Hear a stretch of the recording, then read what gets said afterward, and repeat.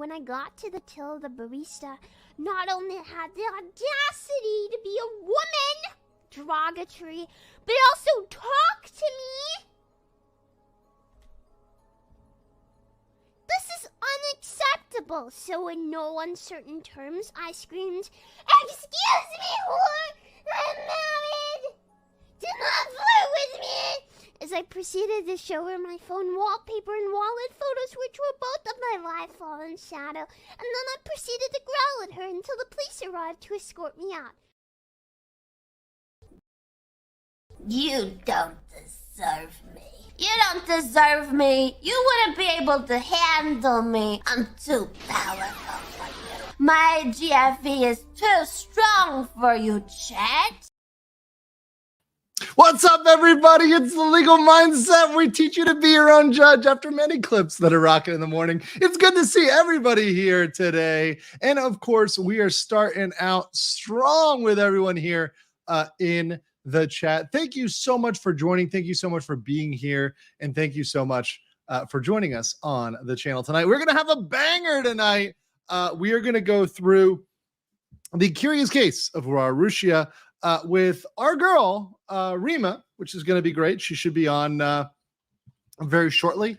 But yeah, we're going to have a really good one tonight. And I want to just say right off the bat, Tank Rat, thank you so much. Hooking it up, starting us strong with 50 Legal Mindset memberships. Appreciate you and appreciate you coming here this morning, supporting the channel. And all those that I have dragged over from the normie world to get hooked on VTubers, you're welcome. You're welcome. But we are going to be...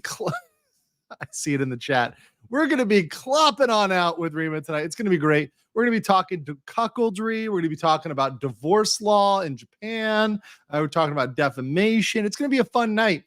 Now, before we get started, I want to give you guys who are here early a little preview of what we have to come in the next 24 hours. So my next stream will be around this same time tomorrow, maybe a little bit later, maybe around 10 or 11, but around the same morning time. And we're going to do at least part one of Niji Sanji's copyright cuckoldry.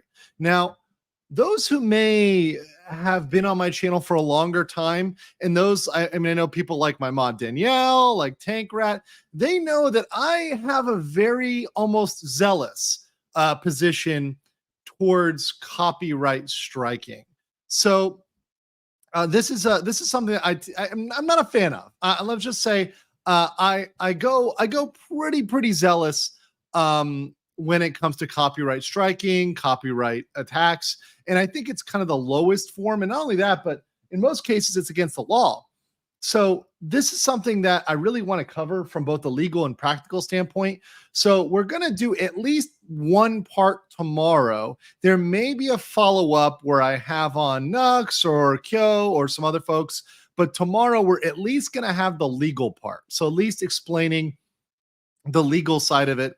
And then maybe getting in some practical side the next day if I can. So that's going to be great when it comes to the next 24 hours. So definitely get ready for that. I saw that, and also I saw that somebody mentioned me specifically when it comes to copyright strikes and said, "Well, hey, wait, are they going to copy strike Legal Mindset?"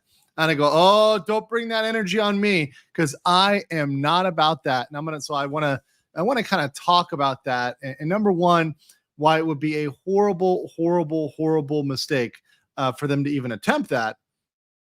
But beyond that, why what they're doing is not just wrong, but it's unlawful. It's an abuse of the system. It's a horrible abuse of the system. So that's going to be what's going down tomorrow. So definitely get ready for that. Now, and I'm just searching some stuff up here. All right. I think I've got everything queued up here. So what we're going to do here today, the format is our girl, Rima, had 2 documentaries on Rushia.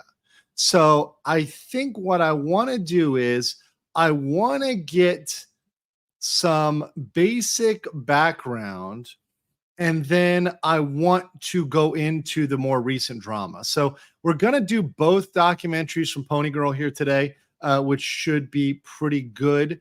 And of course, I recommend you guys watch them all, watch them in their entirety. But what I'm going to do is use those factual bases to cover the legal points. Say, okay, here's the points where you really need to pay attention. Here's the points where you really need to, where there might be an issue, right? Where obviously the cases are going to go.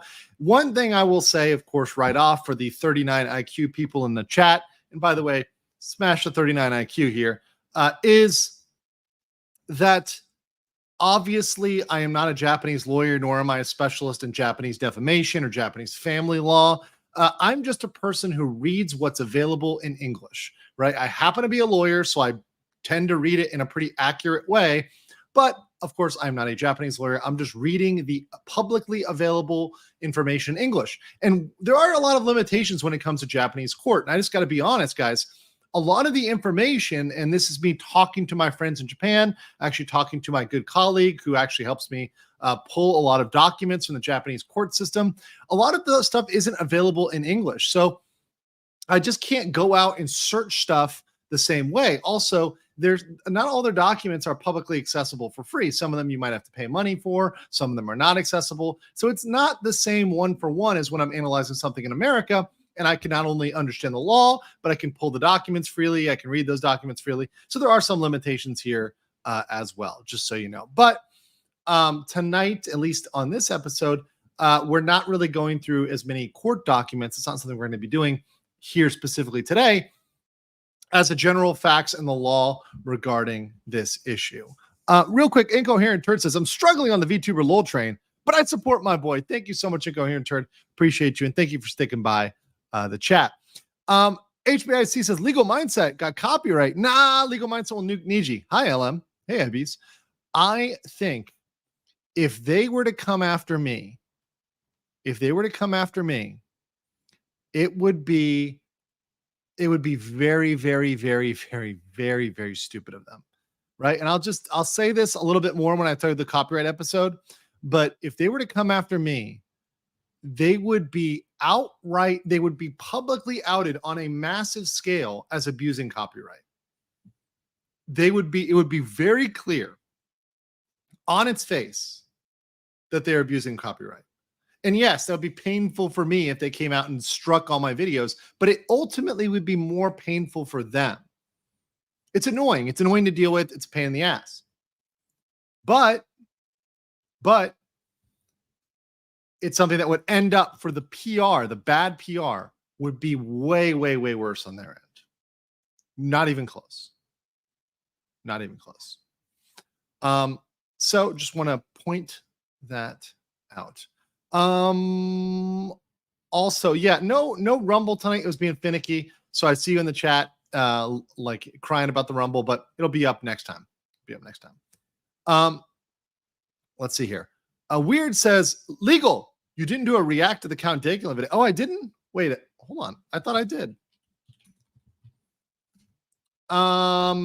Okay, sorry. Let me pull that up and get it for the next one. I took a 24-hour break, guys. Every once in a while, I need a break. So let me look back at the one you suggested last time, Weird. Sorry, I'm a little bit thrown off now, but I will definitely get back to that. So thank you, Weird. Appreciate you. Turkey Sloth says, so you're saying any color Niji is likely a yes. Yes. Yes, they are a bag of eggplants. Horse Clopper says, Clop. Appreciate y'all. All right. So let's get started with this. So what are we talking about today? We're talking about the VTuber Rushia. This is obviously the individual we are going to be talking about, who was a VTuber for a while with Hollow Live, so with Cover. And I like these facts here, and obviously looking this up, this is pretty insane, that at one point, Rushia was at the time of her retirement, Rushia held the record for most super chatted channel, receiving a total revenue of US $3,250,000 $285,003, right?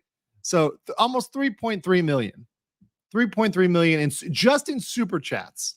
See, this is pretty insane. See, 3 million in super chats alone. And then on top of that, there's massive ad revenue, because that the ad revenue coming off of that channel must have been fucking nuts. That is a huge scale to bring in. And when people, when a lot of people ask me, why do I cover this stuff and why do I think it's interesting? When I look at dollars and cents like this, I look at numbers, especially in terms of profit, that is just insane. Because yes, there are costs to running a business, there are costs to putting up a talent, even like Rushia, there's costs to it, right? But certainly this is mostly profit. And this doesn't count other forms of gifts. It doesn't count other sort of donations, etc. This doesn't count any merchandising. This is not something that is all inclusive of the amount they collected. I guarantee if you look at the other amounts, it's probably over 10 million. And yes, I know that YouTube takes some of that. I get it. So like YouTube takes a cold million there, right? But even with that, let's see if I can get any merch. See if I can get any merch sale numbers on her. I don't know. If you guys have any place to find that, that'd be great. But I think that's hard because that's obviously going to be internal to the company. The only reason why super chats are out there is because it's on YouTube and that's public information. YouTube makes that information public. You can find it very easily. You can go over to Playboard, find that very, very, very, very simply. Before we kick it off here and start this with the part one, let me get this last couple messages here. Drunken Finn says, "Hi, funny lawman. Longtime lurker here, supporting your deepening rabbit hole exploration. On another note, look up the first 2 seconds of Code Mint episode 15. It fits us normies perfectly." Okay, hold on. Code Mint episode 15. Okay, since you sent a $20 super chat, you will get a couple seconds of Code Mint. Okay, so this is the first couple seconds of Code Mint, which allegedly describes the normies. All right, we'll play the first like 15 seconds. All right, explain this to me like I'm retarded. That won't be that hard. You're immortal, and you want to be dead. It's crazy talk, woman. Crazy talk. Coming from you, that word has no meaning. Think of all the cool shit you could do. You could learn to ride a unicycle. No way. You could learn to break your hip riding a unicycle. Why would anyone want to learn that? You could own a swimming pool in space. Uh-huh. You could make a sand. Uh-huh. You could,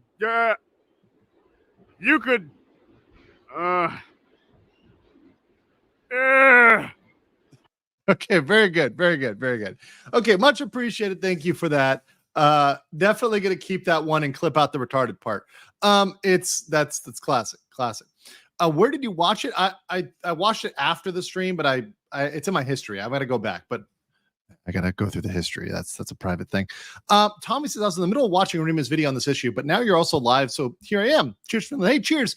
And definitely watch her full video. I'd recommend that. I, of course, have watched all of her videos because I am a big thoroughbred stan of Rima. So definitely go through there and watch her entire video. It's worth a watch. We're actually, the experience you're going to get tonight watching it with me is not really the same experience as watching it all the way through, because I'll be pausing, I'll be asking questions. It's not going to be the same as just watching all the way through. And make sure you're also subscribed to Best Pony Girl on the internet, who now has 41K here and is also joining us right now. Hey, Rima. Hello. What's up, everybody? just shilling your channel. Thank you for having me once again. This place starting to feel like home. It's like my second channel now. I'm feeling I got to get like custom horse emojis for when you're in the chat. Yeah. Like just like the pony patrols in the chat. The pony patrols. That's good. You are false. If you are false is on, the pony emojis in the chat have to be just going crazy. Oh, yeah. it's worth me queuing up my artists. So yes, we'll get guys. There will be pony emojis within the next 48 hours. Okay, I promise you. That said, thank you for joining me again. I just want to say real quick that I of course was watching the premiere. It was pretty late at night. I had a lot to do last night. I've been working for the last 24 hours, actually more like 36. So I did take a little bit of a break from streaming. I did a members only stream this morning, my time, which was last evening for you guys. But it's really good to watch those. And I just want to say, like, it's really awesome that you do these documentaries because especially in the VTuber world, there is so much information, but it's so disjointed and everybody is putting together like single pieces. So it's really nice to have videos where you can go and get most of the main information in one place. I think that's really glad very, you say very that. helpful. Yeah, thank you.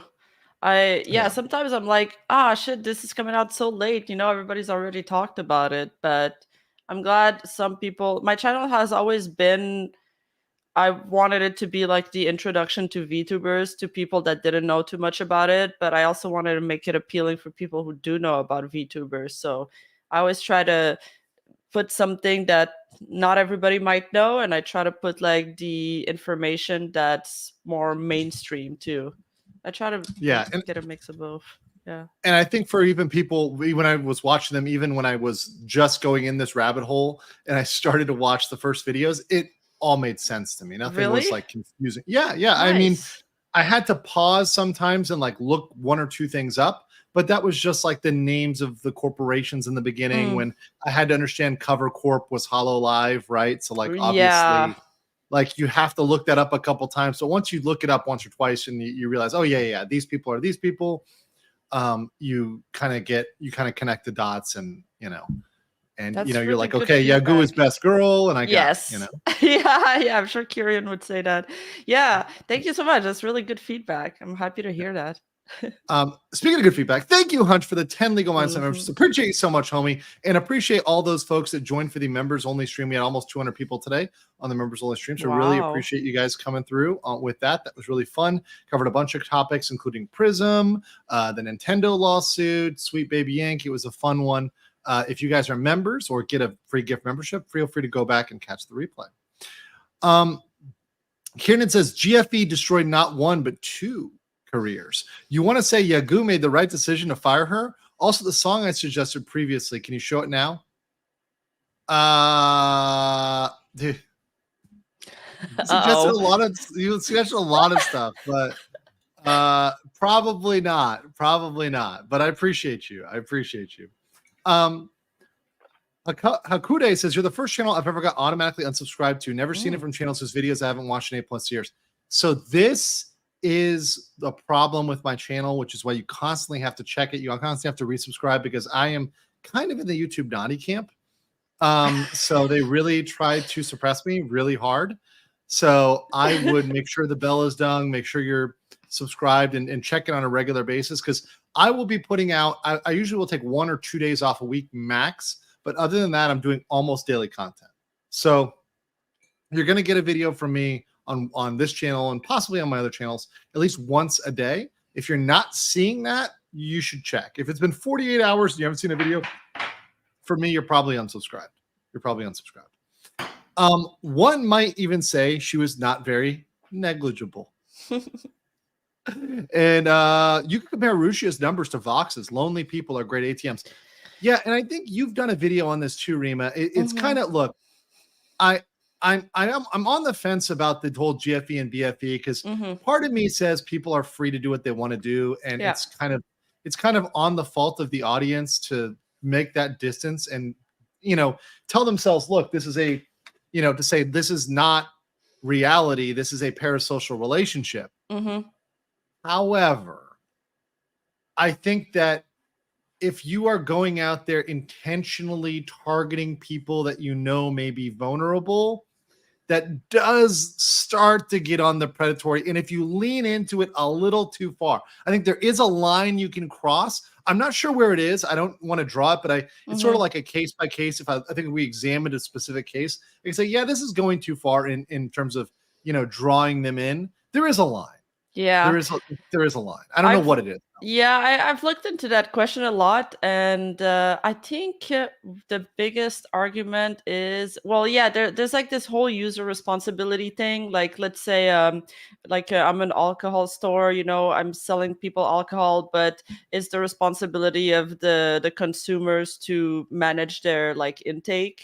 So there's that. That's not the law in the U.S., right? Like in Oh, it's terms of not? people serving alcohol. No, actually.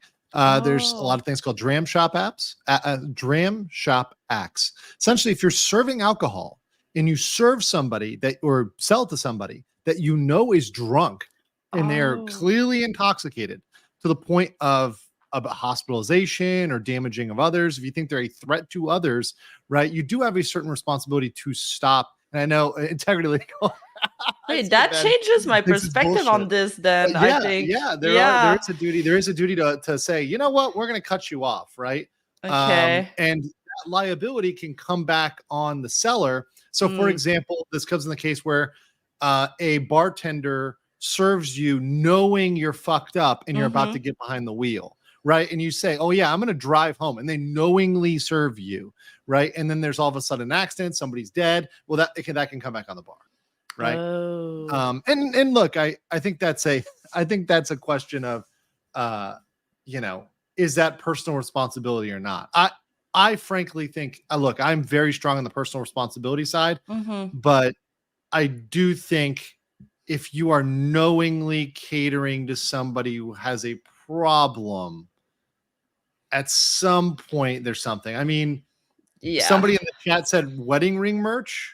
She did have, both of them had wedding ring merch, both Rushia and Mafu. And the thing is, people often say if the creator doesn't explicitly say, I'm gonna marry you or like I love you, then that's fine. But the thing is, apparently Rushia would message some of her biggest super chatters, and that's the problem.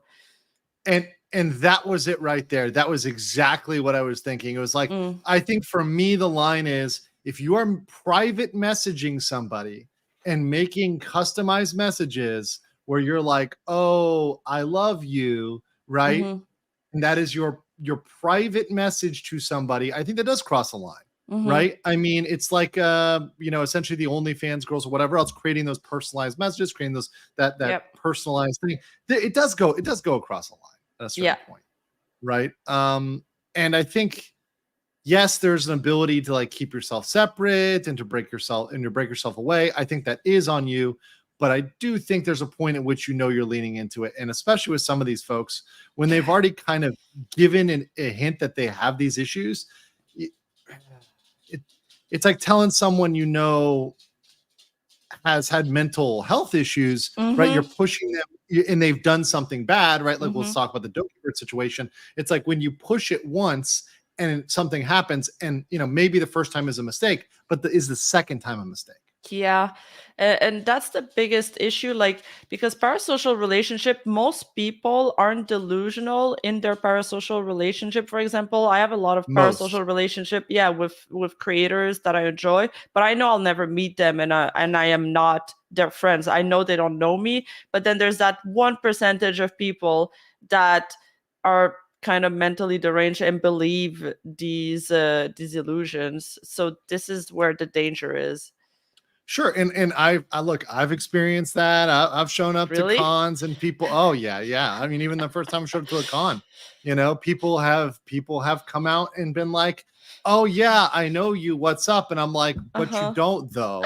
So like, you know me, and you do know me. This is my genuine personality. I am my genuine self on my stream. This is genuinely me. Anybody who knows me or met me in real life, which many people have, know this is my personality. This is my true self. But there are a lot of things about myself that I keep private. There's a lot of things that I don't tell people. There's a lot of things that may be going on that you don't understand, and trying to come up and pretend you do understand them may be a false assumption. So I'd be very careful with that, particularly if you don't know, right? I think assuming stuff, and the dangerous thing is, and we'll see in this case, assuming stuff like relationship status, that's massive. That's massive. And there's so many reasons why a content creator, whether they're a VTuber or a non-VTuber, might not want to make their significant other's identity public, or even, for example, if they have a child. I've seen YouTubers, for example, in Korea, there's a very famous couple that where they hide the face of their kid so their kid isn't inadvertently exposed, so they don't have a bad childhood, right? That's good, You know, though. I'm kind of down for it's better than the family YouTube channels that are like yes, putting their kids on camera. doxing the kid, so the kid is coming to school and their kid is like being treated in a way that's weird because the other people want to be on TV, so it's kind of like a parasocial thing with school. It's weird. It can be really weird. So there's right ways and wrong ways to handle stuff. There's definitely right ways and wrong ways to handle stuff. A lot of these comments here, let me get these before we start. Agent Strawman says, shout out to the best lawyer and literal horse girl on the internet or on YouTube. I'll be here for Legal Mindset's debut stream. Nice. Yeah, Me so, too. Like I said, I've got my PNG done. I just got to mess with the background and what's going to go on and getting other content. And I'm just always busy doing research. So it's going to happen this week. Just stay tuned. You guys will know. There'll be an announcement. Trust me. Kieran says, if not, could you please watch a short clip called Doki is finally back to her original intro. I promise it will be good. I promise, as it is public domain and super wholesome. Why do I not believe you when you say it's super wholesome? It's always sus when a VTuber fan says that. Yeah, I when they say it's wholesome, I'm like, yeah, but like somebody told me that, and then we had a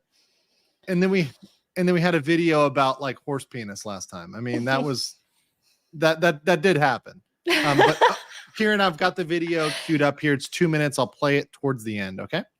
Archlord Dunewriter, welcome as a YouTube member. Thank you, and welcome as a member of the RPG. Tommy Ellicott says the timing. Holy crap! Hi, Rima. Hi. And then Lord Commander Argentus says, not related to the legal aspect, but the day she was terminated from Hollow Live was the same day as the Russian invasion. Russia supporters had hashtags like "We love Rushia." It was the same. It was as crazy as you'd expect. Is this true? Yeah, there was the Rushia hashtag, and everybody was confusing it for like the Russia, like the war in Russia too. It was very confusing. Oh no! Yeah. No, that's so bad. Oh, that's crazy timing. That is crazy timing. Weird says, what do you think about Tax Evader dressing up as Darth Vader, going to Disney, and everyone just going with it? Also, did you record your reaction? Wait, a Tax Evader? I didn't. Yeah, that's crazy. That's pretty crazy. Tax Evader as Darth Vader? Vader Disney? Right? Tax Evader, not to be confused with Darth Vader. Wait, what? Okay, I guess I'm gonna. I think I see this, but I don't know. I'm gonna look at this later just to confirm whether I'm looking at the right thing. But thank you for giving me that interesting piece of advice.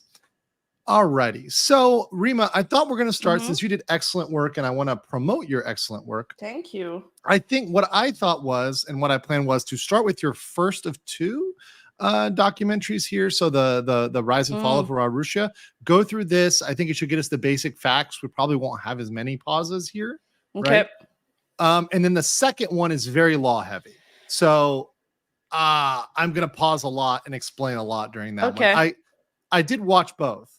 So is there anything in this second one? I guess maybe the conclusion we might just stop. We can skip that. Yeah. Skip that because the conclusion kind of would tie in with the second one. This is like your speculation, right? So just getting background on this, because some people are obviously going to be watching this, and maybe they're newer or normies or whatever, like me, and they haven't heard at all of Rushia. So this is, I guess, the background for Rushia. Yeah, the background is kind of important to the shock of what happens next. Also, I have another question about what we talked about earlier with the whole alcohol and parasocial like responsibility. What about in the case of like casinos? Are they responsible or liable if somebody gambles their life away, or what if they commit something because of the desperation from losing everything? Now, I'm not as studied in that law, but my gut reaction, and I have a friend of mine who probably knows that way better because he worked in the casinos.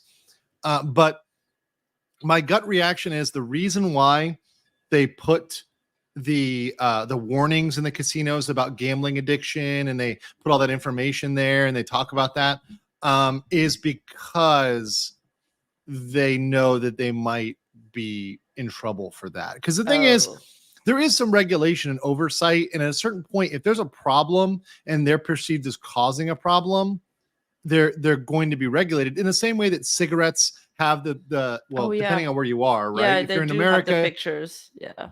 Yeah, well, yeah. If you're in Europe, it's a picture, right? If you're in America, it's like words, right?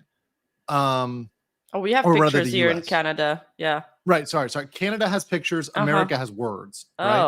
Oh. But they're large. They're in large print, right?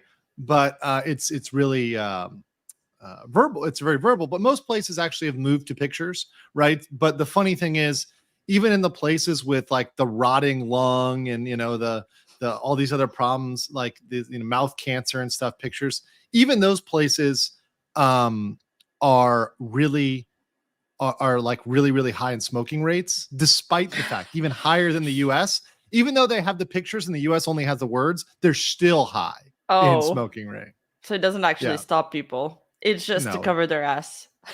It's just to cover their ass, Okay. right?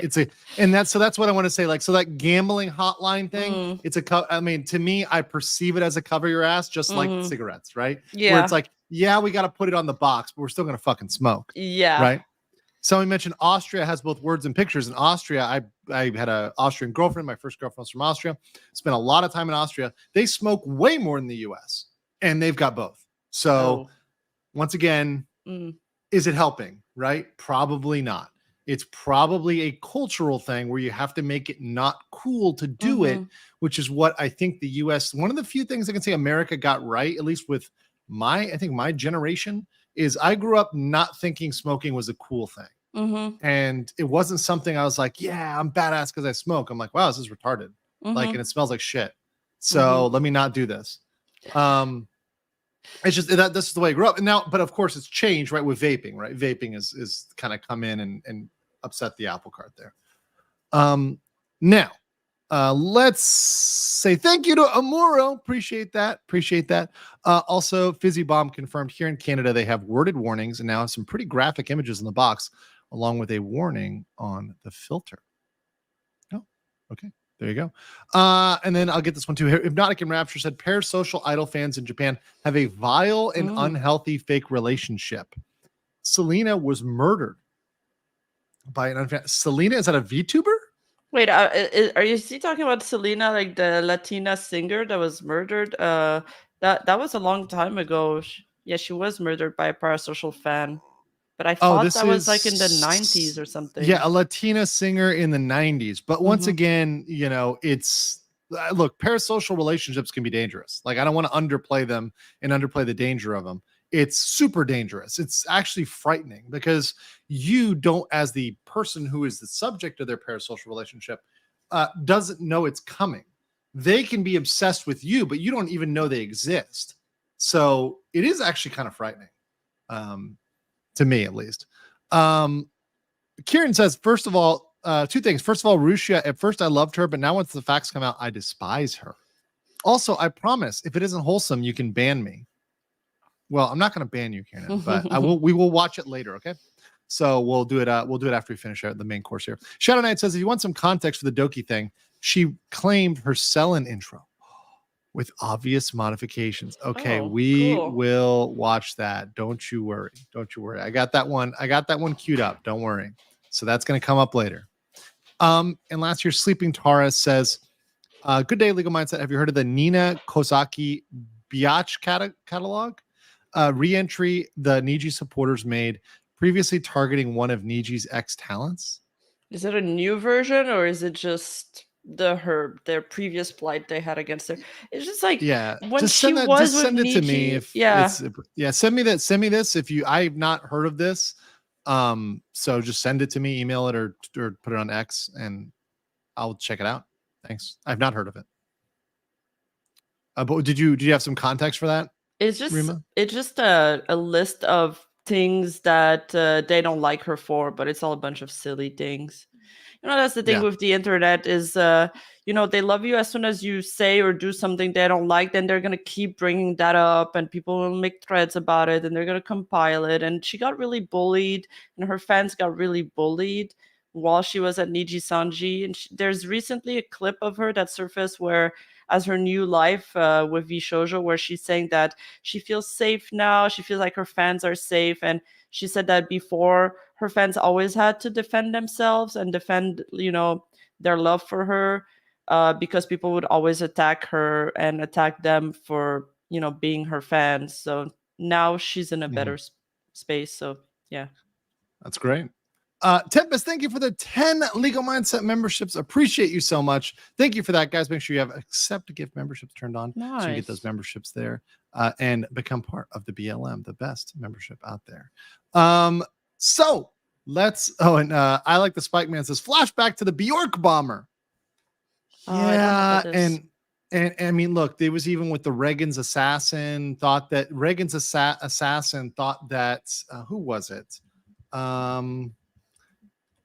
It was who was it? Let me look again. Jodie Foster. This guy John Ardmore, right?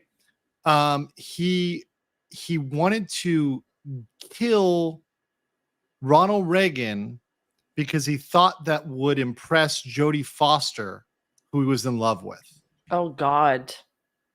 Yeah. So when you're trying to like assassinate a president to please your waifu. Oh my God. Right. Hinckley. Thank you, Ben. I see you in chat. John Hinckley. Yeah. So when Hinckley tried to, John Hinckley, I see you guys there. When John Hinckley tried to assassinate Ronald Reagan, to impress Jodie Foster. That's it. And once again, I'm just going to say it. Shit like this is going to happen in the VTuber world too. I mean, it's just going to, once again, the parasocial relationships as things expand, as things go, I don't want them to happen. I don't need them to happen. But at some point, somebody's pleasing of a waifu is going to go over the top. And, I counsel against it, but, people do extreme things when they're worked up. They do very, very extreme things. Yeah. Now, I mean, at least there's that layer of privacy with VTubers, but you guys have probably heard of the Amaranth stalker, and she's got like a stalker that left everything, that quit his family in like Europe to come be homeless and stalk her 24/7 near her mansion, which is crazy. Yeah, well, a lot of people, when they're willing to do like, I will prove anything for you, right? And I mean, that's God. That's that's true Minhara, right? That's like ultimate, right? So yeah. Let's just kick it off here with this video and get you guys that background to start. So here we go with the rise and fall of Rushia. Once again, guys, this has 230k views, but it deserves 250k at least. So please go over here and watch this video. Everybody who's getting the replay here, please go back and watch this. This is an amazing video. It's amazing work. And when somebody puts in hard work like this, it deserves to be put out there. And like people deserve to come and notice it. So thank you. Just go watch this video. This is an old one, but this is still good background. All of this information was good. And I used this in my research when I was getting up to speed with this. By Rushia, who has now been termination from Hololive. Russia's fans got lost in the parasocial sauce. Cover Corp, the management behind Hololive, tweeted notice regarding termination of our contract with Uruha. She never held a graduation stream. Since her debut in 2020, Uruha Rushia has been one of the most talked. By the way, nice cut there, Raymond. Yeah, thank you. That was good. That was fire. I know you normally don't get people who can like pause the premiere and like be like hat tip. That was really good. Thank you. VTuber of the last few years, either absolutely adored or absolutely loved. She has been one of the most controversial figure of her time. Many siding with or against her. Her career has been riddled with ups and downs since the very start. By the way, Rima, how do you feel when you watch yourself? Do you feel weird? Yeah, I haven't watched this in so long. I'm kind of cringing. That my mic has gotten a lot better. No, that's how I am when I watch my old videos. It's Yeah. like super cringe, Yeah. especially my old interviews. Like there's old interviews. I'm like, what the fuck was I doing here? Like, what is this? Like, who is this motherfucker? And like, where did I go? It's really Yeah. weird. Start. And I see you in the chat with your Clopception. I only have one thing to say to Clopception. Clops. Disgusting. To this day, continues being controversial. In many ways, she's popularized many aspects of VTubing that we see today, and she's still solidly holding her top spot as the most super chatted VTuber. This to me is nuts. You gotta pass her, Andrew. Yeah, I'm coming for it. I'm coming for it, baby. I'm coming for it. And this is for my normie friends that are like, what the hell are you doing over there, Andrew? I'm like, please look over here. Please look over here. Please look at these numbers. And understand, look at this. These are normies, right? A normie pastor. And if you want to talk about grifts, and once again, you know, I'm not trying to get too sacrilegious here, but like when you're pulling 2.4 million. Yeah. How like, is it only anime waifus and then these two religious guy is I feel like that says a lot about our society. It's yeah. So I guess animes are a religion too, in a way. Yeah, it's like VTubers are the new waifus are the new religion. Yeah. And but also waifus beat religion. Yep. Waifus beat religion. You heard it here first. Oh, hold on. I gotta play the clip. You don't deserve me. You don't deserve me. You wouldn't be able to handle me. I'm too powerful for you. My GFE is too strong for you, chat. All right, let's continue here. Of all time, and she hasn't worked as Uruha Rushia for over a year. Her story will forever be etched in VTuber history as having one of the most climatic and dramatic ending. Everyone remembered the day Rushia was terminated, and for most people, her story served as a cautionary tale. And that's why in today's video, we're going to get to the bottom of it. That's funny. That made me laugh. From the very beginning to her after Holo arc, we'll look into everything so you can make your own opinion. As a little side note, her past life / present lives are no secret, and that's why we will talk about them in this video. And you talk about them in the next video as well. So yeah. It's kind of like this is open. This is not taboo to talk about. We're not going to get shamed or whatever because this is all stuff that's kind of out there now as public information. It's out there, and like if you think about what the creator would want, Rushia would want us to know who's her new persona. So we would go sub to her, and we would, you know, she would get more viewers. So it's fine in this case. Yeah. Okay. Cool. And just real quick, which one of her personas, like? Which one, if any, are still active? Do we know? Well, she recently graduated from VShojo, but for some reason she went back to it recently. So it's mostly Mikaneko and Nazuna that she's active on, with Mikaneko being the main one. Now, it's really interesting that she's managed to negotiate contracts where she can do multiple things at the same time. Yeah. That's really weird because it's not normal, it seems. I'm also curious how that works. Yeah, I mean, I guess you could try to deny being one of them. I don't know. Well, she's indie on her Mikaneko account, so she doesn't answer to anybody. Like her voice acting agency, that's probably separate. She gets to do a VTuber and do the voice acting, and then with VShojo, they get to keep their IPs. So I think the VShojo girls. Wait, hold on. Is that standard for VShojo that they get to keep their own IP? Yes. So I'm assuming that the way their contract is done is that the girls pay for their own models and stuff, and then VShojo probably brings them some other kind of revenue that they share. Okay, so it would make sense. Yeah. So if she gets to keep, if she's paying for her model, then maybe she's allowed to stream on it again. That would kind of make sense. Yeah, no, and that's what we saw with was it Prism Project when they ended the Prism Project. They were, which was really cool and definitely very non Niji Sanji of them. They allowed them to keep their keep their model so they can Mhm. continue to do it independently, keep that same image, keep the momentum, and keep it going. I think that's really nice. Now, it seems like that's not standard, but I think that is something that should be negotiated going forward. Or when people sign with an agency, they should really push that issue, right? Because Yeah. I think that's very, very important. In terms of streaming though on other platforms, I would assume, like, for example, you've heard of like a non-compete clause. Mhm. What essentially we saw with Niji Sanji, we've seen it even with Hollow in a sense, is they don't like you having another identity because there's a question of what you're funneling there, what you're moving there, the people that Mm. are following you, what you're promoting, right? Because there's ways in which if you were a really tricky person, you could have your followers buy merch from your indie, right? So you get 100% of it and cut out your main, who you have to share, but use the promotion and the marketing, because that's what the big thing is of Oh, of yeah. the agency. So you're using their promotion and marketing, you're taking that from them, right? While not allowing them to recapture that with merchandise,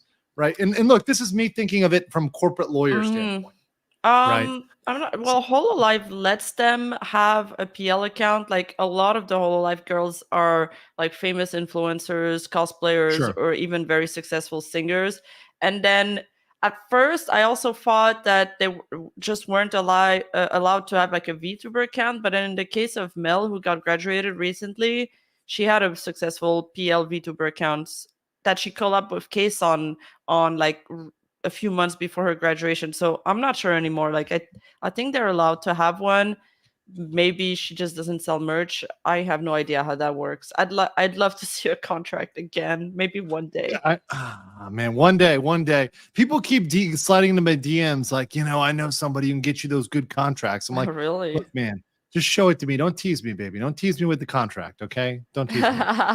And she wants people to go to her channel. If you already know her origin story, feel free to skip to the later parts of the video as we've divided the video by chapters. And for those who intend to stick around, don't forget to subscribe to the channel for more VTuber deep dives and video essays. Guys, subscribe to Rima. Even star. She's Yay. at 41K. Let's get her. If you're especially on the replay gang, let's get her to 45K and then to 50. Let's do 50. The way I do my videos now is that I don't do the whole YouTube shout out anymore. I'm trying a different tactic where it's just all about story immersion and viewer retention. And then I'm just hoping that people will sub on their own, kind of. Or Andrew will shout me out. Yeah, you'll be forcibly subbed during my channel where I go full like Kim Jong mindset here, and I'm like, you won't subscribe, or your family line will be eradicated.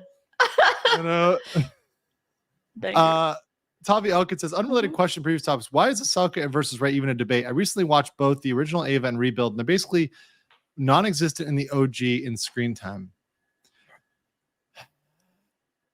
Tommy. If you know not of the waifu wars, you must go back in the annals of history. Many men and women and beer-drinking penguins were lost in this battle. It is not one we revisit lightly. Let those that died in the waifu wars rest in peace. Also, real quick, Rio said, unfortunately, my bank account and YouTube account say no for 50 members, but I give you this super for fun. Keep up the good work. Thank you so much, Rio. Appreciate it. Appreciate all those that support, no matter whether you support the super chat or just liking the video. It's really, really, really appreciated. Thank you so much. And Elwin says, Rushia was the only case of termination I knew of. I don't know much back then, but when I look around many cases and incidents, I guess only now I saw a bigger picture of the dark side. Well, I think it definitely is the darker side. I think that's pretty correct here. And then real quick, AP says V Shoujo seems to have a more traditional talent agency relationship where they exist to facilitate, not own. And then Sentai says Niji Sanji also makes the talent pay for the model. What does Niji Sanji not do? Yeah, exactly. I don't know. I don't know at this point.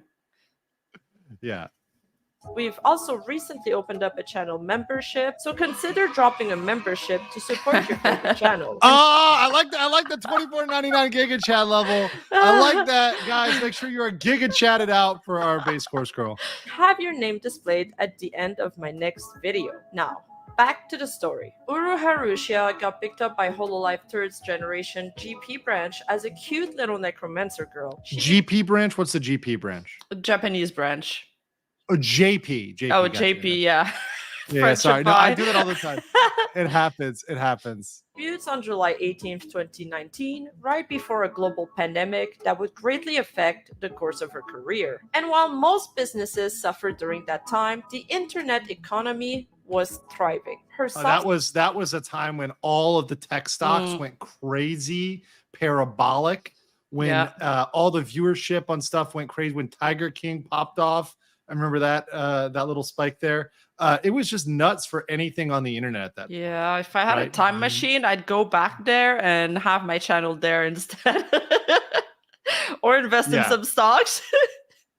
Yeah, no, it was a crazy time to be on the internet. I mean, I grew during that period of time as well. Oh, really? Oh, that's great. Yeah, I mean, that's when I kind of kicked it off and kind of got my start on YouTube. Was right before COVID. I actually started before COVID, and I started doing videos as they were getting crazy with the lockdowns and stuff like that. Oh, yeah. So I was through that. I got my first strike talking about stuff that now is accepted knowledge. You know, it's now like, yeah, the lockdowns don't work, and they changed rules. You know, and once again, just proven right. Me and Kirsch have been proven right time and time again. Nice. Legal lore. Shout out to the legal lore, the legal backstory. Yeah. Spoken voice mixed with her sudden bursts of outrage or meltdowns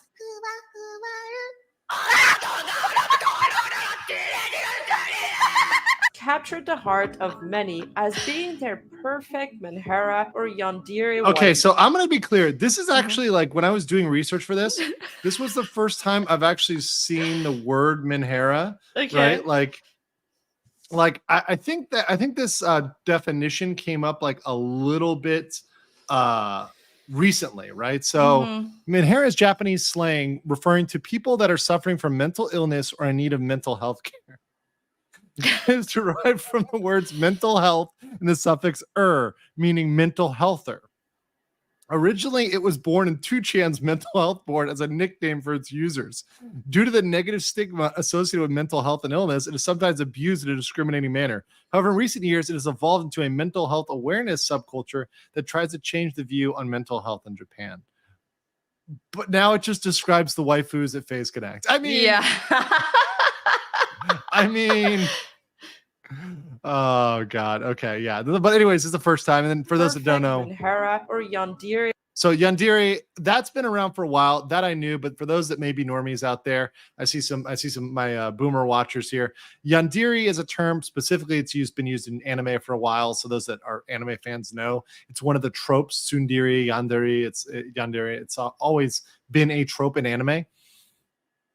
For a person who is loving and caring to someone they like until their love, admiration, and devotion becomes feisty and mentally destructive in nature through overprotectiveness, violence, and brutality, or all three combined. Yandere is mentally unstable and uses extreme violence or brutality as an outlet for their emotions. Simply put, Yandere is lovesick, someone who has been driven to insanity by extreme obsession and love, thus resulting in abnormal behavior, if not violence.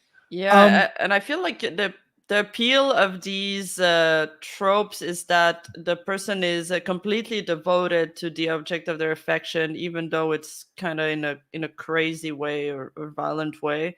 I don't know. Some people are into that. I'm not personally into that, but I guess some people are.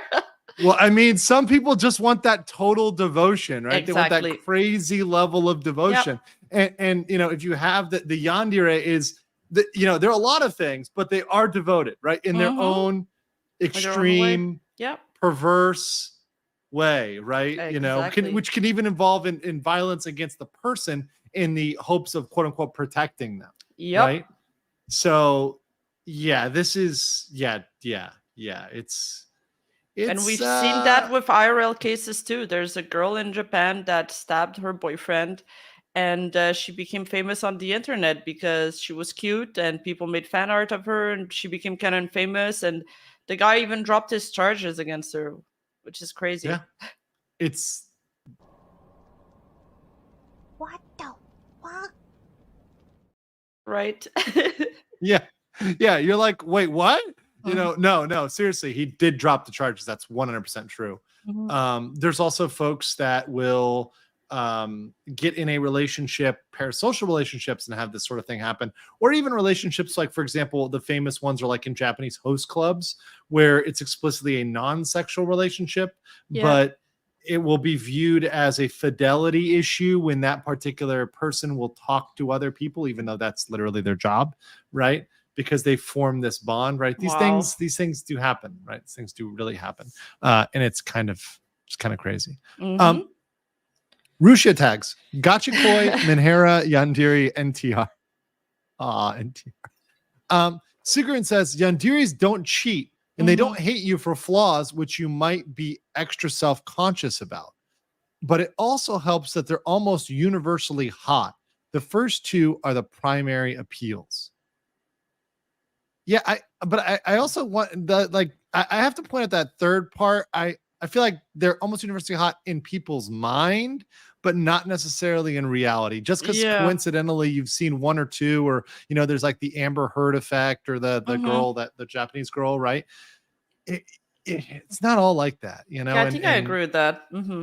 Yeah, it's what you see is the most extreme case because it's the case that makes the news. It doesn't make the news unless it's something like that. Right? If it's just like random people that are kind of all awful, that doesn't make the news because it kind of fits the bill. All right, let's continue.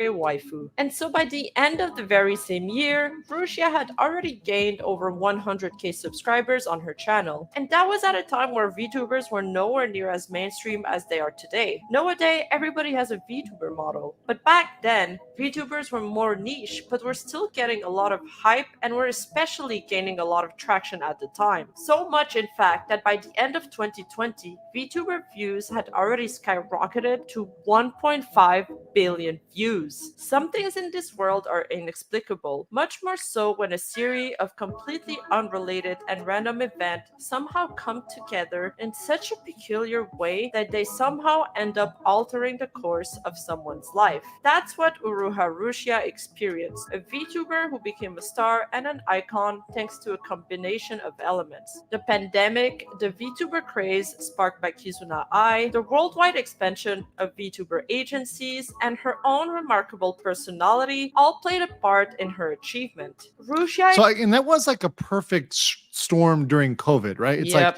everyone's locked in. That's the point at which VTubing finally got good enough to really take off, to really be something that was more than just like a couple niche people or a couple big companies. Something was more accessible that people more getting into and having interest with. So it was kind of that right moment. She kind of rode the train at the right moment. And also to be in the beginning, right? Now there's a flood of people. There's a flood of options, which does in a way somewhat dilute the market. Although I think there's more. I think there are niches now that you can find and fill. But that said, I think she hit the point where there weren't so many, so she could dominate, right? Yeah. And when you go ahead. No, she did exactly like you. Like she debuted in 2019, and then the COVID started, so it was like the perfect timing where she just got settled, and then it boomed.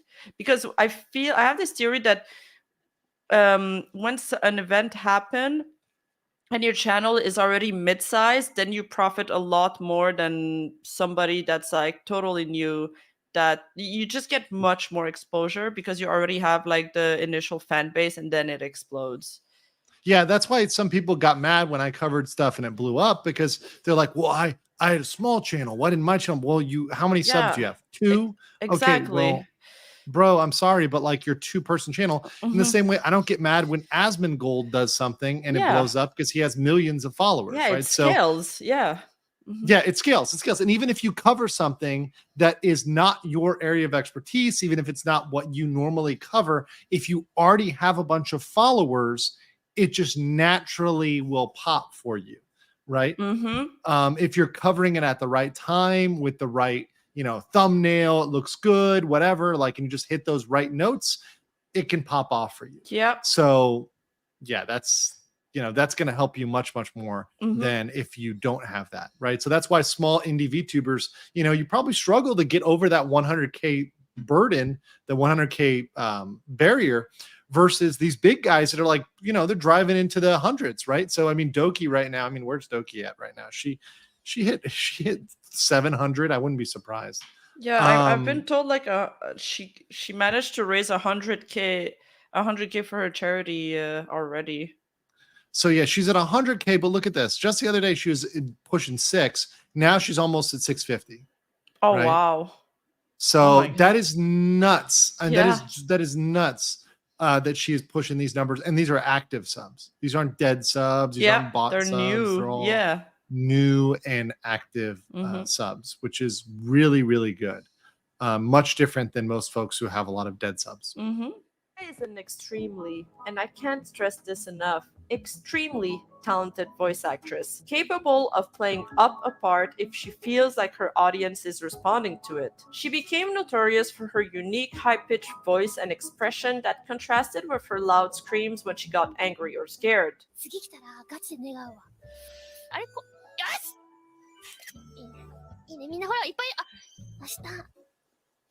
犬のぺったんが来る。うるせえ Now for you guys to Oh, understand okay. So is that inflection there? Yeah. Okay. Yeah. what happens next, I need to really stress this part out. Rushia was incredibly good at pandering to her Gachikoi fans and providing a Yandere girlfriend experience. A Gachikoi Yeah. The Yandere GFE, the craziest GFE out there. And by the way, Sigrun did clarify that I want to clarify their anime yanderes that are universally hot. I don't know much about real life. Yeah. Okay. Well, that's fine. But once again, like that's the part I want to be very cautious with, folks, is that the real life versus the anime version. There's a big delta there, guys. There's a big delta there, right? That is true. slang term for a fan who is seriously in love with an idol, a celebrity, or a fictional character. These fans often have unrealistic expectations and Okay, let me just read this since I know you're not to. I love you, but I need your apology, not to your fans, but to Sunny. You did too much this time. Do you still remember your setting of respecting women? A woman whose mother is the greatest should not be insulted. I think you should stop and think about your past. Oh yeah, I remember that. The context is that Vox Akuma had made a "Your Mama's" joke, and then his fans were super upset, and they were telling him to apologize to Sony because he insulted his mother. Wow, my lord, I know you're a great person. However, I hope you will learn a lesson and be more careful what you say. I'm not accusing you. You may mean it, but I know it's just not good. I always have and I always will. I do love you. Oh my God. The fact they started that way. Like they all start with I love you. Yeah, I love you. So but weird. You have not done well in some things recently, which have made everyone disappointed. You've gotten your original intention, but you should stop and think about your own words and actions and don't let me lose you. Yeah, the framing there, it's manipulative. Yeah, don't let me lose you. Wow. And fantasies about their crushes. And really quick, sorry, I see a $20 here. I like the Spike Man says, I was in rehab in 2020 when COVID popped off and weren't allowed any visitors or anything. Had to mask up. I spent my entire time beside group therapy, smoking and eating, getting sucked down the rabbit hole. Thanks, Coco. Is that Coco You're welcome. Time? Nice. And Coco will be his future one. So don't worry, we'll have a future stream on that. I think after I do the copyright stuff, which is going to be my next videos on the copyright strikes and the Niji Sanji strikes and fighting copyright and stuff, because that really pisses me off. That's going to be my next videos after this, and then I'll get to the Coco I would really love to know more about that. Every time I've asked a lawyer about copyright stuff, they're like, oh, it's complicated. You got to talk to a lawyer that specializes in that. I'm like, okay. It is complicated, but I want to get the base law out there so everyone understands the law. And also everyone who misquotes, and this is something I talk about a lot, and I've talked about on my channel over the years.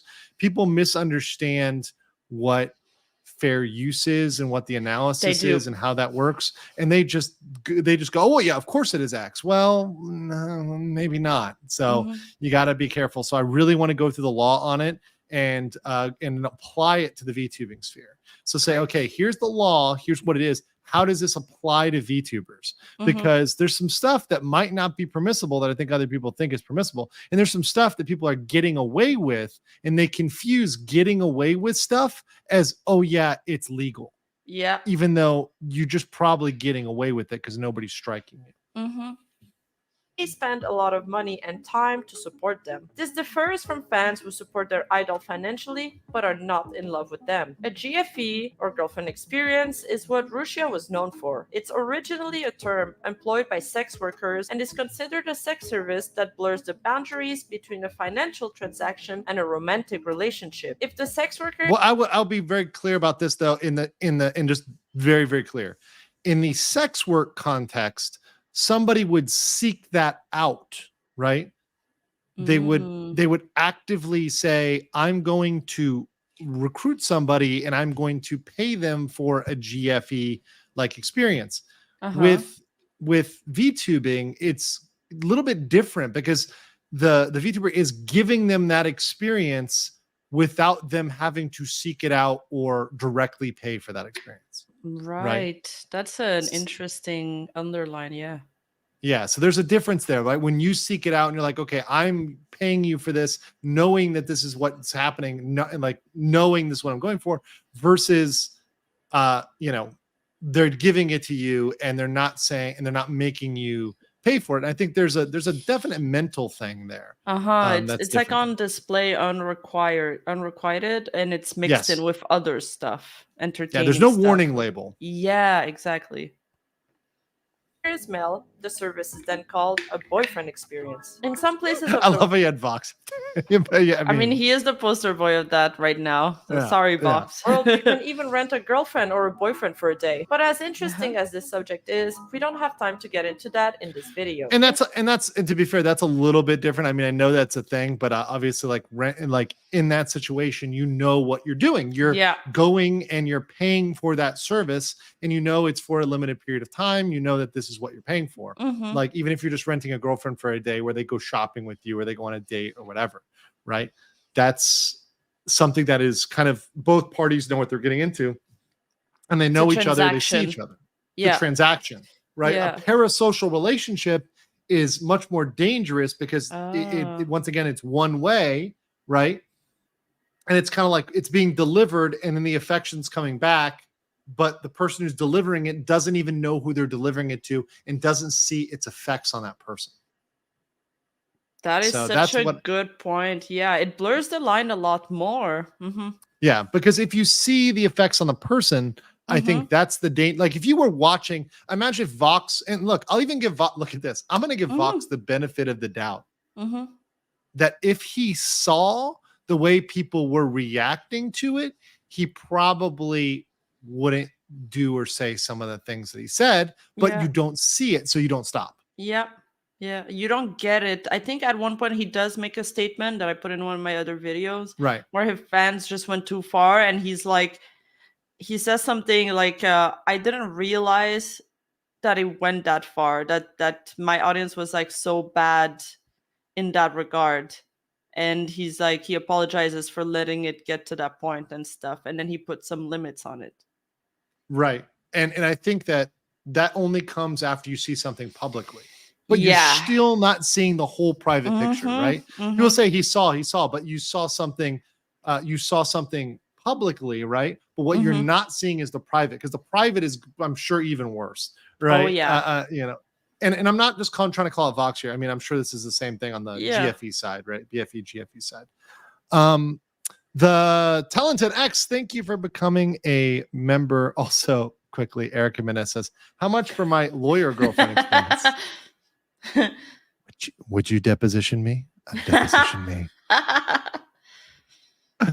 Oh, man. And then real quick, Keith said for 50,000 Indian rupees, isn't there a case where the stalker find the idol address from the eye reflection?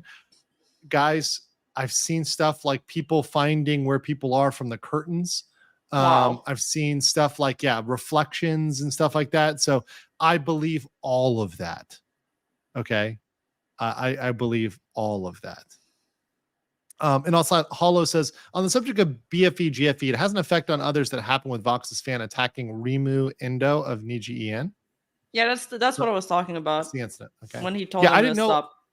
Yeah, I just knew there was an incident. I don't know all the details. I just know there was Mhm. at some point in a public incident. So I guess this is the incident. Mm-hmm. Yeah. So that's when it can go too far. And also, welcome Hollow Arising as a member. Appreciate you for joining the BLM. Hero says, thank you for that too. You know, I was waiting for that. I am happy now. Nice. Okay, cool. Probably the Nice. deposition. I don't know. In the context of VTubers, a girlfriend experience is most commonly provided in the form of regular roleplay or roleplay ASMR, where the talent roleplays as some kind of girlfriend or boyfriend. And Rushia pandered to her fanbase by playing into the Manhera girlfriend role, and just plain acting yandere on stream. 悪い子だな。大丈夫？もう言わない？静かにしな。分かったね。 Acting usually overly Like, is that supposed to be like scissors to like cut your? I don't know. Maybe she's giving somebody a haircut. It's like some Edward Scissorhand roleplay. Yeah, I don't know what she's doing with the scissors. I'm concerned. I'm concerned. I'm concerned too. I'm concerned. Please, somebody confiscate the scissors. Please. I'd be a little scared. Please. Spectre says real quick, I've been thinking lately, people talk about parasocial relationships as if they're a new thing or something, but I don't think enough look at things like Hollywood or politicians and how those things are the same. They are, but there's a different manifestation in the VTuber sphere, because it's one thing if it's based on your public perception that people can at least see a good amount of, versus a mech you're piloting, let's put it that way, right? Like, you have no clue whether that is even close to their real personality or not, or whether that is something that is even a fraction of their real personality, or if it's something they're just acting and getting behind. You really don't have any idea with that, right? And you don't know anything about them personally. In most cases, you know nothing about them personally, which is, I think, further removed and becomes like a more deranged parasocial relationship.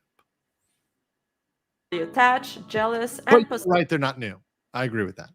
possessive to allure the kind of fans that feel the need to protect her or fix her. みんななんでルシアより他の女のことかばってるの？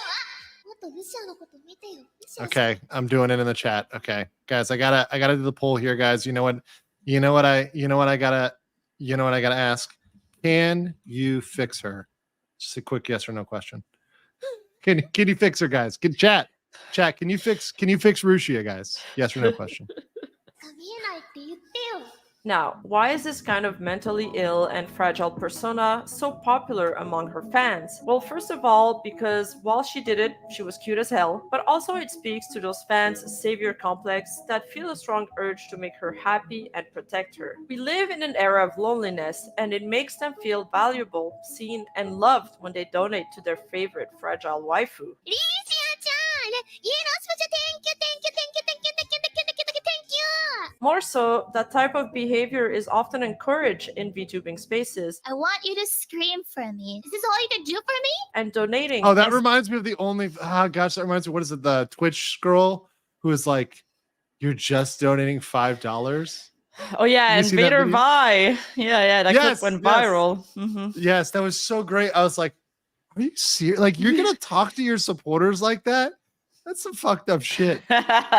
especially large amounts, is usually cheered on and appreciated not just by the creator, but by their peers. And boy, did they donate. During her 3-year tenure, Uruha Rushia managed to become the most super chatted streamer of all time, breaking records in 2022 with her shattering 1.6 million revenue. Holy shit! So 3 was the overall, like, her lifetime, career, but 1.6 in a year, Million. Yeah, you got some work to do, Andrew.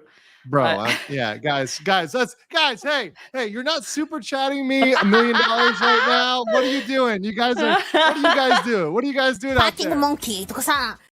I'm just saying, guys, you guys are trash. What is this? Let me demean you more. From the bench. Let's see what we got here. A couple of these.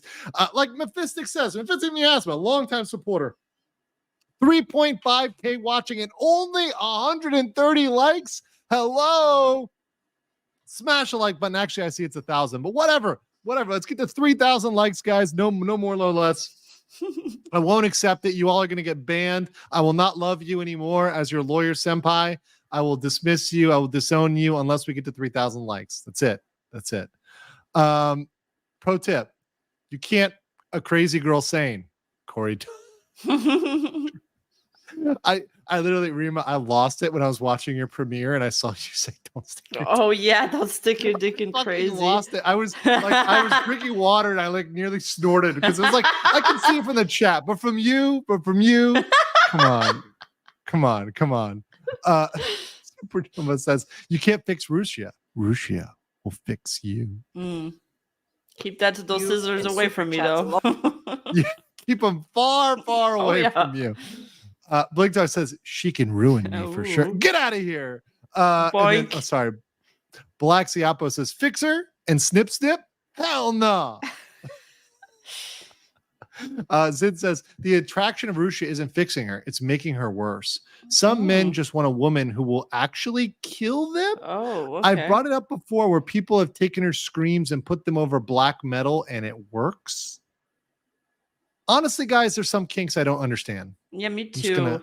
I thought it was just because I'm a woman, but oh no, we've done it before. Oh, Oswald, thank you for the red super. Oh wow, the BFE lawyer. No, we've done it. No, I'm sorry, guys. I'm sorry, chat. You don't deserve me. You don't deserve me. You wouldn't be able to handle me. I'm too powerful for you. My GFE is too strong for you, chat. I need a BFE version of that. Thank you so much. Appreciate that. You guys are the best. Thank you for supporting me. Semi-eclectic. Love me, lawyers. Incoherent turn. Andrew, please be my senpai. Oh, no. I've started. What have I done? What have I done? Nice. We're getting there. Getting up the charts. Oh, God. You need riot gear to get closer. That's a good one. Holy shit. Rio says, I just like my thought here. Honestly, is it black and white? Is it white, black? No. But if you're an asshole, you're always an asshole. It's true. But everyone black and white, you people decide. Yeah, it's very true. Hypnotic and Rapture says loneliness and stress can cause depression and mental breakdown in the parasocial. Asia sees mental health taboo, plague, and unwilling to help these people is disgusting. Well, look, it's just a different perspective in society. So, like, one thing that I found that was shocking to me as a Westerner, and I talked to my good friend Josh Meme Copium, also at Naka Adventures. He's over there in Osaka. I'll probably end up visiting him very soon. But when I was at the train station, and I see this in Korea as well, by the way, it's not just Japan. But there was a person having a complete mental breakdown. They were obviously like mentally challenged. They definitely clearly had issues. They were just screaming, yelling in the middle of the train station in the Osaka station, like one of the biggest stations in Osaka. There's thousands of people there and everybody is not even looking because it's a like public embarrassment, like don't look thing and just like kind of ignore and go about your business. And like to acknowledge it is to like, it's like almost shameful in a way because you're like bringing acknowledgement to something that's shameful. So just to ignore it is the most polite thing. But fortunately, there were some folks over, actually some like a little bit of Westerners and also some other Japanese folks that came over that were a little bit more compassionate, helped the person out, kind of got them on the right, got them on their feet and got them going in the right direction. But that stuff does happen. Wow. Real quick, for 1,000 here, I believe that's Philippine pesos. It says it's not $1 million, but you asked for it. Thank you so much, Owen. Appreciate you so much. Thank you. Actually, wait, 1 million. Wait, no, Vietnamese dong, right? So appreciate that. Thank you so much. Thank you, and appreciate your support of this channel and all of you guys. You guys are the absolute best. Talent X says the barrister friend experience. Disgusting. Well, soon though, when I get my ping up, you guys are gonna be very surprised. Also, right here, Nikki P for 5 says, I'm 9,999% parasocial for base horse girl Rima. I can fix her. Well, hopefully when you say fix, you're not talking about anything involving scissors. Yeah, please no. One huge ninja says there's this 1 million in some currency. I'm sure. Yes, Zimbabwe dollars. You got me at Zimbabwe dollars. Kieran says, "Hey Rima, perfect rates yourself. Yabe stream $500 an hour. Kiss 1,000 per stream. Yabe session 5,000 per hour. A full day with Rima 10,000 a day deal." What's Yabe? It's yabai. It means dangerous. Yabai. Means dangerous in Japanese, but it I has know yabai, it can be more of a sexual connotation depending on how you use it in which context. Yeah, when you said it like that, I'm like, oh yeah, I know that. Yeah. Yeah. Don't ask how. Tigger says you will need more than plot armor to survive an encounter with Rushia.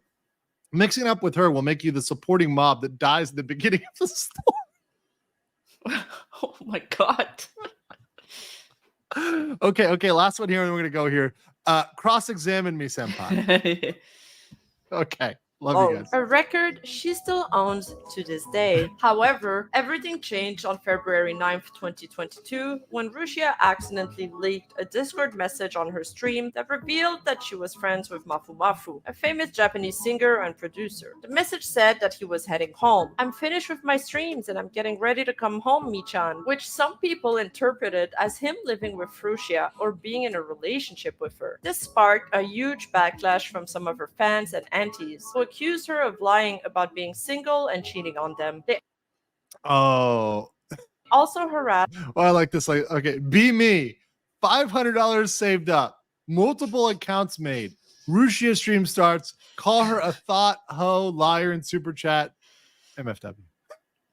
And threatened both Rushia and Mafu Mafu Rushia is mine, bro. Yep. online, spreading rumors and false information. Wait.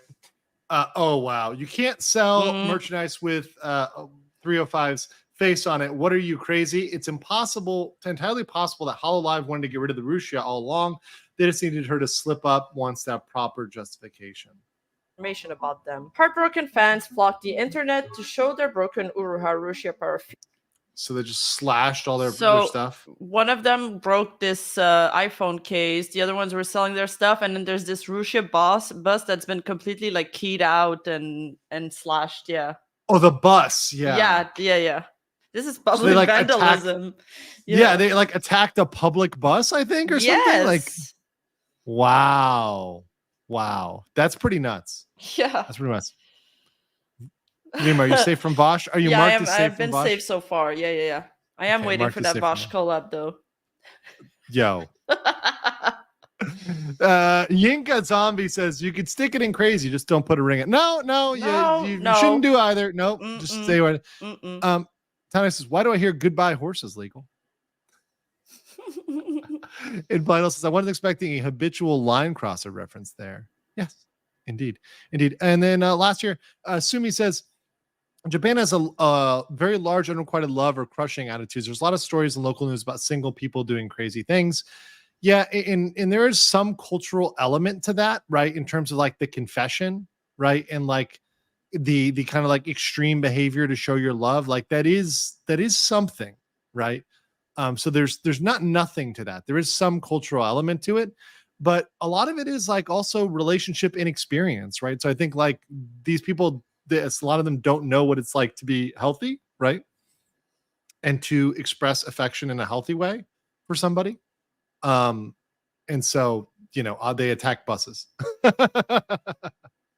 Philia and merch now destroyed. Mafu Mafu quickly took to the internet to respond to the situation, apologizing for causing misunderstandings and clarifying that he was just friends with Rushia and did not live with her. He also asked people to respect their privacy and stop spreading lies. However, this did not stop the hate and abuse from continuing, as some people refused to believe.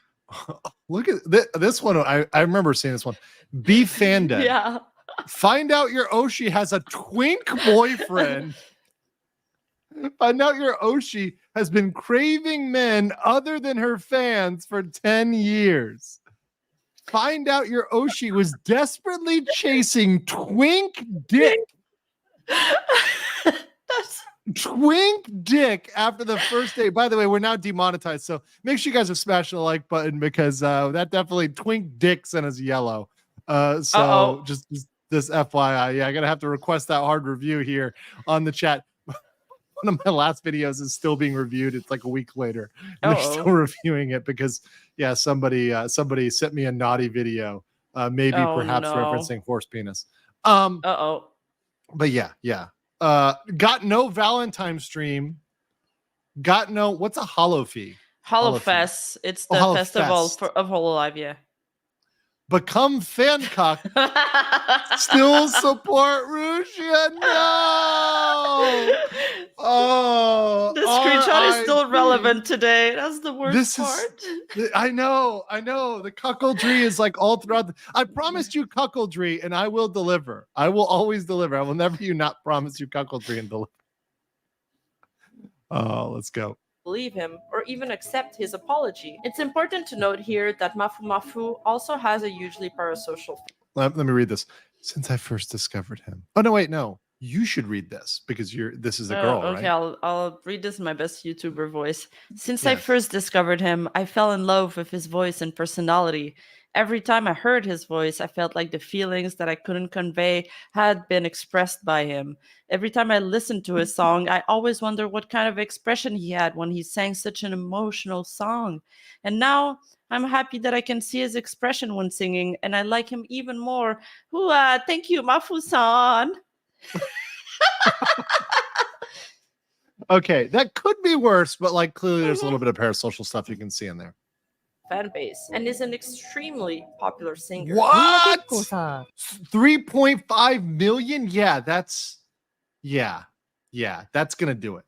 なんか多分マフマフの視聴者さんって女性が多いっていう印象が多いと思うんですよ。ここにいるコメントしてくれてる人もさ、女の子の名前の人多いじゃん。And if you guys don't know what a parasocial fan is, I recommend watching my video on parasocial relationships that I'll leave in the description below. Parasocial relations are a one-way relationship where one party isn't aware of the other party's existence. The idol culture thrives on parasocial relationships, and by packaging its streamer. And by the way, the wedding ring is on the borderline, guys. Like you know, the wedding merch, the wedding ring merch, that's on the borderline. Like engagement ring, that's pretty borderline. As idols, Hololive attached itself to the expectations of idol culture. Japanese idols have long held the image of being pure and untouchable. This leads to the expectation of them staying single and available to their fans. And let's just say that some of his female fans make their VTuber fans look mild. マフ君放送でミーちゃんと呼ぶ他のメンバーはどこの女だと茶化す。それについてマフラスさんのファンはどう思ってんの？その話は本当にさっき約束したもんね、ごめんね。でもこれ2人付き合ってたらどうすんの？静かに消えようと思って。だからその死ぬっていうのは違うよ。They straight up say, I mean, this is a girl who's on there who's a Mafu fan, right? Mm-hmm. She's Who's talking to straight up Corey, I saying think. live in a serious voice that she's gonna do some self-harm here. Yeah. 死ぬっていうのは違うよ。 In the past, Mafu's fan base had Pretty crazy. Also, Kent says, demonetized stream, then more dongs it is. Thank you guys for donging me out. At this point, I'm going to have to take a trip to Hanoi with all this dong. Appreciate you guys for hanging dong with me here tonight with my favorite based horse girl, Rima. Make sure you're subscribed to her channel as well. This is her video, and she gets big ups for all this amazing editing.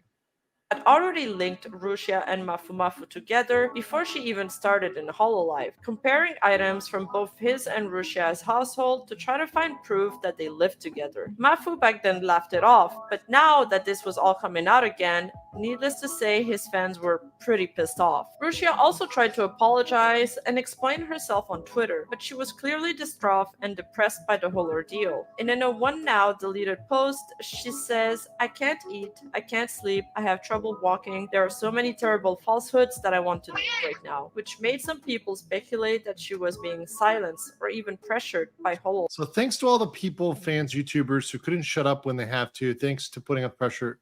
Thanks for putting so much pressure on Rushia that she can make that decisions cover. I'm highly disgusted about your lack of backbone. But at this point, what we don't know is that it appears that everything that was said was true. We don't know that yet, right? Mm-hmm. But that's like kind of the background. Background here. To jump a little bit ahead, but I think it's relevant. Yeah, we were all wrong. Yeah.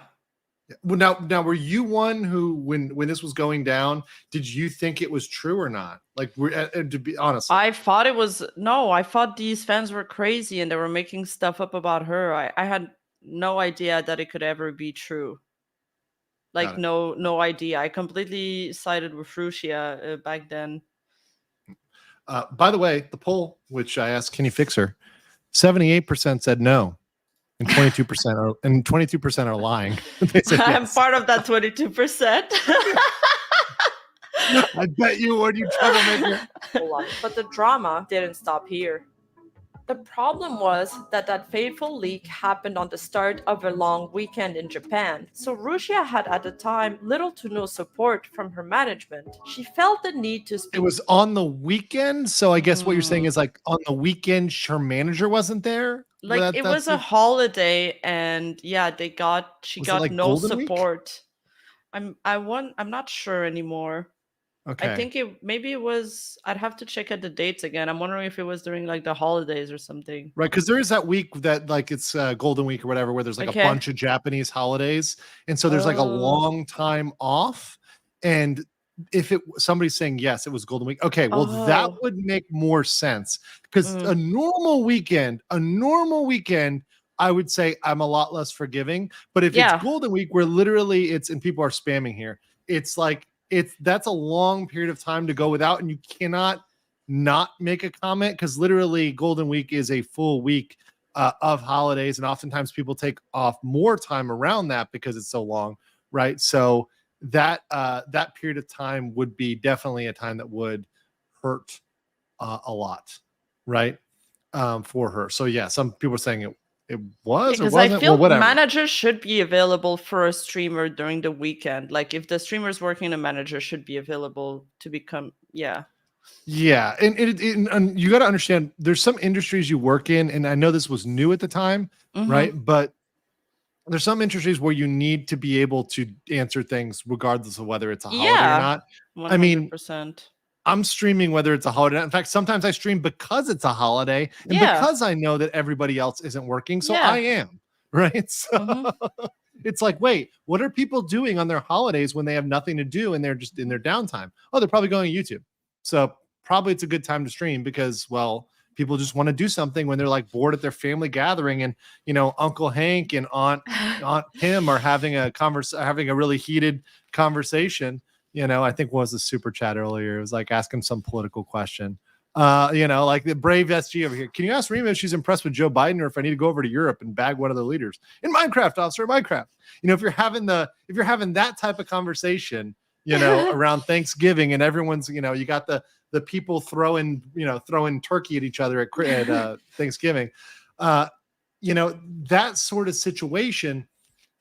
And you're like, you know what, I'm gonna watch some waifus, right? Because it's a great escape and a great just like removing you from the present moment, just sitting back and watching some VTubers. It's really awesome, which is the cool thing about it. Speak up and quell the rumors, and that's when she made the fatal mistake that would end up costing her career. She decides to contact a famous gossip channel, Kore, who's some kind of Japanese Keemstar. Him being so that probably in and of itself, from a contractual reason, that probably was a violation. Now I don't have her contract, but I'm saying just like contacting a channel about information which probably should be between you and your manager, probably should have been handled by your manager or whatever else. Probably there's something in there. I don't know. I don't know.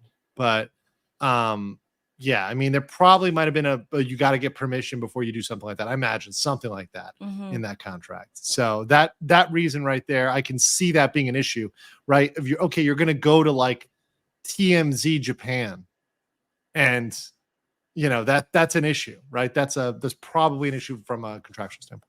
Being a longtime friend of Rushia, they thought it would be a good idea that he would go on to speak on her behalf on his platform. He provided pictures of Rushia's room to prove that she was not living with Mafu Mafu, and that they were in fact simply casual Apex teammates that played from time to time. Additionally, he had screenshots of Rushia talking to her manager to prove that he wasn't making this up and that he was in fact in contact with the young actress. Needless to say, going to talk to an internet professional gossiper wasn't the smartest move. This Yeah, it's dumb as hell. That's really dumb. Super dumb. Because if you think about it, like, what are the fans, the gossipers, like, okay, an internet gossiper, their fans just like gossip. So if you're going to a gossip channel to quell the gossip, you're just going to end up creating more gossip. So yeah. Also, I know, like, I think people in the West often call Korokore a Japanese Keemstar, but I've also heard other people saying that he is much more respected than Keemstar, though. So just to make that difference, yeah. Well, I mean, you know, I can see Still that. a gossip channel, yeah, but yeah, Keemstar is like really in your face, and I don't know how to explain his kind of he's style. very incendiary, yeah. Yeah, like provocative. Yes, exactly. By the way, Chaos Smash 64 says, Rima, you went yes. I thought you were smart. Rima lives dangerously. You guys don't know this about Rima. She lives dangerously. Tinkerland says, might sound like an excuse, but HoloLive cover was a lot younger back then. I imagine they do things differently now. Well, no, I'm sure they've learned from this. I'm sure this is something they talk about, like, hey, how do we prevent another Rushia? I'm sure they, like, whenever you have a big scandal like this, you can never let it happen twice, right? Like, this cannot happen again.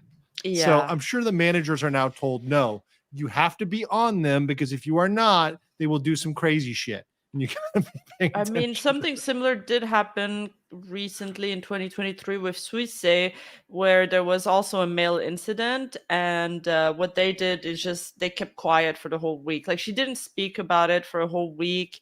She didn't interact with her other VTubers, and I think it's because of this. They learned from this, so they were like, "We're just gonna keep quiet for now." And then when she addressed it, it was a very good response. Right. You doing it in an appropriate way. Mm-hmm. Let's see here. If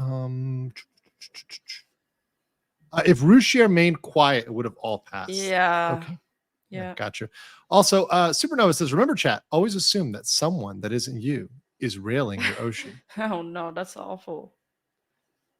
Bro. Also, Edra says, by the way, on how that person said Rushia is mine, it's more like, but Rushia is mine, though, kind of vibe. For a culture who permits infidelity, it's funny.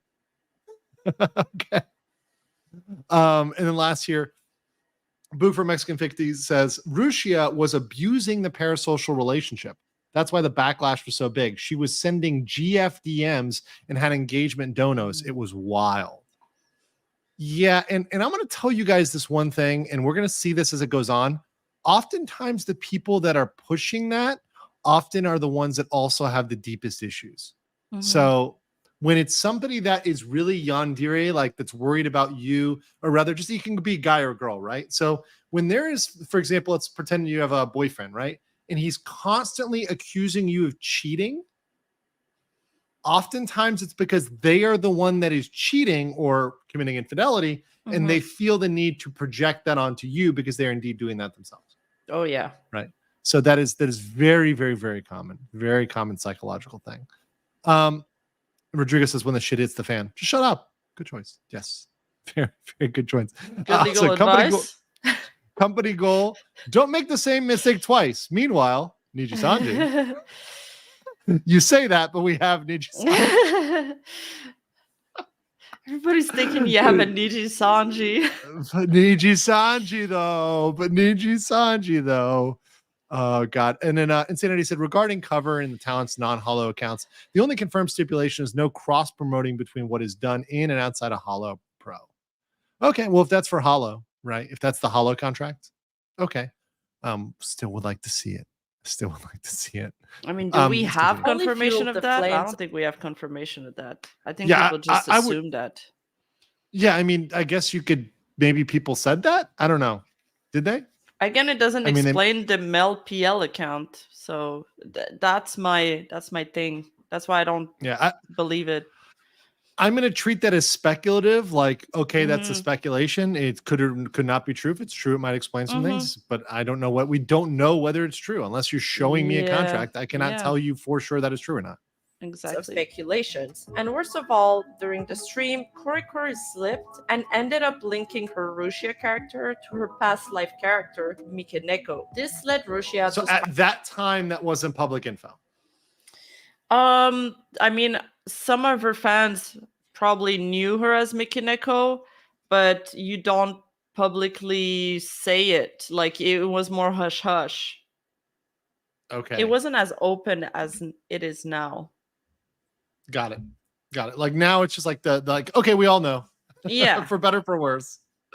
Very true. By the way, Kejin Bowser, which says from my good friend Viva, a confession through projection. Yes, very, very true. Viva is very right about that. spiral down. On February 14th, she tweeted that she would address the situation again. Sorry for not being able to send it right away.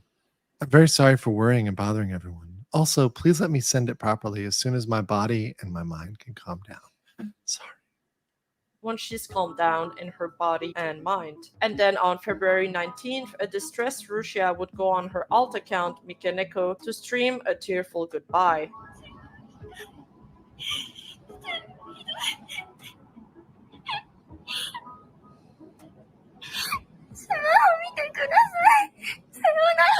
A few days later came the final blow. Hololive announced That's like a, by the way, that's like a mental health check call, you know, like somebody sends that and I'm like, yeah, maybe someone should check on them after that. Yeah, for sure. Like, yeah, I'm concerned. She was definitely under a very high like mental stress, and it was just like a climax of event, a chain of event that just made things worse and worse and worse, and then it culminated into just her getting fired, which is right. Yeah.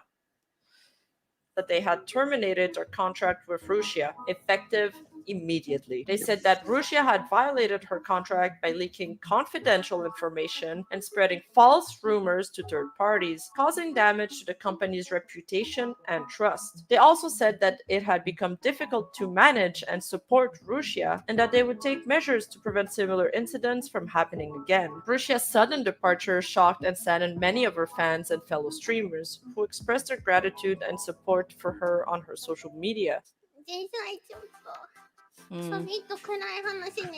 Now you have my interest when you say it sounds a little dark. Okay.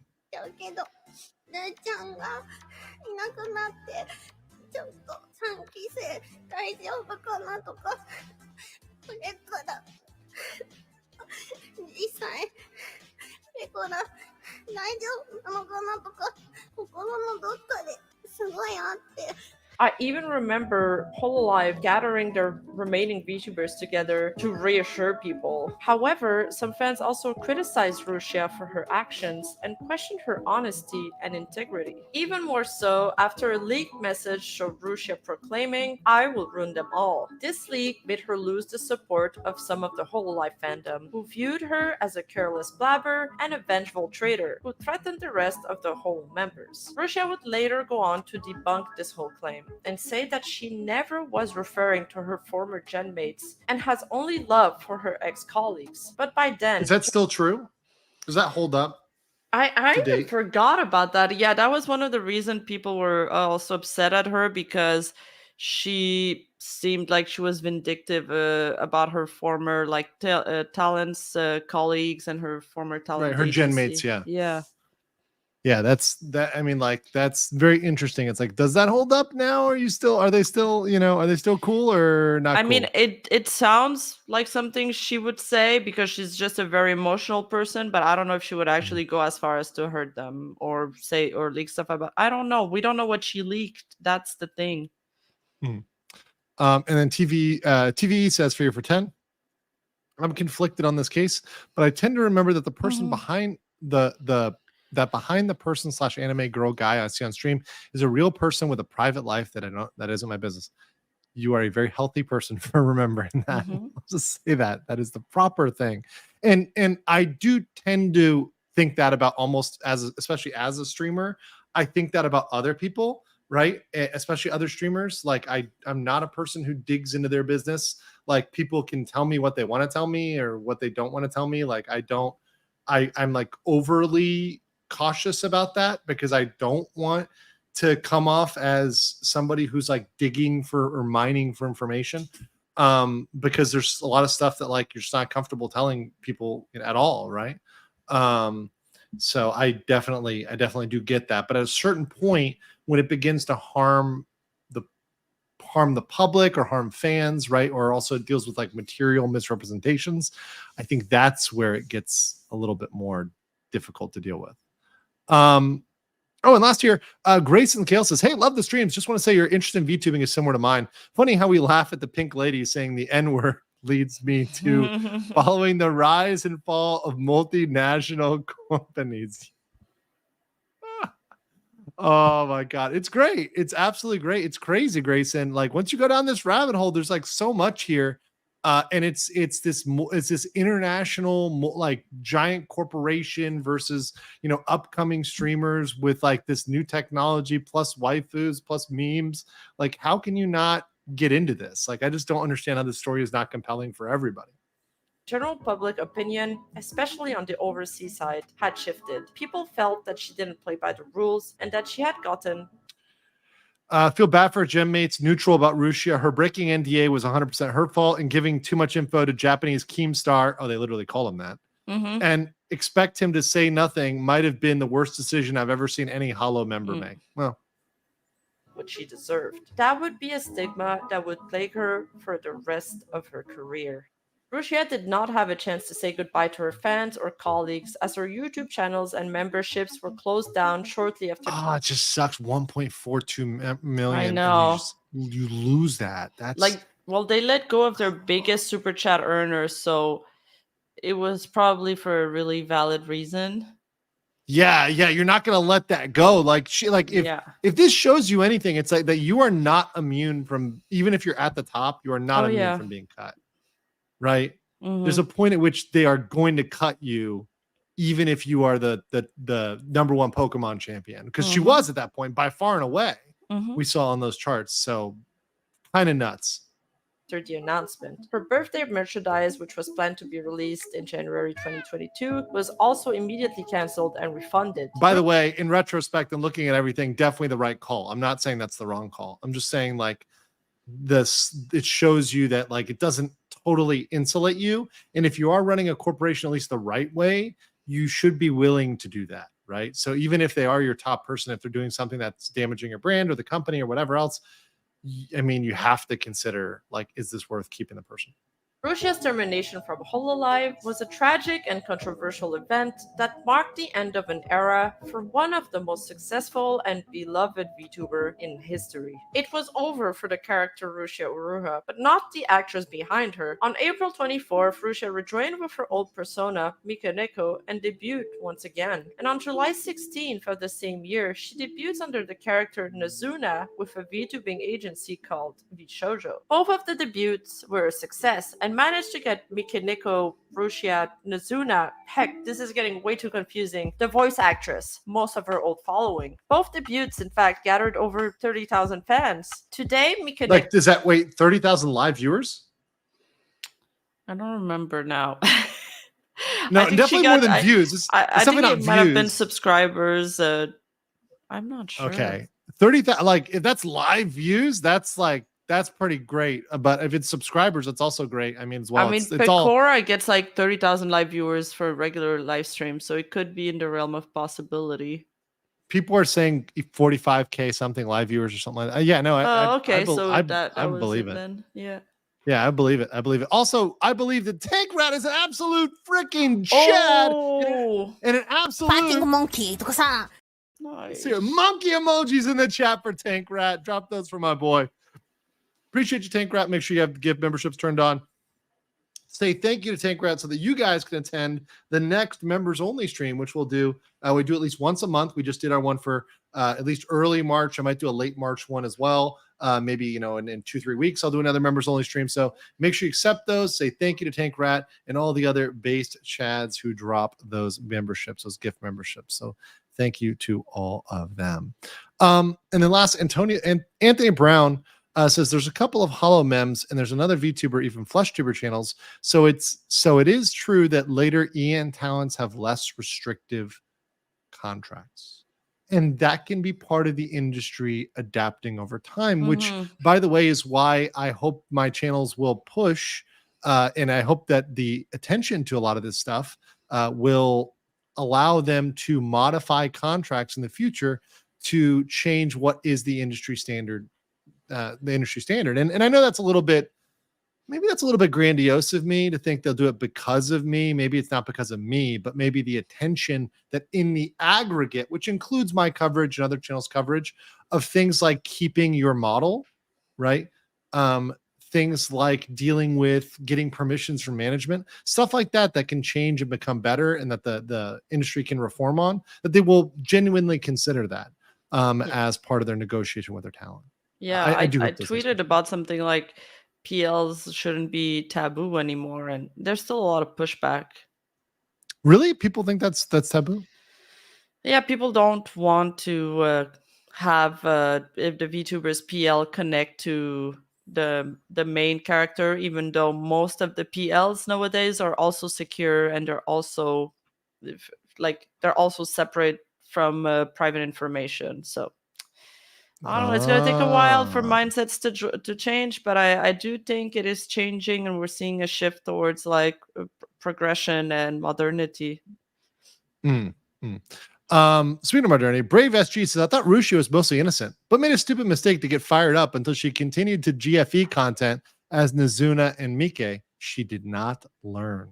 Now, did Mikeneko and Nizuna, what was their peak popularity? Did they ever like come close, or I think Nizuna had one of the biggest debut on Twitch, or maybe it was Henya after that beat her. I'm not sure, but they did get good numbers. But in the end, Rushia did go back on her Mikeneko account because she just had more fans there overall. Like the Twitch streaming and YouTube streaming is so different too. Nizuna's on Twitch and Mikeneko's on YouTube, so it's different platforms as well. Yeah, different audience too. I mean, a lot more 13-year-olds on Twitch. Yeah. It's different. Mikeneko has over 888k subs to her old channel that is sitting at 1.420 million. There were some good streams and good moments created on both of these accounts.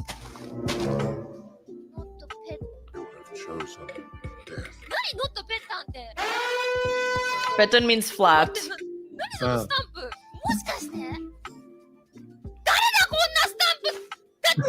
That is funny.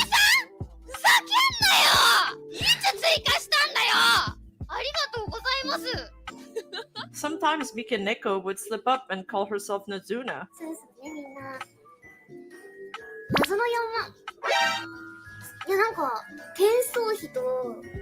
Wait, is that her body? Yeah, she does that. She's done it recently too on Mikeneko. Oh, so she does the no face, but she shows her body. Mm-hmm. Interesting choice. I've seen the like hand streams, but I noticed that with a lot of the times when they're like showing their hands, they usually wear gloves. Yeah, I'm not sure where the glove thing came from. I don't know if it's to hide distinctive signs or if it's just to keep the immersion.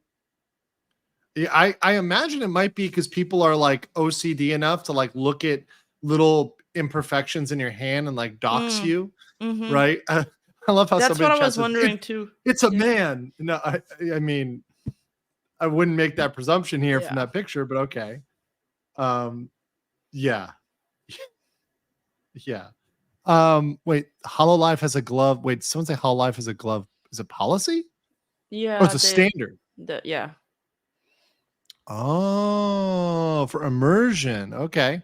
That's not bad there. Wait, hold on. And someone else says it's for the ring because see if they're married. Well, you could also just take off a ring. I mean, people have been doing that for ages. Married people have been doing that for as long as rings have been around. They've been taking them off to, pretend they're not, right? Let's get this one here from Kieran, and then we'll go ahead. Kieran says, HoloLive never terminate another member without reason. Like Mel offered graduation, she declined due to the law. They have to terminate her. But I know Yagu and HN really did not want to let her go. They had no choice. Yeah, I imagine that they were in a position where it was we have to terminate her because this puts us in a really bad position legally. I'm sure they felt like they were in that, or maybe they're talking to a lawyer and they felt like that. They also might know other facts we don't know, right? So if all of this stuff was brewing with the cuckoldry situation, right, and they knew about that and they saw that storm coming, I think that could be they could see that as an issue, that like a ticking time bomb that was waiting to explode. Last year says a similar cover event that was a termination of Mel, same breach as Rushia, but no drama, no nothing. As far as anyone can tell, it was a tragic accident, and that's the end of it. They learned. Okay, well, once again, I mean, that doesn't go to this scope and scale. This is like far more public already, and we're not even done yet.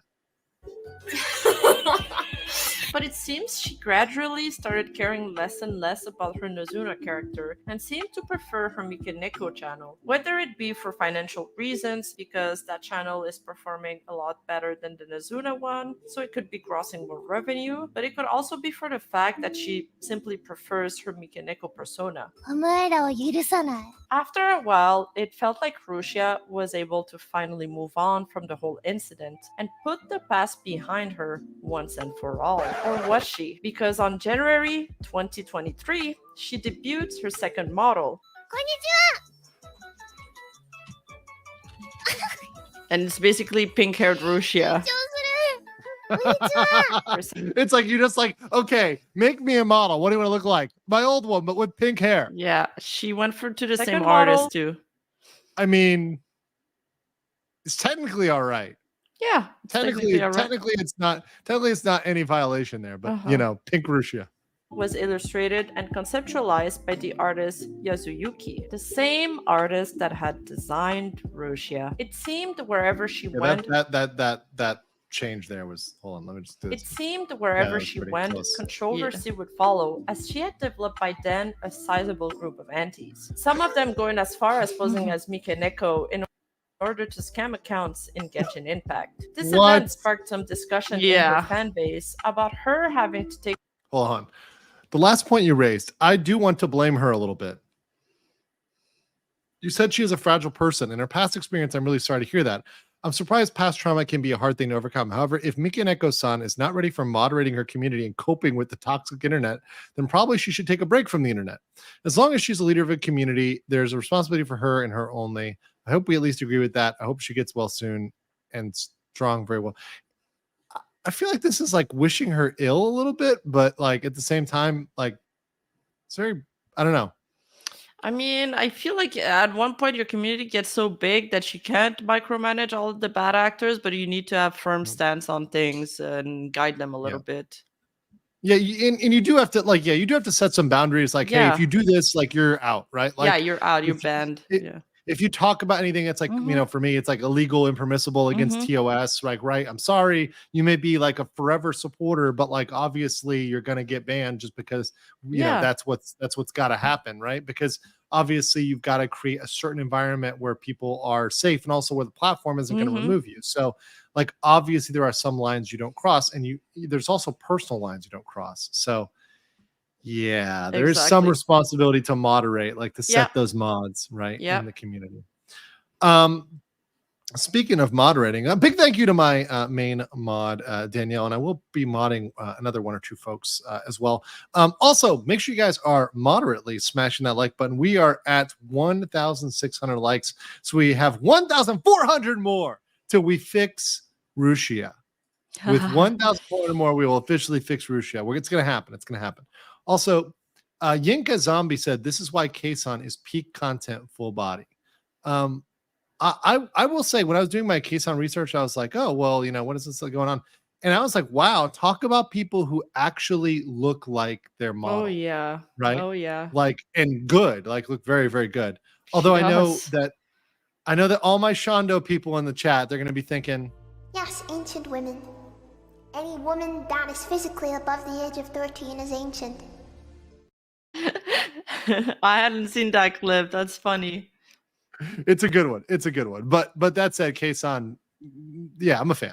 Take accountability and step up in her role as a leadership in order to keep her community safe. And then there was a controversy between her and the VTuber Delutaya. To give a brief summary, Mikaneko and Delutaya are two virtual YouTubers who've had feud over rumors and slanders. Mikaneko accused Delutaya of spreading lies about her to a gossip streamer. Delutaya then denies it and said that she heard those rumors from her former manager. Mikaneko then blocked Delutaya on Twitter and told her to talk to her lawyer.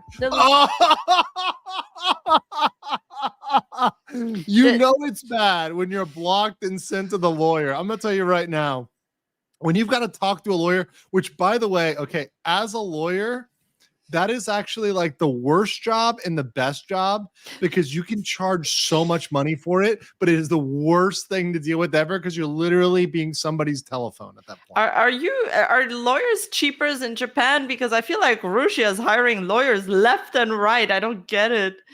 They're not cheaper in Japan, although there are different expectations for prices, but like relative to the Japanese wage, lawyers are not cheap, right? What the hell? Expensive. But remember, she had money at this point. So like she definitely, look, she probably didn't have all of that millions, but she definitely had a portion of that, right? And once again, that's the super chat revenue alone. So yeah, I'm pretty sure she's got enough money for some lawyers at least. I'm pretty sure she can afford at least some people. Delutaya then threatened legal actions against Mikaneko on her Fanbox account. They both since then have went on to post their own recollections. Now we're getting legal stuff. I'm like, yeah. Of this event. This drama is still unsettled to this day and has greatly divided their fans. Is it? Wait, hold on. This was a while ago. This is still ongoing, I think, ongoing. but I haven't had any further development on it. I just know that I think Delutaya has been taking a break due to this. Oh wow! So it's like recently. serious enough that she's taking a break from VTubing. I mean, being in a lawsuit is stressful. No. Yeah. No. I am the number one proponent of that. Of like being in a lawsuit is stressful, therefore don't do it, right? Unless you have to. I 100% agree with that. I'm 100% anti-lawsuit unless you absolutely need to, and it's an emergency, and you've got the funds, and there's no alternative that avoids litigation, right? I'm not a fan of it. But that said, I mean, this video, you created this video, what, months ago? Like, when was this one? This is 5 months ago. So imagine, you got your revenue, right, for 5 months, and you just like cut that off because now you're not streaming, right? Yeah, So, I don't know if she didn't take a break for the whole 5 months. I just know that she privated her Twitter for a bit, and now she's back very recently, if I'm not mistaken. okay. People saying she still streams. She streams a few times a month. Okay. So she's not totally off the map. No. Also, Jay, thank you for the 10 Legal Minds memberships. Appreciate you so much for the gifts. Thank you so much for being absolutely based. And guys, please say thank you to Jay. Drop some monkeys in the chat for Jay because, all of you guys are just no better. Appreciate y'all. Kieran says she had 8 lawyers and yet she lost. Not for this case, but another one. I'll tell you more about it later. Sure. Lord Commander gives, she had 8 lawyers, 8, still lost, to quote Rushia. Bruh. And then Rushia's husbands foot the bill. Or husbandos, yes, indeed. More recently, in August 2023, Mikaneko announces that she will participate in an Apex tournament that involves both VTubers and content creators alike. And who are her teammates, you might ask? 2 male VTubers. Rushia. Oh shit! You know what? Everybody, all those fans are thinking. Disgusting. 2 men? That's a spit roast. Come on. Baby gal, when are we gonna learn? The post itself ends up getting tons of backlash. And, plot twist, just a few hours before the tourney, the official Apex account makes an announcement saying a team will get DQ'd due to operational reasons. Wait, what? Okay, one team that's been formed for the main was canceled due to operational reasons. I don't know what this means, but people speculated because there was other Holo members into the tournament. They might have DQ'd them. I don't know if this is actually the reason, but I don't know. That's interesting. Shortly after, Mikaneko goes live on stream with her 2 male teammates to share their side of the story, where she plays up, well, I believe she's playing it up, a whole Menhera meltdown. What? 出たよ出たに決まってんですだって私はサブアカでもさ楽しみでさ嬉しいなってさ私が何したってんだ Which is exactly Even that one got me there. I'm like, holy shit. I thought I was pretty funny, but people were in the comment section of that live stream. scare on There is that. so There's a many jump scare heartbreaks. on that. Yeah, fans. Yeah, Yeah. yeah. Sorry, guys. Sorry for the jump scare. Yeah. I'm like, whoa. Yeah. Actually got me there. Teledex says, I need to see the Aloe Rushia cases, Kramer versus Kramer legal drama, Delude versus Delude. Oh, yeah. Very, very true. Very, very true. Also, real quick, Kieran says, Coco got members / Yagoo CRY for her Rushia members felt cold. Mel members were crying, especially Matsuri Yago and A-chan praised Mel for her hard work. Yeah, so definitely a lot of different responses there. exactly what they needed for this. From the outside, her stream felt like a success, but from the inside, her parasocial fan base were having a complete total meltdown. Oh god. Oh, I just love. Oh god. Oh my god. Oh, she's Minhara. You don't need to do anything wrong for her to act like this. She just suddenly decides to be an asshole when she comes to her senses. Just this is too perfect. Down. Many of them claiming to leave and yeah, like I've already that blocked. they had enough. Hold on. Reflect on past breaches of contract, lost credibility. Please reconsider your mistakes, reflect on them, and live quietly. That's another part of the parasocial. It's just that people feel like they can give you, and you probably get those comments too. I get those comments. People feel like they can advise you on your career, what you should do, because they feel that sense of closeness, even though they don't necessarily like you. They still feel like they can give you advice on what to do, which is, it's crazy. It's like you walked up to a total stranger in the street and tell them, oh, you shouldn't walk like this. This is not good for your leg or whatever, you know? The worst is people that criticize you on the first time they see you, the first time they're seeing your video. I understand people if they're an actual fan and follower and they've been following for a long time, and they tell me genuinely, especially if they do it privately. Yeah. If they do it privately, like through an email, I am way more thoughtful and respectful about that than if they do it in a public comment on the first time they see my channel. I literally ignore that. I don't even read it. I like literally, I'll either, if it's really an issue like where it might cause problems, I might delete it. But other than that, I'm pretty much ignore that stuff, because anybody who's trying to tell me to do it without actually doing it and being a streamer can, well, just, to just get it through here. Fuck you! Fuck you! Fuck you! Fuck you! I mean, it's the solution. It's the solution. But let me read this one here. Honestly, this is just the consequences of your action. You built your career, Rima, off of being everyone's online girlfriend. Why wouldn't it be unusual for strange, mentally unstable people like yourself to gather around you? You're surrounding yourself with the wrong people. You're in a feedback loop of possessiveness and jealousy. I wish you the best, but it seems like you never learn from anything you do. It's the very definition of insanity, doing the same thing and expecting a different result. We know about your past. It is difficult to support someone when you know they'll make the same mistake over and over and over. I honestly want what's good for you, but I don't think you want the same. Get away from the girlfriend experience content. You're better than that. Rebrand, change course, surround yourself with better people, and stop gossiping. Wow. Damn, they threw the stop gossiping in there. Yeah, that's a lot. I mean, I will say, look, some of this is decent advice, but like it's thrown in in a way and in a public way. You can't take that seriously. I mean, there is something to be said about, yes, there are negative feedback loops. I mean, if you are doing the same thing and you're getting bad results, you should reconsider. But this is not the way to tell them that, right? No. Like, this is not a good way to say that, right? It's a wrong package. Capto, welcome as a new member. Appreciate you. Also, Shadow Indo says, from what I heard, Mikineko did file lawsuit against Delu, but when they needed to go to court, Delu didn't go, but Mike had an quote-unquote emotional crisis. Oh, Delu showed up. She showed up, and Mike had an emotional crisis and didn't go. Yeah, that's some bullshit. That's some bullshit. Also, somebody asked about the new emotes. Chase Hedgehog for £2 said euros said for new emotes, maybe a litigator one. Yes, indeed, there will be a litigator one. That is 100% happening as well. So thank you guys.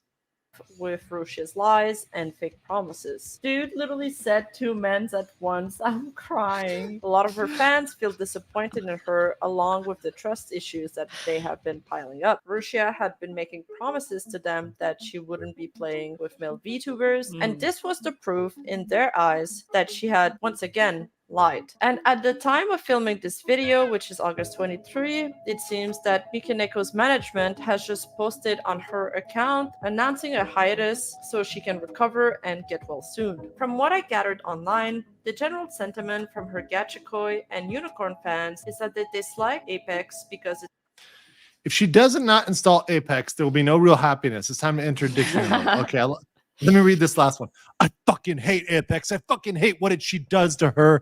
And I fucking hate her for betraying her promises once again on a fucking whim. Almost every other hollow type Chuba?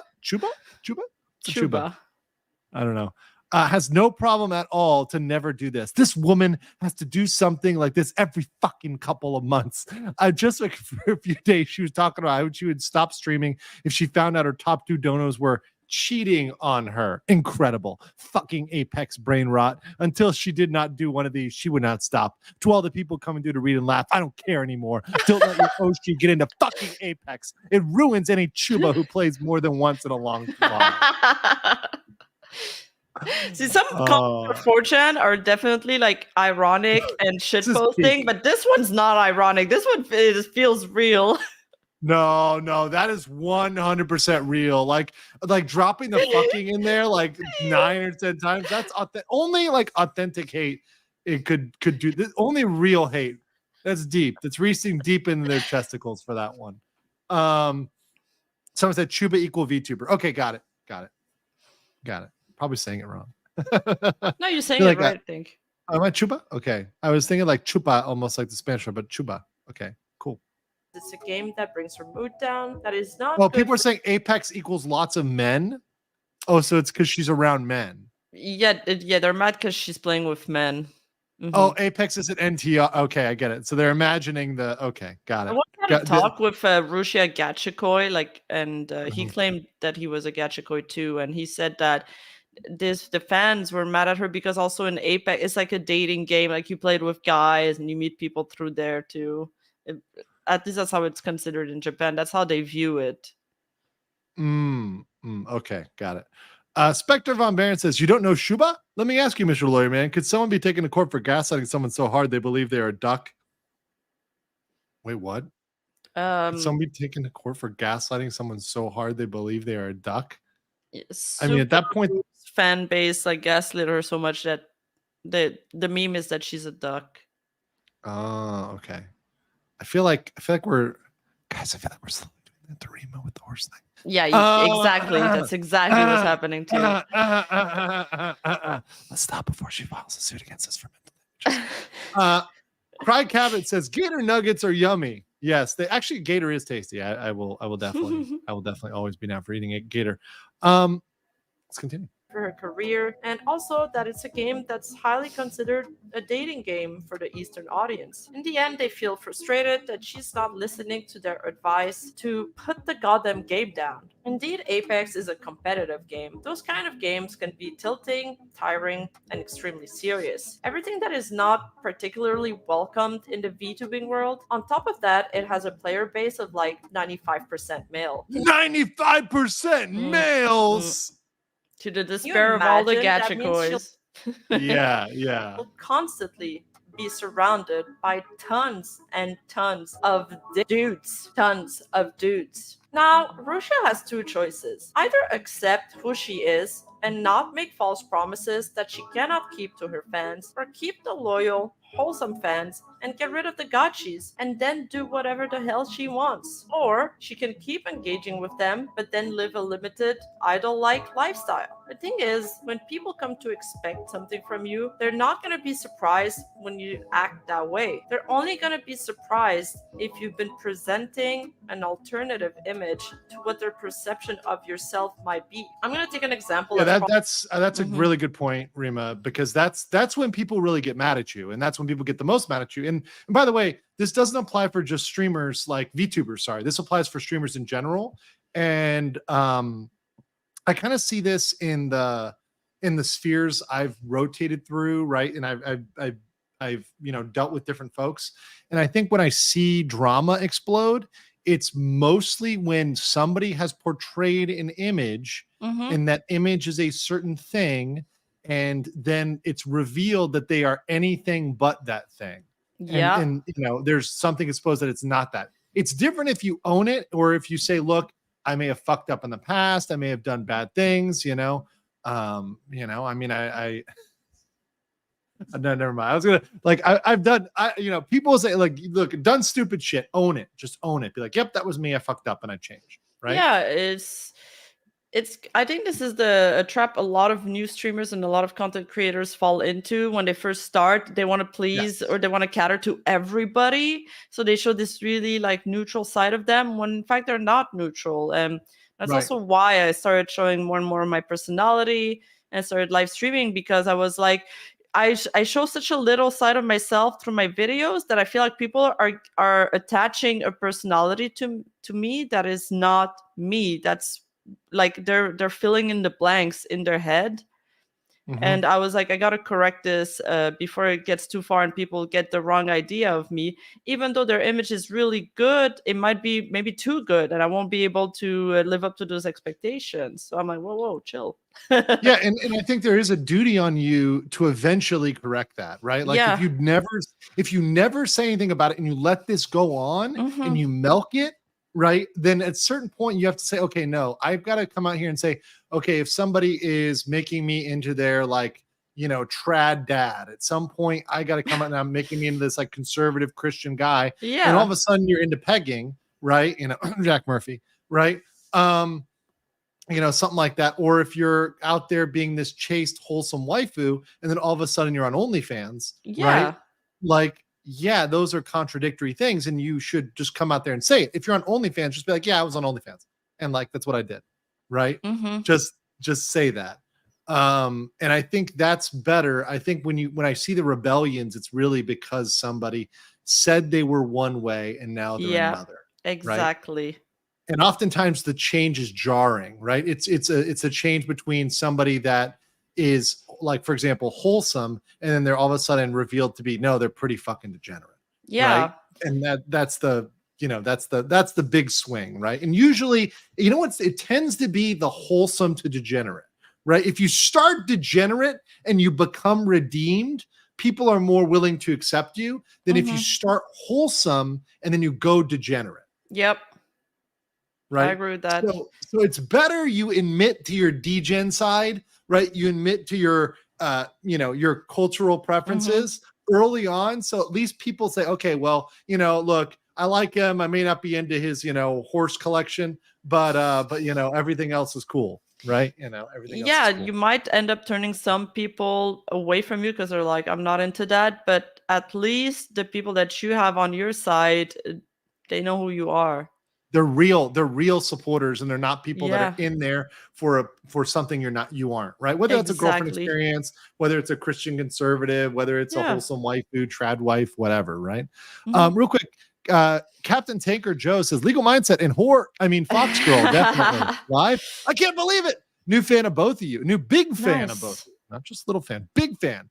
I hope that I don't get in a big enough trouble to get talked about and then start my VTuber career. You never know, Joe. You never know.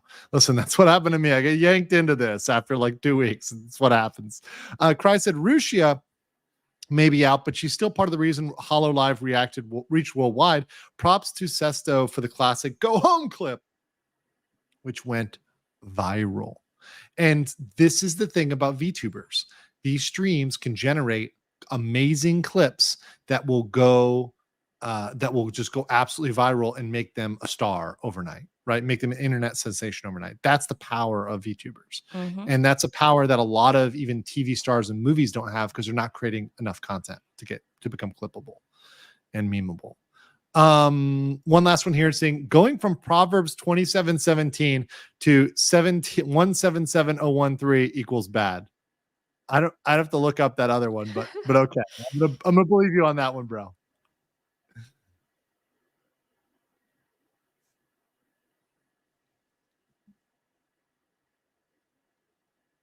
Yes, that's in Rima. Sorry, I forgot about that part. This is a really great example, right? Because this is one where it's like consistent, and like maybe it's bad, but it's still not like inconsistent, right? So it's like it's bad. It's not good, and we shouldn't think it's good to be cheating or unfaithful, or whatever. It's always bad, right? But it's not so inconsistent with your persona, right? Or so inconsistent with like a human. Like normal humans have issues, and like let's be real, we have a fucking 60% divorce rate or plus in most developed countries, right? Remarriages, it goes up to 70 or 80%. So like understand that most people have issues, and most times it's infidelity, right? So yeah. It's kind of like the case with Lizzo, where she portrays herself as this really like body positive type, and then the big backlash with her court case was because allegedly she had some comments on like toxic comments on she was fat shaming some of her backup dancers.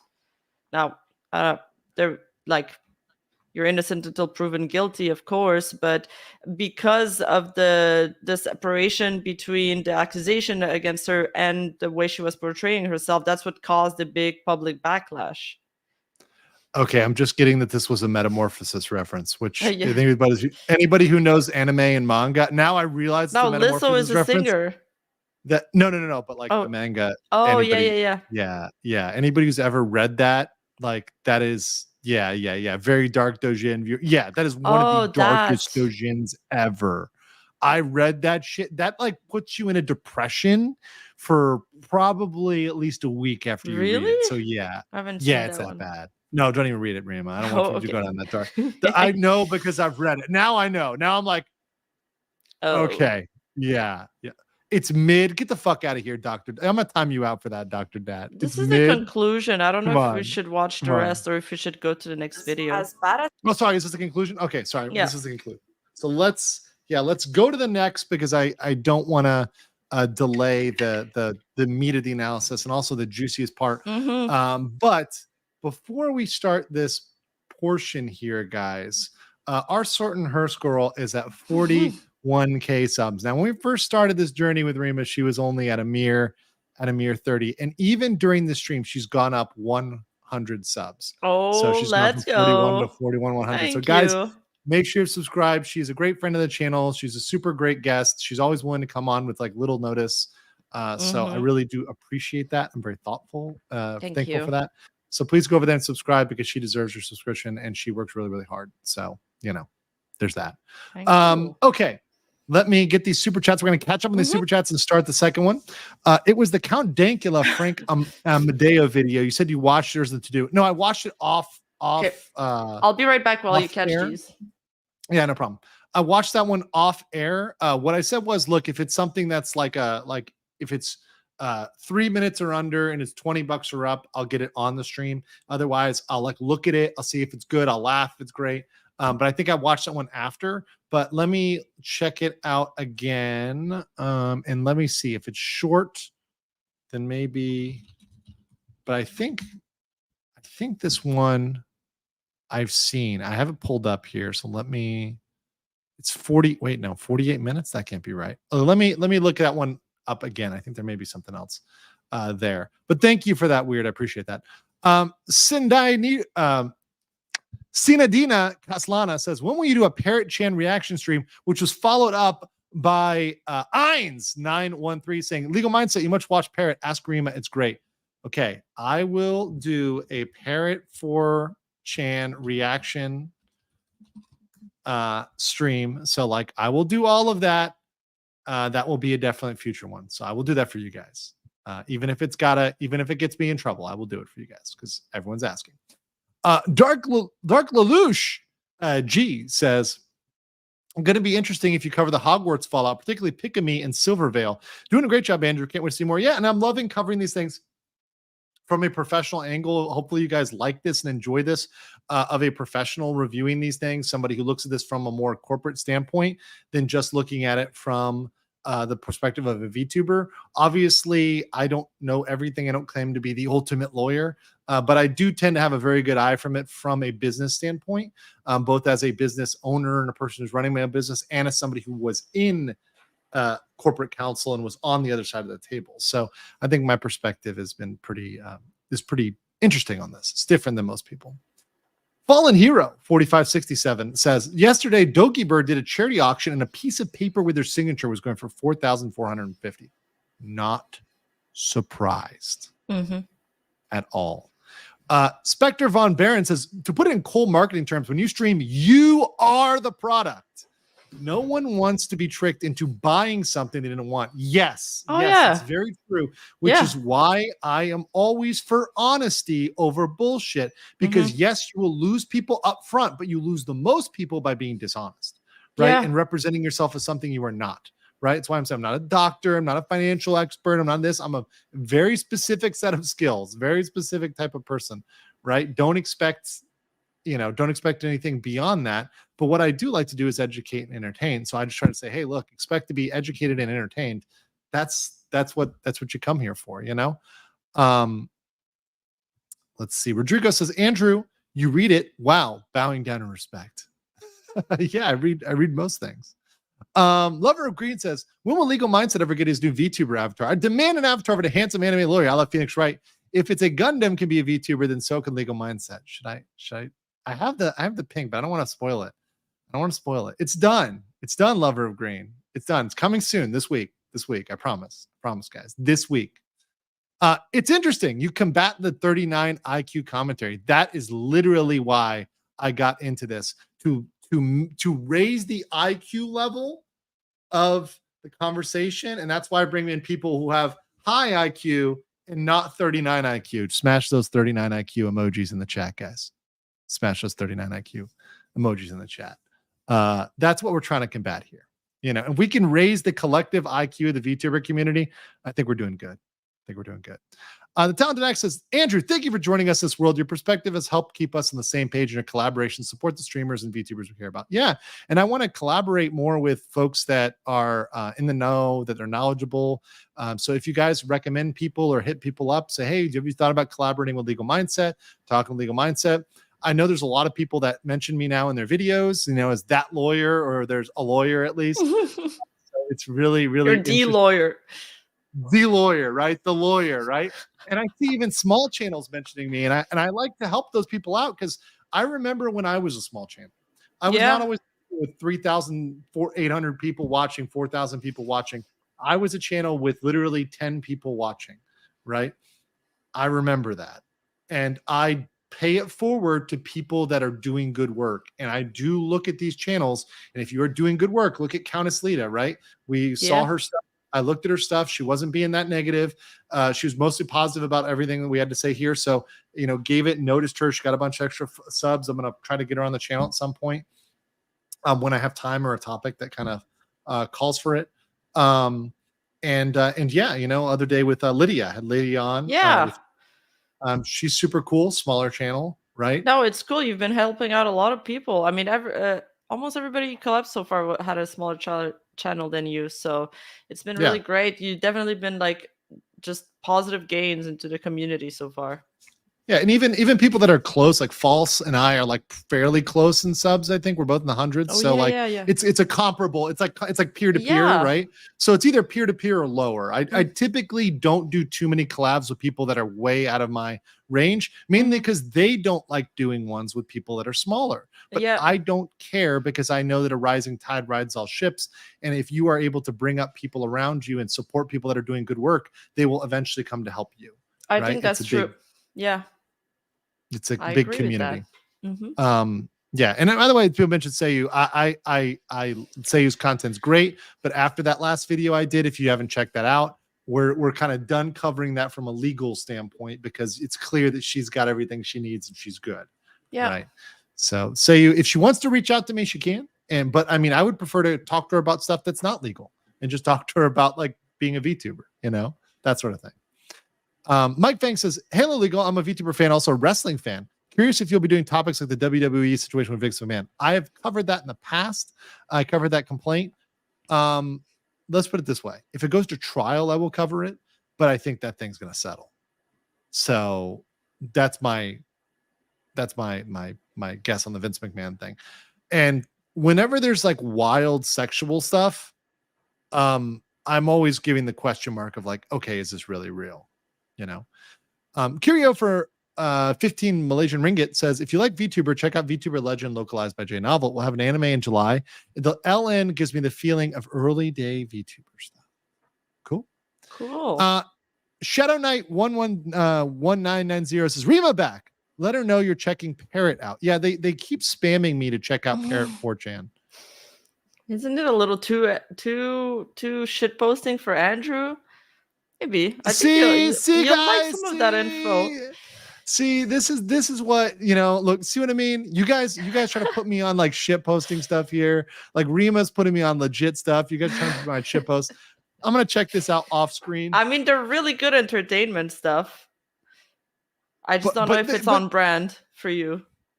I see people here, but the rats, the rats. It's interesting. I mean, Yeah. Parrot is a good friend. He's a great colleague, and I love his content. But let's start with some legit stuff, and then we can move to the illegit stuff. Yeah, exactly. Rose Keela says, objection! I call horse girl to the stand. Uh-oh. And then last, Black's Iopao says, when you reveal your model, be ready for the carpet. Wait, what's the carpet? Maybe the red carpet. Oh, the red carpet. Okay, awesome. All right, let's get into this. This is the new video from our girl Rima, which is the ultimate betrayal of Uruha Rushia. Now, I recommend, by the way, all of you guys do as 42,000 base Chads and Stacy's have done, and go over here and watch this video. Tail to stern. I've watched this. From the nose down to the racehorse tail. I've watched this whole thing through. In fact, before this. So make sure also liking it. Make sure you're subscribed. You got that bell dinged. Really, really helps. You get all notifications. Thank you. But this is her newest video, and it came out as a premiere. Very, very good and extremely well done. Yesterday. Yep. Yes. I am going to skip the sponsorship though. I have watched it though. Oh yeah. You skip it. Don't worry.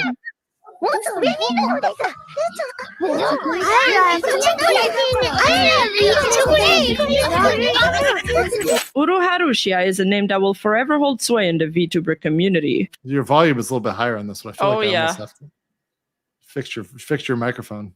Yeah, people told me to raise it. The wrong reason. What'd you say? People used to complain that my videos were always too low, so we were like, all right, let's just raise it and have people lower it if they need to. Yeah, I think I'm gonna bring this down to like 75. Oh yeah. Reasons. At her peak, Rushia shattered records as the highest super chat earner, not only among VTubers, but in. Oh, by the way, I just noticed religious, and then we have like Tim Cast IRL down there, right? Like, okay, like one political one, but that's like peak Tim Cast time, and still getting dominated by the waifus. Yeah. How many? By the way, Coco, right? Mm-hmm. Another one that we're gonna have to do that I'm gonna do in a future episode on, and I will definitely use. So Pakora is still around, right? Mm-hmm. Marine, Kanata, Lammy, Kuzuha, and Aqua. Yeah, Marine's my wife. Yeah. Marine's your wife. Yeah, she doesn't know it yet, but she's your waifu. Yeah. Okay, just understanding. She's great. History. Oh wait, Tim was salty about VTubers being better. Well, really? Then he should get better. If Tim will, by the way, anybody who's salty about that doesn't understand it. They don't understand what they're going against. Like, this is a centrifugal force. Like, it's you cannot resist. An army of fans who worshipped her for her charming Menhera behavior. This is why we lowered the volume And on those mentally videos. deranged antics. Yeah, I'm not gonna lie. I cannot take another like jump scare stream again. I mean, it gets kind of intense. She was catapulted to stardom very early on. Even her friends have alluded to her being pretty much an IRL version of Needy Girl Overdose. いや、私はね、身の回りにメンヘラがたくさんいたか So ら、 that's こういう K-Son. 子は適 Yeah, 当に it's Kason, who once again Mhm. very accurate to that model, right? Mm-hmm. But this kind of girl, you just have to ignore her from time to time. 無視して、で、夜になったら、 Then when it's a nightmare, it's エ nighttime. ッチなこと You just have to do lewd stuff with her. Yeah. All right. That's K-Son's advice for dealing with Menheras. You know what? She's not wrong.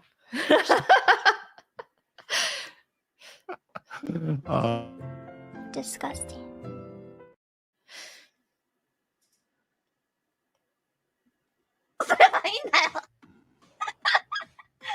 Rushia is also really hot, so I'm not stopping her. Over the span of 4 years, the illustrious name of Uruha Rushia gradually became synonymous with controversy, painting a complex portrait of fame and infamy intertwined. But you know what they say, the higher you climb, the harder you fall. But do you know This what is would where you really skip. soften the fall?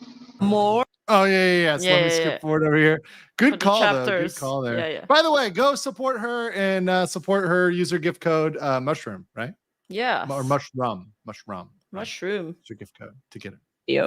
It all began on January 26, 2024, when the lifestyle and celebrity magazine Jose 7, which primarily targets a female audience, published an expose on the Utate singer Mafu Mafu. In the article, it was claimed that Mafu That's Mafu him right there, right? Yeah. That's Okay, him. I mean, I'm not gonna say Twink is undeserved. Continuing. Mafu was secretly married and is now divorced and is filing a lawsuit against the woman he was married to, causing a huge scandal within his highly parasocial fan base. Mafu Mafu had always maintained that he was asexual, whether this was a convenient way. Wait, that Mafu said that he he's is asex- asexual? Yeah. Yeah.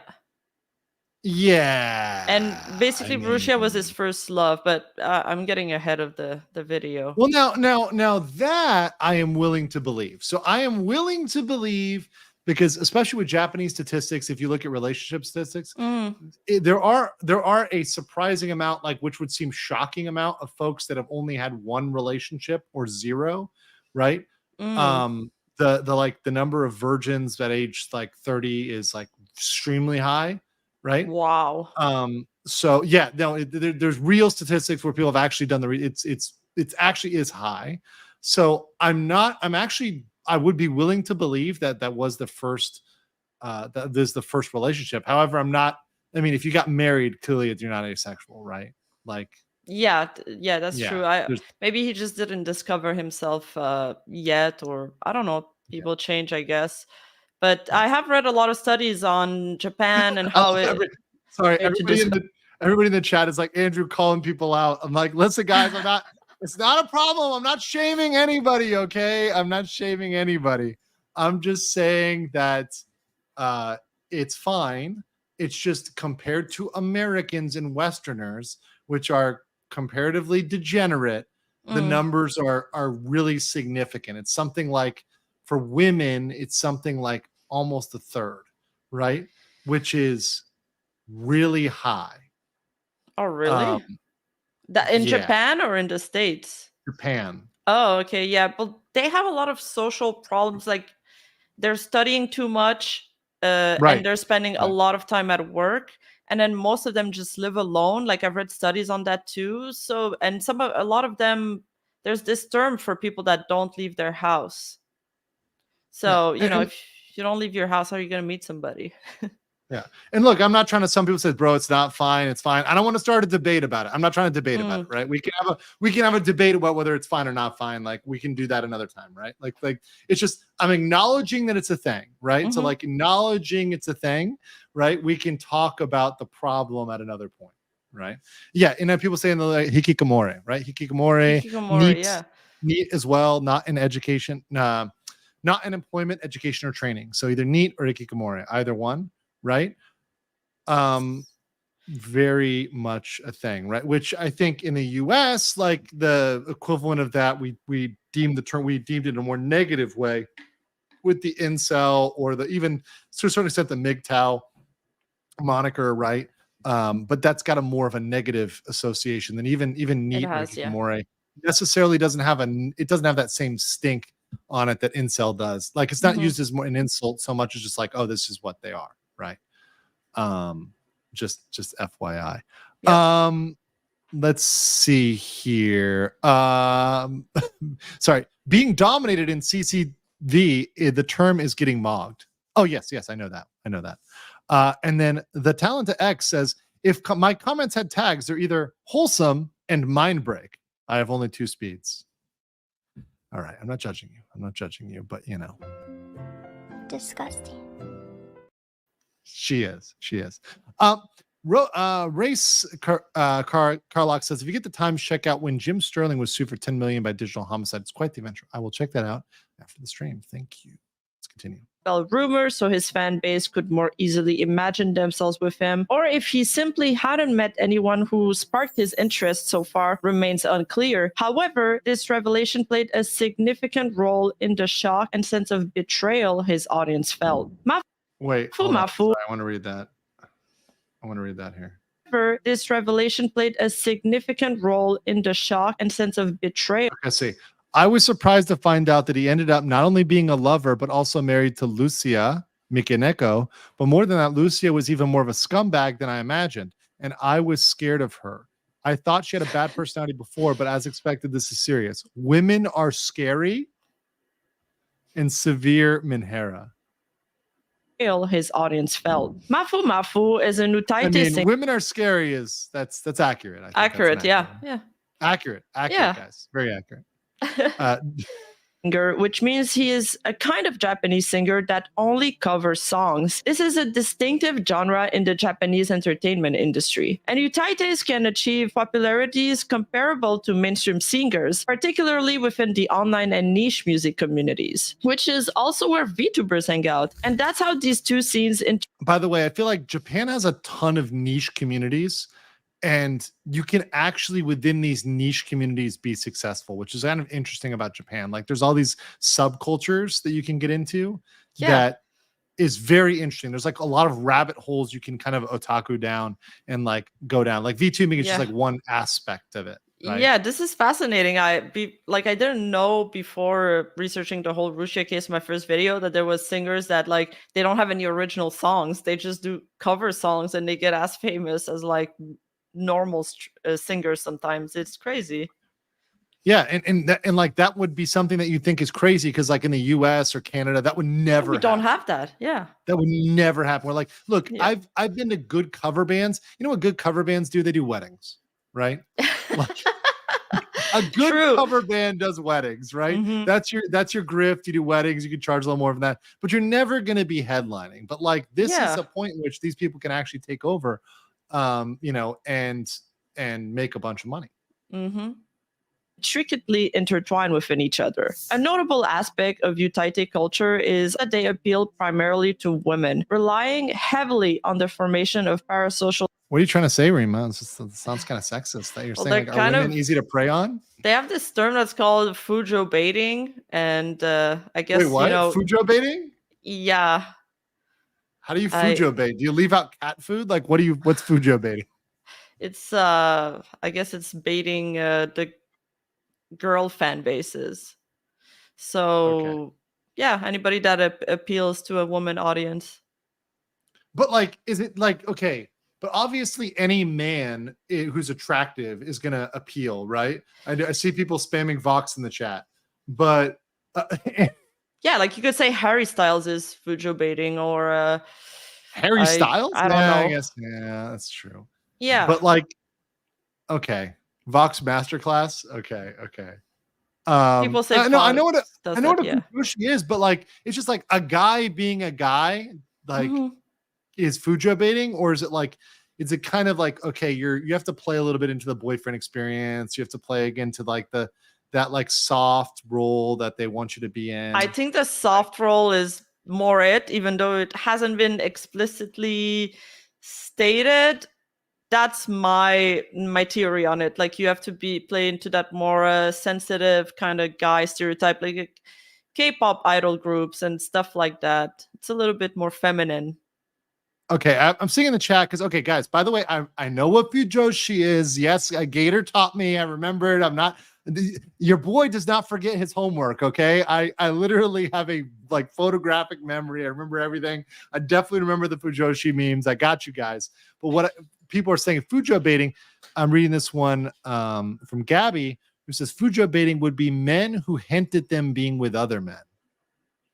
Yeah, they said that Harry Styles was queer baiting for a while too. It was a discussion for like a while. Shipping. It's sort of like the shipping with another dude, and like they get into that. They're like, oh, he could be with another dude. This forbidden love, right? Oh, okay, all right. Damn it! Why is my Christian ska band cover band not popping off? Move to Japan. We will be a hit. Well, you know what's funny is like the Christian iconography is actually like kind of, now it's not so much Christianity itself, but the iconography, like the imagery is actually pretty popular. And if you look at like anime and stuff like that, I mean, Evangelion's a classic example of that. Make anime that features men for pairing. Right. I guess that would be like debating there, right? Okay. Spectre says, you know how women will see two men in a story that hate each other, have nothing in common, are sworn enemies? Fujoshi loves seeing them having violent, sensitive acts. Fujo baiting would then be, yeah, I get it. Okay. Yeah. So you're playing into having this secret shipping with the other. Yeah. Okay. All right. The Mark Honest says, I love how humble you two are and how informative you guys' content is. Also, Rima is my favorite Fox scroll. Nice. Thank you. Yeah, no problem. Yeah, and look, I try to say what I know when I don't know. And if I don't know something, I'm going to tell you. And also, that's why I bring on Rima and other people who are experts so I can learn and then give my analysis that's more informed, because somebody who's been doing the research carefully, like, gives me more details. And you guys in the chat will let me know if I'm wrong. And generally, you guys are on track. Generally. Sometimes you're weird with requesting Parent Chan as something I pull up for like documentary purposes. A little sus there. But Chat is being sussy. A lot of female VTubers help the Fujo baiting by talking about their tastes in yaoi fan fiction and building a sense of just like me. They're attacking the audience from both genders. Interesting. Okay, I did not know that. I did not know that. J Dash the Duelist says, it seems like, by the way, I did not know that because it seems like you would primarily target either men or women, and there's two different strategies to me you would do for that. Right? Because if you're a woman who's targeting other women, and there's a lot of women in the chat, that might take attention away from you, which I think you might be concerned with. I don't know, because most people want the attention, most idols want the attention on them, not others in the chat. J Dash the Duelist says, just a small YouTube tip. You can press the left arrow on your keyboard and go back a few seconds. Hope it helps. Oh, thank you. I'm sometimes a boomer. Thank you. Me too. Relationship within their fan women, relying heavily on the formation of parasocial relationship within their fan base. And let me guarantee you, there's plenty of those in this particular scenario. This one. We've seen this one, yeah. Yeah. This is dark. エッチはしてないんじゃないかな。そうですよね。うん。ありがとうございます。エッチはしてないけど中出しはしてるかもしれない。あ、嘘本当に嘘だって。 Bro, they should not. Yeah, they should not. I'm like, look, okay. It on this stream, like with me and Rima, it'd be okay, right? Like that's a safe joke, right? But like, if you're on with somebody that's in that mental health state, definitely not a safe joke. Yeah, he's taunting her a little. Yeah, like talking about cream pies. Like, I mean, come on, like. Disgusting. ごめん、嘘。知らねえよ、そんな。落ちちゃったじゃねえか。落ちちゃった。マフさんのファン落ちちゃったじゃねえか。どうルシアさんのファン。いや、面白いですね。おい、バカにしてんだ。So obviously, to address the cries of despair from thousands of screeching and crying, broken-hearted girls, Mafu Mafu had to come out and make a statement in response ASAP. But what we discovered in that statement So was... that was, wait, that stream was Kore Kore? I'm not sure because I didn't find this clip on Kore Kore's channel, and I did ask myself this question, but it sounds like him. Like he has his Some manner people of in the speech. chat yeah, some people in the chat are saying like he's a horrible person, whatever. So I'm like assuming that was him, I guess. Like Not confirmed. It is. I'd like to say it's confirmed, but I didn't get the confirmation on it. So, but I just feel he sounds like him. He has like the same voice, so it might be. Okay. Yeah, people are saying it is Kore Kore, so I have imagined. Yeah, I see you, chat. Okay. And like I quasi trust you, chat. Trust you. It would be plausible. Yeah.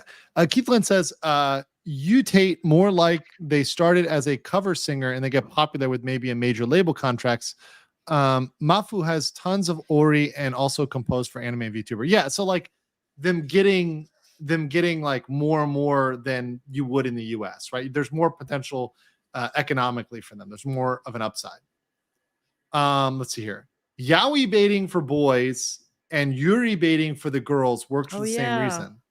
Minhara does. Parasocial hetero fans think I can fix them. Yeah, I don't know. I guess, but there's a difference to it, right? Because like, it's always come off just from like a thinking about this, but like, it's always been weird to me that it's like for women it's yaoi, but like they want to be with this person, right? But they want to imagine like that they're getting with dudes and like. I think it's because it's non-threatening to them. It's kind of like how VTuber fans are not okay when their Oshi is talking to a guy, but they're okay with them being shipped with another woman. I think there's more of that sentiment that plays into it. Well, like I feel like they almost get the harem aspect if it's another woman. It's like, well, I can get them both, right? But like, oh yeah, true. Yeah, like just insert yourself right in the middle there. Mm-hmm. Yeah, like self-insert, like it's a Spider-Man game. Just like insert yourself right in the middle of that, versus like, yeah, maybe on the female side, like non-threatening, right? So like there's no threat. It's weird either way, but I mean the harem makes more sense to me. But then again, I'm a guy, right? So I'm like, oh, harem, okay, yeah. I understand. I understand harems. Like I understand harems. Okay, we're good. Let's go. Seriously, I'm still shook about it to this day. He admitted to have been married and apologized to his fan base for deceiving them. He explains they began their relationship in the summer of 2021, registered their marriage at the end of December of the same year, and ended up divorcing in July 2022. Okay, so that's the timeline, right? Mm-hmm. Have you talked yet about why they divorced? Wait, I don't think I heard that yet. No, it's going to be later. Okay. So I have the divorce law in Japan pulled up. So there's like divorce is a little bit different in Japan. Now, of course, once again, I'm not a Japanese lawyer. It's just what I'm reading in English. Okay. But there's some interesting differences, right? Because we have a concept here and there's differences in Japan. So I just want to go over that.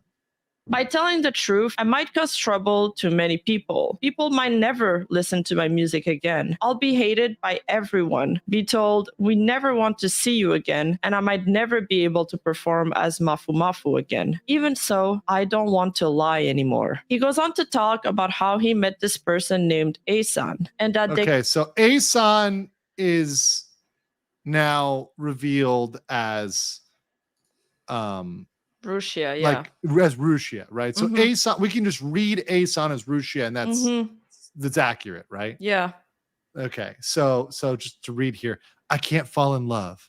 I'd given up on love and marriage. He was the one I met at the time, and he told me that he liked. Wait, is this Rushia? It's a translation. It's a translation, so it's like kind of scuff. But the gender, yeah. It may be different from the general view of love, but I thought it would be nice if we could support each other and live our lives. There was a lot of opposition from close friends and related parties, but we pushed through it and started dating and got married. It's an undeniable fact that he was thinking about Rushia so seriously. I had thought many times that I wanted to announce the fact of my marriage. Of course, it was a complete change from what I had said up to that point. but also I was afraid to make it public. Still, I would rather have it announced from our mouths than be known in an involuntary way. However, the time when she was enrolled, Rushia was also an internet activist. Conveyed that they liked him even with all his flaws, and due to the wishes of Miss of Rushia and her relatives, it was not possible. In the wake of a certain flaming riot, I thought I would tell you everything. Only unscrupulous misinformation spreads and slander faults. increases. And he immediately fell in love with her, and they married shortly after. He considered I've been searching for the right time to announce the truth many times, but not been able to for so many restraints. Well, I understand with like, especially her Minhera self, right? Like, I can only imagine what she threatened him with. Well, if I he went think public. that's. I mean, she was under contract with Cover Corp at the time, so he's explaining that her and the company didn't want for this to go public, and especially with all of her content. Honestly, it wouldn't have been beneficial for even him to go public. So I don't know if I'm going to be bad faith here, but I don't know if I totally believe what he's saying here. This is like, of course, that's a fair. That's statement fair. for him to get ahead of the scandal that's coming, because this tabloid magazine just broke a story on him saying he was married this whole time. So his fans are freaking out. People are calling for the scissors. In the Oh, chat. no. They're saying it was the scissors. The threat was the scissors. Okay, they're threatening the scissors. By the way, I didn't expect Legal Mindset to cover the Rushia arc. I was out of VTubers, but came back since people were talking about it. Love to hear your thoughts about it. Thanks for coming. No problem. And I'm going to be covering a lot of these other tangential issues. I know people thought that I was like, oh, he's just grifting for Donkey Bird, right? But nah, bro. I'm in it. I'm in this, guys. I'm in this. This is way too fun to just quit at that. I've got a lot more to cover here and a lot more stories to cover. I like the Spike Man says Yuri baiting usually gets super old after months. Takamori Fujo baiting is another thing. That's the Takamori is the ship between Takanashi Kiara and Mori Calliope. Okay. So like people just get over that at a certain point, but like the Fujo baiting is like eternal. I guess. Yeah. I guess. I mean, I don't know the appeal. You tell me, Rima. You know. Well, the Mori Calliope, I don't know if people got bored of that ship or if they just moved away from each other, so they collabed less. I'm not too sure. Okay. So like the memes have decreased. Yeah. In there. Okay.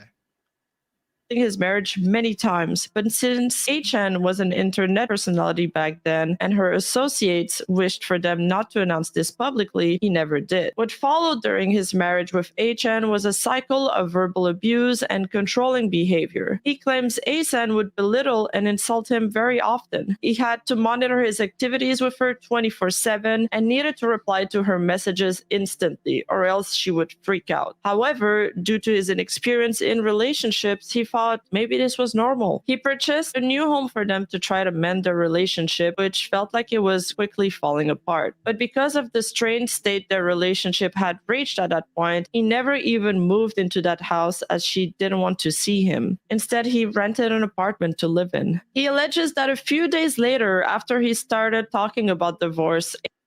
So hold on.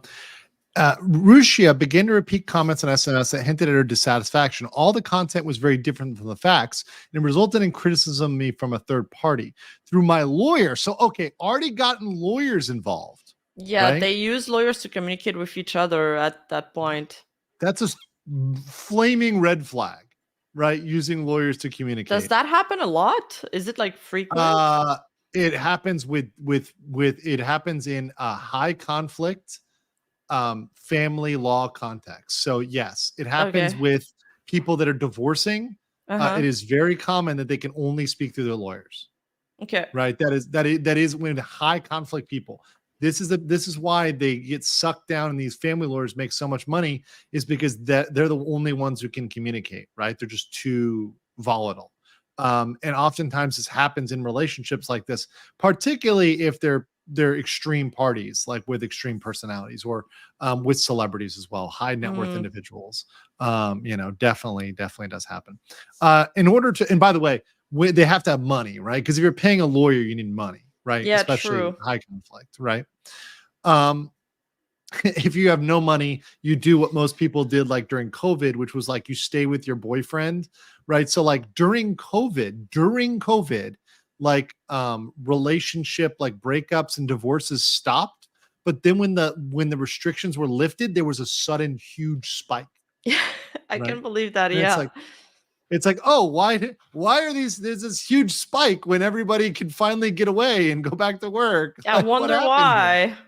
Well, they're forced to spend 2 weeks with somebody, and then they realize, I want to kill this person. Yeah, a lot of And these relationship are convenience relationship too. So of course, Right. once everything opens up again, they're like, well, now I can go look around. Yeah. So Yeah, bye. you can't look when the bar is closed and you can't Yeah. go there to meet anybody.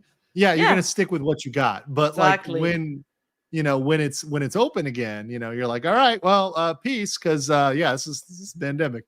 Mhm. George, which is by the way, while cuffing season is a thing where the whole Thanksgiving through Valentine's Day, Mhm. where there's the feelings of you need to have somebody, and then as soon as that transitions out and it's hot girl summer, yeet. Oh, really? That's also a Yeet. term? That's funny. I Oh didn't yeah, you know don't know about that. that cuffing season? Cuffing season. So No. it's a psychological thing that happens for those that don't know. So at Thanksgiving, and especially in Mhm. America, I'm using an American context. This is an American localized to America. When you go and see your family for this holiday, people are like, "Where's your boyfriend or girlfriend?" Right? They're like, "Where's your boyfriend or girlfriend?" They shame you, right? Especially if you're single. So if it doesn't happen at Thanksgiving, it'll happen at Christmas. So Oh, yeah. around that time, you're like, oh shit, I gotta get somebody I'm not gonna be alone for Valentine's Day. So in January and February, like early February, January, especially January, that the heat's on because you gotta have a Valentine. You gotta be getting something you don't want to be the only one who gets no flowers, no chocolates for Valentine's Day. Then as soon as, and by the way, it's cold outside, you're kind of stuck inside, you're probably wearing a parka, other stuff like that. You're kind of covered up. So you got somebody inside with you, cuddling, doing the romantic holiday stuff. And then after that, it comes into Valentine's Day. You get your stuff and you're like, wait a second, summer's coming up. Hot girl summer, yeet. And they're out. Cycle repeats. Asan would start posting cryptic messages about him with negative connotations on social media. These messages prompted criticism from third parties against him. Through his lawyer, he requested that she stop making such statements, but the situation didn't improve, to the point where he couldn't take it anymore and filed for divorce at the end of May 2022. By the way, yes, you can quote me on this. You can clip me on that one. I like that part. Summer coming. Yeah. Yeet. Thank you, guys. During the divorce proceeding, it was revealed that Asan... At the beginning of the divorce negotiations, Rushia, was reading Miss A as Rushia, right? Rushia did not respond to the discussion due to her poor health and once again unilaterally demanded money. So she's kind of backing out, she's making an excuse, and she's demanding money. When the consultation stalled, it was discovered that, allegedly, it was discovered that Eiko, or I guess it's Rushia, was bifurcated during the relationship and at the end. What does that mean? Bifurcated means she was I'm not sure fucking about another that dude. word. Yeah, bifurcated. Well, bifurcated means split, but split might mean like, I mean, it could mean Eiffel Tower, but I'm thinking it means like she was cheating. Yeah, in that right? context, it does sound like Or that. separated, maybe separated. It could be separated. Separated means like they stayed separate, right? The divorce was finalized in July 22 with no payment to either. After the divorce, Rushia left. The new house was littered with countless cardboard boxes and garbage. There was no place to step. And even the urn of her pet was left behind with the garbage. I took his ashes home and they were still in a high place in the living room so he can rest in peace. And was having an affair. For this reason, Okay, having an affair. Okay, so real quick, now we're going to do some law. Now we're going to do some Japanese law, right? Once again, not a Japanese lawyer. I'm just reading what's available in English, right? So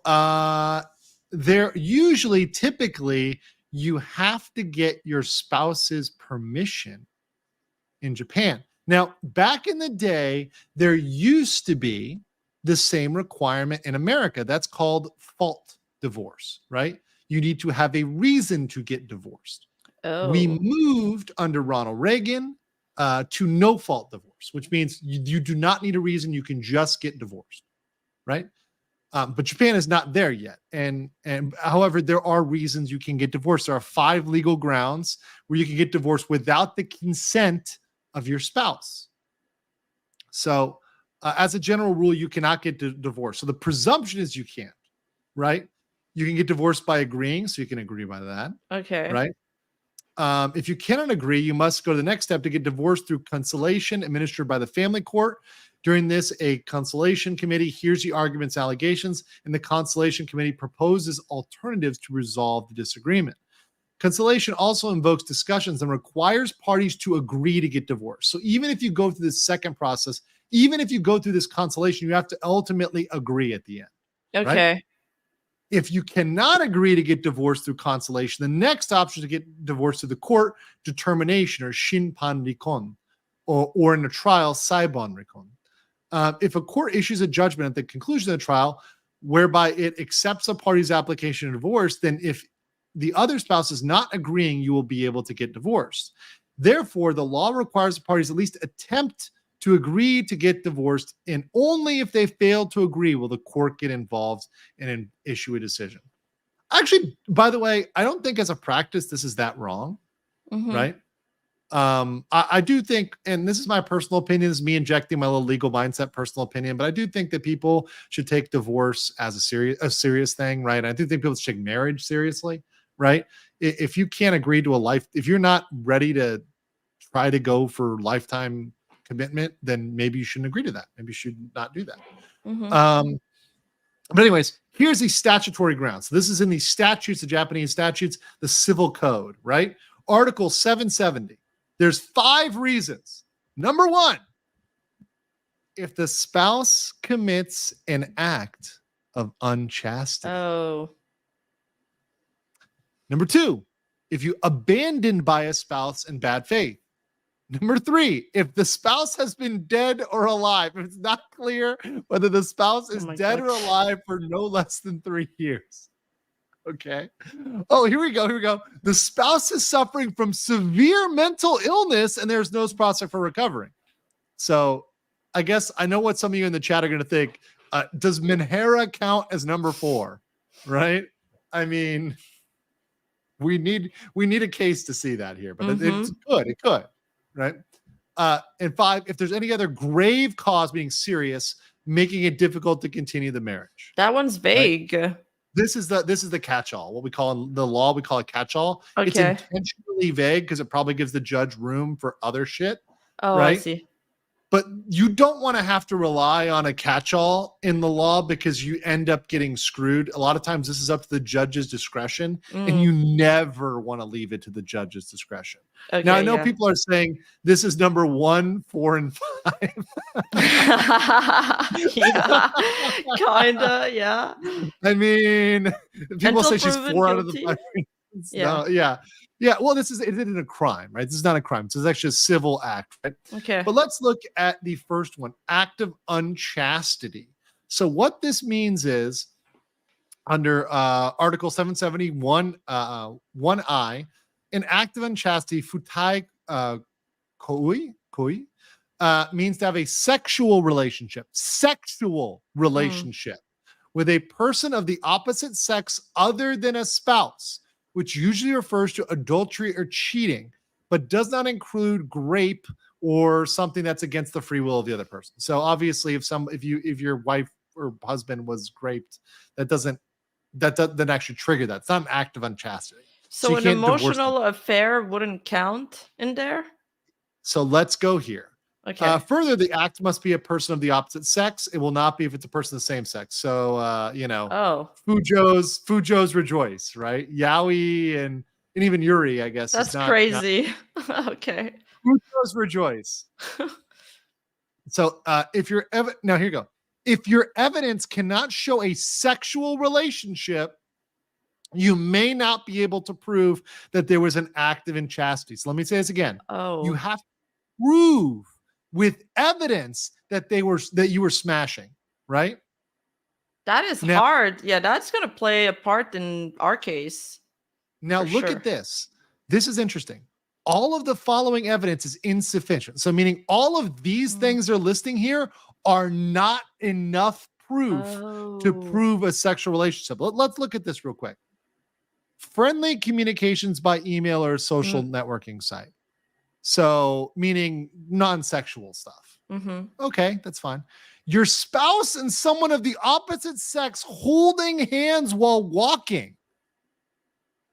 This one is a little like, look, honestly, if I saw my, like, let's say girlfriend, right, holding hands with somebody, I mean, I'm pretty sure that's it. Like, there's not an excuse for that. That's gonna fly. I mean, Rima, is that pretty accurate? I mean, Yeah, I mean, for most people, you wouldn't want to. It's like an emotional betrayal, even though there's no sexual act. But it's interesting how Japan views adultery versus how we view it in the West. I guess I don't know if the law is following how the society is going, but on the law side, at least, it's interesting to see this difference. Yeah. However, if there's any evidence that will lead anyone to assume there's a sexual relationship, it's more likely evidence sufficient to find an act of unchastity. So, this is good evidence. So this evidence is good. So this evidence does work. Email specifically discussing sex or photographs entering a hotel together. Oh, but what if they needed to use like the bathroom in the lobby or something? I feel like this should be equal to the holding hand one. No. Do you know about love hotels, Rima? Oh yeah, they do have love hotels there. I forgot about that. It is a super big thing in Japan. Also in Korea, right, as well. When I was living in Korea, I actually stayed in a couple love hotels because in smaller towns, a lot of times they're like the best place to stay is a love hotel. Oh no. You can tell because they always come with condoms. You're like, well, it's a love hotel. Are they cheap? Like cheaper? No, actually, some of them are really nice. Some of them are like actually fancy. Oh, wow. Yeah, they're like the least dingy place. But this is a very small town that I stayed in. I also stayed in like the red light district because that's where the love hotel was. But of course, it's not red light because that's totally illegal and totally doesn't exist, right? It's the whole Asian face thing. But yeah, no, that is a thing. There are nice ones. There are ones that are actually legitimate. But yeah, these things would be proof. So what I'm trying to say here is if we have reason to believe that Mafu got a divorce under this provision, under one, then what we have here is he probably had one of these two things. So he probably had specific sexual emails or text messages or Discord messages, something like that, or photographs of entering a hotel together. Well, we don't know if they went through this process or the counseling one, where both parties have to agree to the divorce. True. If it's only if we assume it got there. Yeah. Right? Yeah. Only if we assume it got there. Just to go over the other ones real quick. Obviously, abandonment means they're not living with you. So that is a 3 years, so that we didn't have the time for that, right? So that's not what we're talking about. Spouse is dead or alive. That's also not. That's got to be a minimum of 3 years, or minimum of 3 years. You can't divorce before that. That's crazy. No. For dead or alive. Yeah. Dead or alive. Yeah. If spouse abandons you, bad faith abandonment occurs when a spouse fails to perform his duty to assist you without no reason. So, for example, the spouse fails to pay for living expenses. You fail to support them. If one spouse is sick, the other spouse fails to pay for your medical. If you begin to live separately, if you disappear from the house for extended periods of time, or if you lock the other person out, right? That is bad faith abandonment. Right. So that is abandonment, dead or alive. Now, mental health. Here's mental health. You have to have severe mental illness with no prospect of recovery. Now, I know what you guys are thinking. You're thirsty boys and girls. And is your thirst a mental health that has no prospect of recovery? No. As seen from this, it's insignificant for your spouse to be diagnosed with a mental illness to get divorced. There has to be no prospect of recovery. So you cannot be cured, right, at all. It's difficult to be divorced for illnesses such as depression or panic disorders that can be cured through appropriate treatment. So pure depression is not going to work. And then the last one is the catch-all, the serious reason, which allows them to divorce you for other reasons, right? Let's see, such as, for example, physical violence, psychological abuse, differences in sexual desire, lack of sexual intercourse, forcible sexual intercourse. That's enough. Alcoholism, criminal incarceration, excessive religious activities, gambling, wasteful spending. All of that would follow under the catch-all clause, right? All that follow. Interesting. So now you guys know a little bit more about Japanese stuff. Definitely different, guys. Especially the thing you got to understand is these presumptions, when you're making presumptions like, oh, this is the presumption. It's a different presumption. Like you're starting from a different level. Also understand until about 5 or 10 years ago, you could sue the person who cheated on the adulterer, right? So the person, the mistress or the mister, right? You could sue them. Oh. So the person that your husband or wife was banging used to be suable. And that used to be the law in the United States too, about 50 to 100 years ago. We had something called alienation of affection, right? And that was when you would sue a person for disturbing the affection of your marriage, right? I kind of thought that was fun. I kind of thought that needs to be brought back. But that just said, it's still a thing. Someone says it's still in North Carolina. I don't know when the last time it was used in North Carolina, though. I'm not sure when it was actually employed last in North Carolina. But I think it's still on the book some places. Some people saying base law. Listen, I just think marriage should be taken seriously. Otherwise, don't get married, right? Just have a girlfriend or whatever. You don't have to get married. You know, it's not legally mandated, right? I know people, but it's love, but like it's a lifetime commitment, right?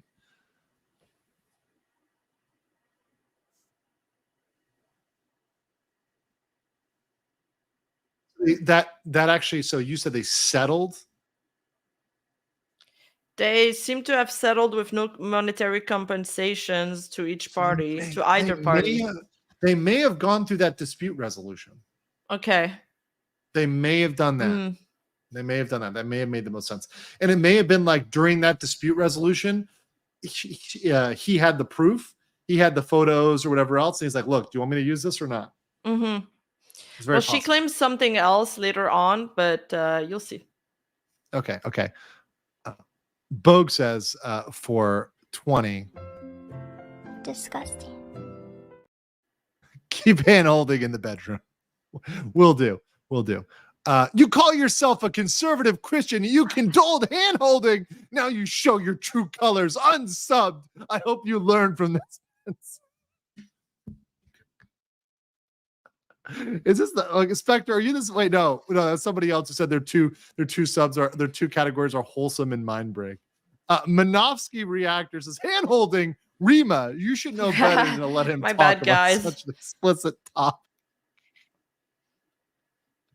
Hold on, let's do the long one. When I got to the till, the barista not only had the audacity to be a woman, derogatory, but also talk to me.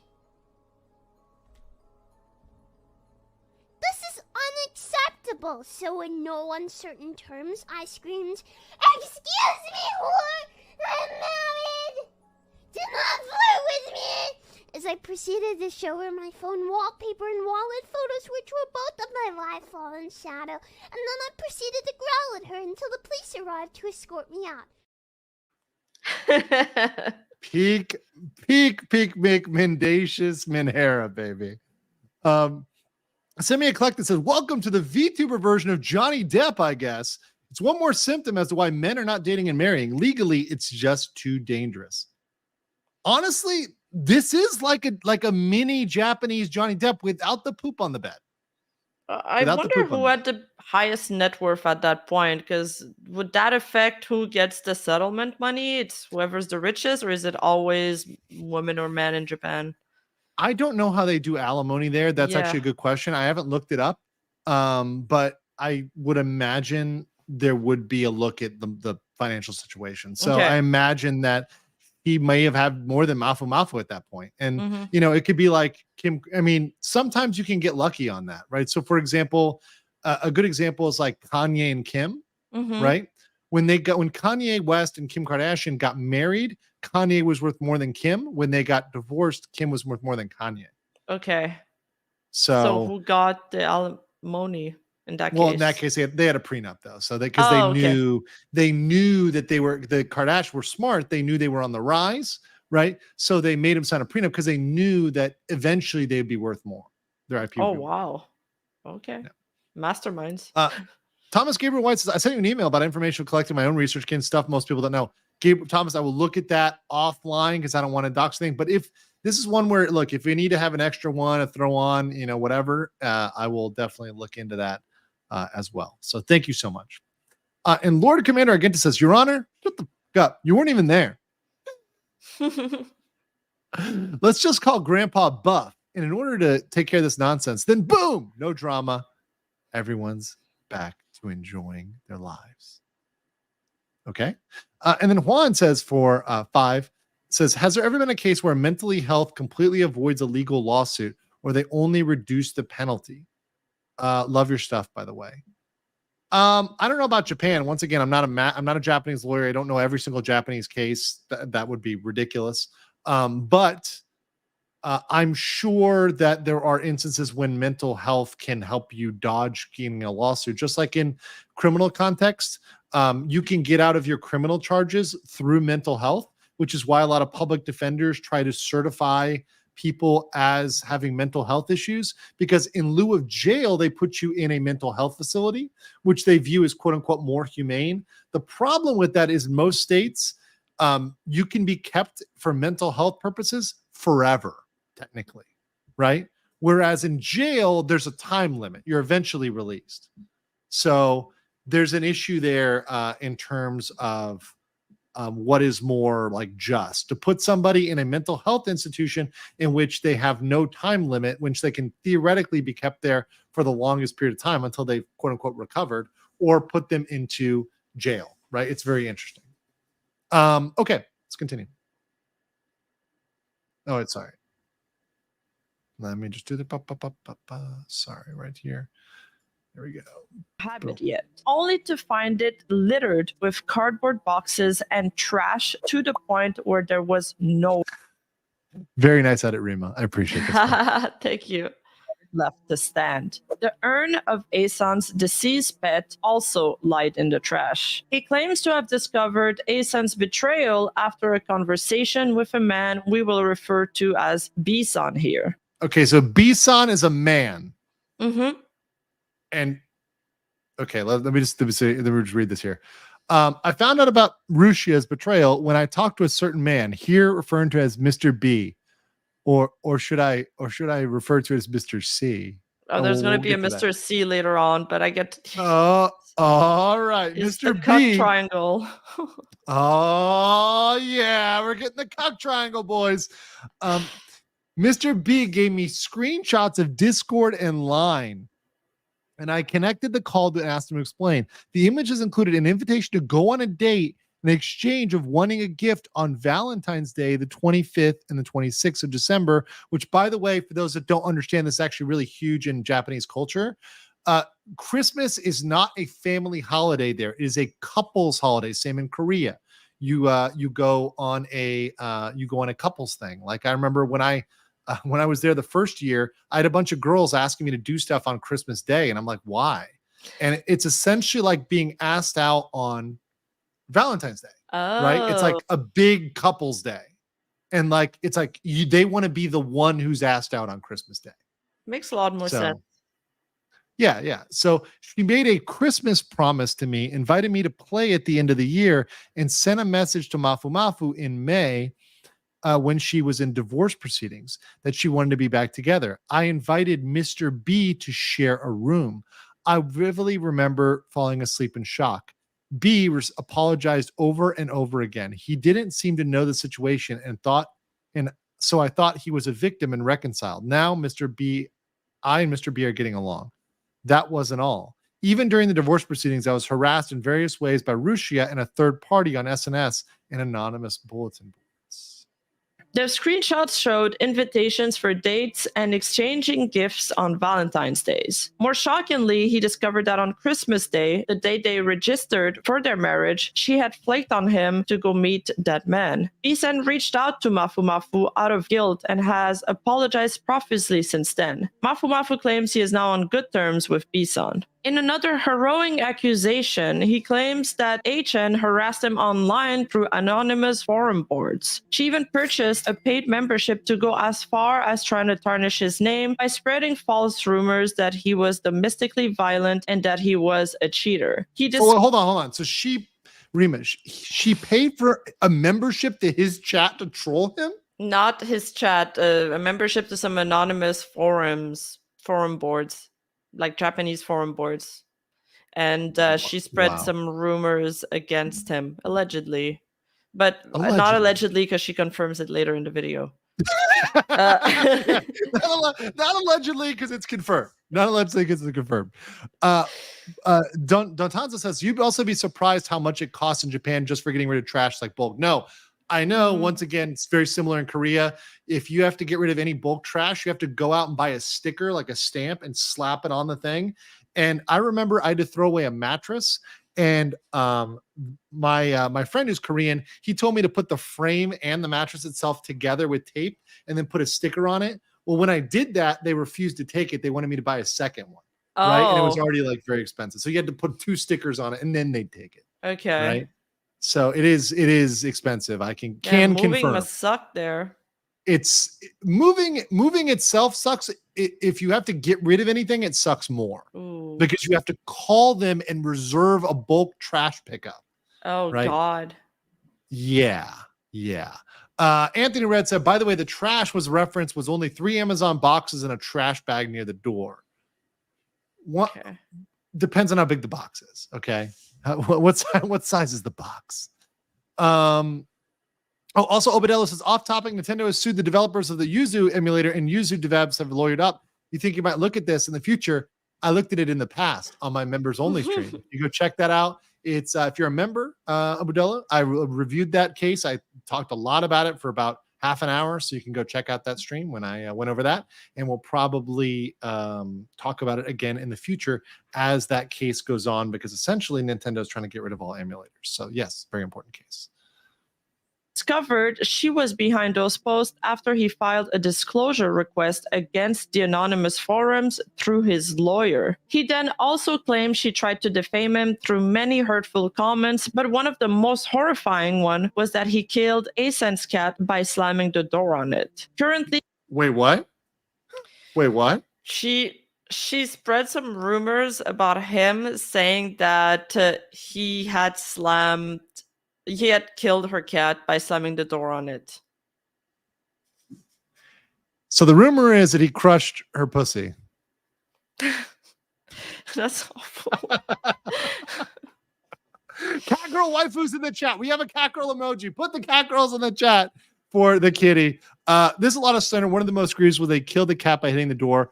Echo's cat was an old cat who's blind in both eyes when I got to know her, and she was very attached to me. I myself have 2 cats and take good care of them. There's no way I would do anything to hurt the animal, and I had no idea what kind of idea that would come up with. Yeah, that's actually pretty egregious. That's actually a pretty egregious accusation. There's also studies relaying like animal abuse to human abuse. They say that people that abuse animals are often like it's like a opportunistic crime where you take advantage of something or somebody that's weaker than you. So it's a pretty bad accusation. People are just so mad. You're so sorry. You're in contempt of court. I love you guys. I appreciate y'all. Smash a like button for you guys. If you smash a like button like Mafu Mafu allegedly smashed that kitten, even though that's totally not true. Totally not true. Let's continue here. Do not support, by the way, love cats, dogs. Do not support this. It's all purely comical purposes.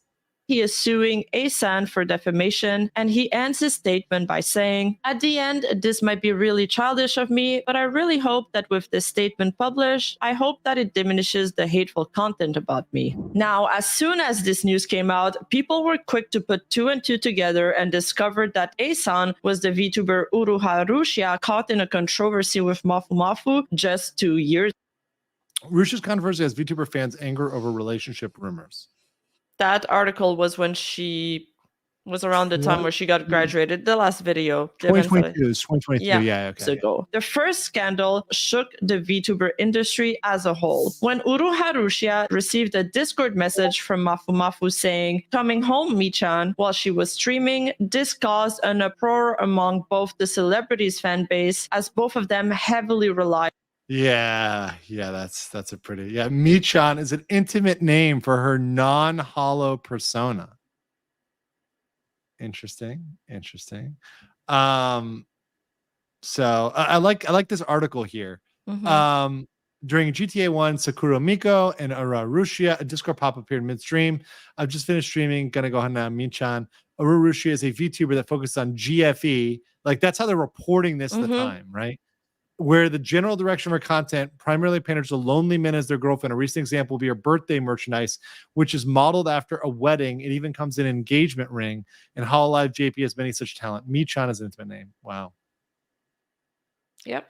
On the BFE and GFE experience. This event literally sent fans into a frenzy, claiming her and Mafu Mafu were an item. Heartbroken parasocial fans trashed their Uruha Rushia merch, and internet detectives connected household items from both Mafu Mafu's and Rushia's pictures they had posted on social media as being eerily similar, claiming... This is, by the way, the background that we've gone through before, but we're kind of recapping here. They were in fact living together. At the time, we all brushed these allegations away as schizo shitposting and as definitely untrue. Rushia panicked and having no manager available at the time went running to a popular drama tuber by the name of Kore to give her side of the story and denied the allegations as to calm down her fans. This culminated into her leaking information to a third party that would end up getting her fired from Hololive at her very peak. Whether that third party would be Kore or someone else, we still don't know to this day. After this incident, Uruha Rushia reincarnated a lot of times as different personas. First as Nazuna from Vishojo, to secondly as Mikeneko, who is not signed to a voice acting agency, and thirdly as this random brown-haired Rushia Uruha that people have dubbed Kani Rushia for some reason. Kani Rushia? Yeah, they call it Kani Rushia. It's like she debuted on Mikeneko's channel. It's supposed to be Rushia's little sister. Mikeneko's little sister. Her name is like Mikenoko or Coco, something like that. Okay, so there's like an alternate version there. Yeah. And Anthony said for 10, the cat slamming thing was never denied by both sides, but there's no proof the incident was the cause of its death. Okay, so that's fair. Like, but just because it's affirmative, it hasn't been affirmatively denied, doesn't mean it happened either. So just to be clear, that's like a thing here. Also, Damocles of Syracuse says, what would it take for you two to cover a trial together? Like, what the hell, Saga? It'd have to be something that both her and I are interested in. So, I mean, we would talk about it beforehand. But obviously, there's something interesting. I'm always open to the concept of it. Let's continue. 私のこと好き？どれくらい好き？ミケちゃん見えなくなっちゃうじゃん。見えなくなってもいいの？よくないよね。愛してる？私も愛してる。 Fast forward to today, you can imagine the shock and betrayal those fans felt upon discovering that Rushia was indeed married this whole time. After everything, it was all true. The matching house items, the marriage allegations, even that wedding fan art, a heartbroken... Yeah, do not doubt the weaponization of internet autism. I have learned this perhaps not even the hard way necessarily, but I'll just say, having been on the internet, like, I know somebody at some point quoted me as like, oh, you'll never find out anything. I'm like, no, I only think anonymity is like a thing that slows down people from finding information, but it never prevents people from finding information. Eventually, people will find most basic information about you. Now, you can keep certain things private, and you can try to do as much as possible. But if people are really, really, really, really tistic about it, they'll end up getting details. So, you know, this sort of stuff kind of comes through where people are looking at like cups. You know, yeah, this is definitely the type of internet thing that's going to match here. Fan had painted. They were right about everything. Not only did the harrowing allegations directed at her painted her as a horror. By the way, it's not an insult. That's actually me being impressed. Like, that's me being genuinely They're impressed. detectives. That like people can find that stuff. It's very impressive. Horrible person, but many of her fans felt betrayed and mourned the version of Rushia they had known in their head. Add to that the lies and the doubling down she did throughout the drama in 2022 and how many rallied to support her back then. These fans felt deeply deceived.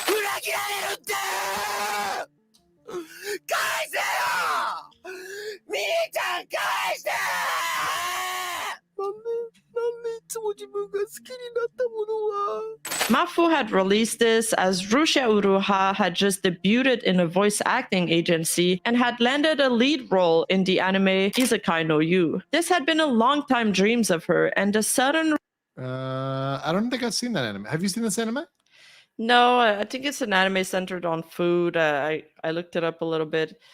And people, well, I'm about to say this, but it was like really oddly timed because as soon as she announced that, then there was the scandal that came out and everybody was speculating. Like, we all thought she was going to lose her job with the agency because voice acting agencies kind of handle their actors like idols. Like, they can get fired for much less. I think a girl got fired at one point because she had rumors, not even confirmed, that she were dating a bunch of guys or something. Okay. And that was like enough to disrupt things. Oh, yeah. The voice acting there is huge. They're treated like celebrities. Yeah, that's good.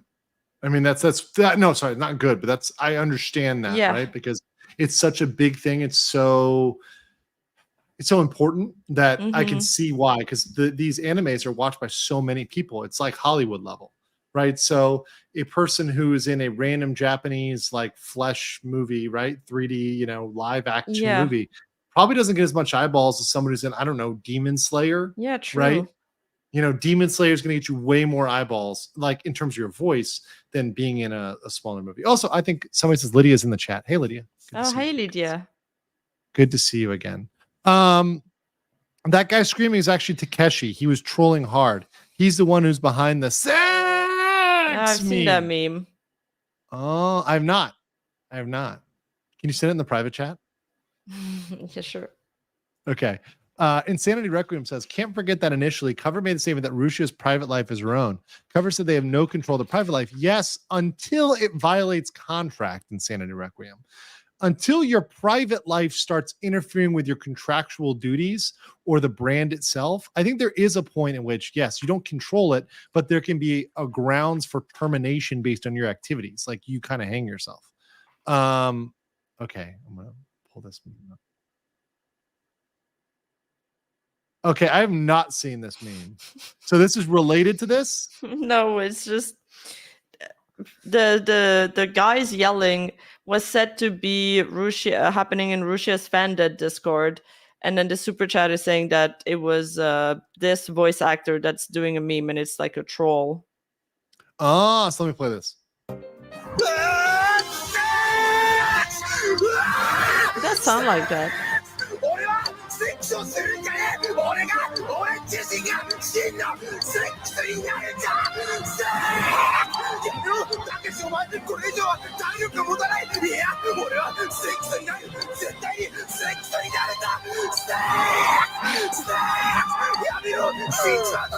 I'm getting hyped for this.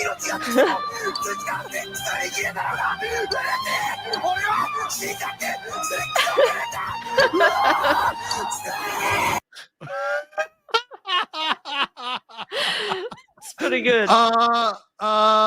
Yeah, that checks out. That actually slaps. I like that. I like that. I love these memes. They're just fucking classic. Fallen Hero 4567 member 1 month. Welcome as a member. Thank you. Silbury says, one reason I strongly criticize Japanese culture, the silver lining is we flushed her out, but it's pathetic that the scandal was a trigger. Also, this is socially acceptable or tolerated. I think tolerated is more of the word, right? And once again, there's a big, and we're going to see this when we talk about defamation, because we're going to get to defamation, right? We're almost there. But you have to understand this whole public versus private and what is private and public. This is quintessential to not just Japan, but Asia, right? Like there's so much, and this is the one thing that I stay on, like being here. It's the hardest thing for people to grasp, but there's such a big divide between what is public and what is able to be put out there and what is private and not for public discussion, right? Well, you just shouldn't be talking about. It's not, polite conversation, you might say. But while in the West, it's just this, oh, well, that's not polite. In the East, it's illegal, right? Right. So there's an enforcement on what is a kind of what used to be like a chivalric, like a chivalric code, right? Right. Like be a gentleman, be a lady, right? That was never as codified as it is in the East, right? So that's one of the big differences there. In the OG video, Takeshi is riding a motorcycle while screaming. Okay. Thomas Gabriel White says she said that they got into an argument. He slammed the door and it hit the cat. She went to the vet and its lungs were filled with liquid. Well, that could have happened, right, Rima? I mean, that sounds like it could have been all right, right? Apparently, yeah. I mean, it could have been. And then last Silas says, also remember, this is not a unique VTuber thing. LeBron James had people burning his jerseys and anger for him for years. I just find it funny. That's true. But I think that even though it's not uniquely VTubers, I think that in the VTuber context, it gets a little bit more extreme. I think things end up blowing up a little bit further. Let's continue. Reveal from Mafu Mafu seemed a little bit too well timed. On January 26, Kore Kore, who is friends with both Rushia and Mafu, reacts to the news on Twitter, then proceeds to tweet he obtained permissions from one of the two parties and announces a stream the next day on YouTube. In a full circle, as Kore Kore was the one meditating the Uruha, Rushia, and Mafu Mafu drama the first time around, Mafu Mafu then goes on Kore Kore's stream to talk about his experience with the VTuber, where the singer did his best to hold back tears for nearly 3 hours, while Kore Kore did his best to hold back his giggles for nearly 3 hours, which was quite odd to witness.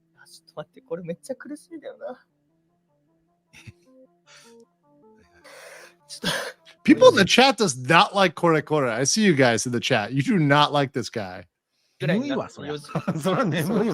that stream, we learned more about Mafu Mafu's experience with Uruha Rushia. At that point, she still hadn't made any kind of statement, so we've only heard his side of the story so far. First, they talked about B-san, the alleged lover of Rushia Uruha. Mafu Mafu clarified that B-san is not an utaite, but someone who works in the internet industry. Kore Kore then proceeded to say that Rushia told him Mafu Mafu was abusive towards her, but Mafu Mafu refutes the claims, stating he never resorted to any kind of verbal harassment, cheating, or abusive behavior toward his ex-partner. He went on to detail some of the abuse he suffered throughout his relationship. Firstly, she was extremely jealous and self-conscious. And by the way, let me just be clear. Once again, if you give information to somebody who their channel is about gossip, and you expect them not to try to monetize that when that's literally what they do for their that's almost their job is to create gossip. I mean, come on. I mean, that's like going to a drama streamer and not expecting to make drama. I mean, come on. Him under constant surveillance through his phone or Discord around the clock to ensure he wasn't cheating on her. Even when he was sleeping, he would have his microphone turned on his phone so she could listen to him. This likely explains the Discord messages from Mafu that appeared on her screen during that huge controversy back then.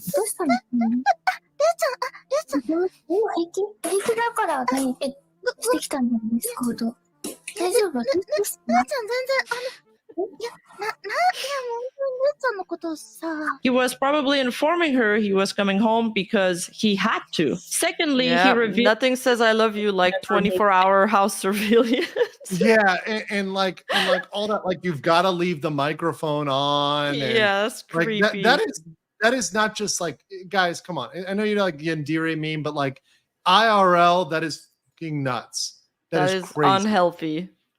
Yeah, and there's no situation in which you should ever be, just to be very clear, you should never put yourself in a situation where somebody like that is treating us, professional gentlemen. Yeah, when they're treating a cell phone like a low jack, like you should remove yourself from that situation, right? Same thing if you ever catch somebody air tagging you, right? Like dropping an air tag in your bag, anything else like that, you should get out of that scenario immediately.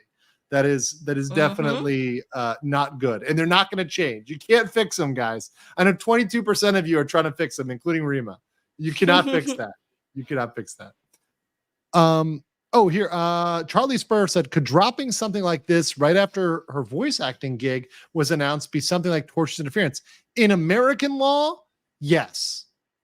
The timing could be taken as intent to mess with a contract, tortious interference with contract in American law. I don't know Japanese law, obviously, so I don't know whether that would be right on point there, but assuming it is, so let me make the assumption is, then yes, right? It could be, right? You can make a claim.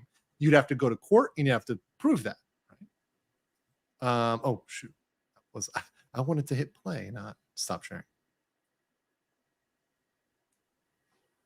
Into their conjugal home was because Rushia harbored negative feelings towards him at that point. She had told him not to move in even though he had paid for the new house. Mafu believed it was wrong for him to enter her house. She had explicitly told him not to enter. ちなみになんで新居出入りができないんですか？だってマフマさんが買った家ですよね。 These are clips I had subtitled for this video, by the way. You did the subs on this? Yeah, I hired a Japanese speaking like translator. Yeah.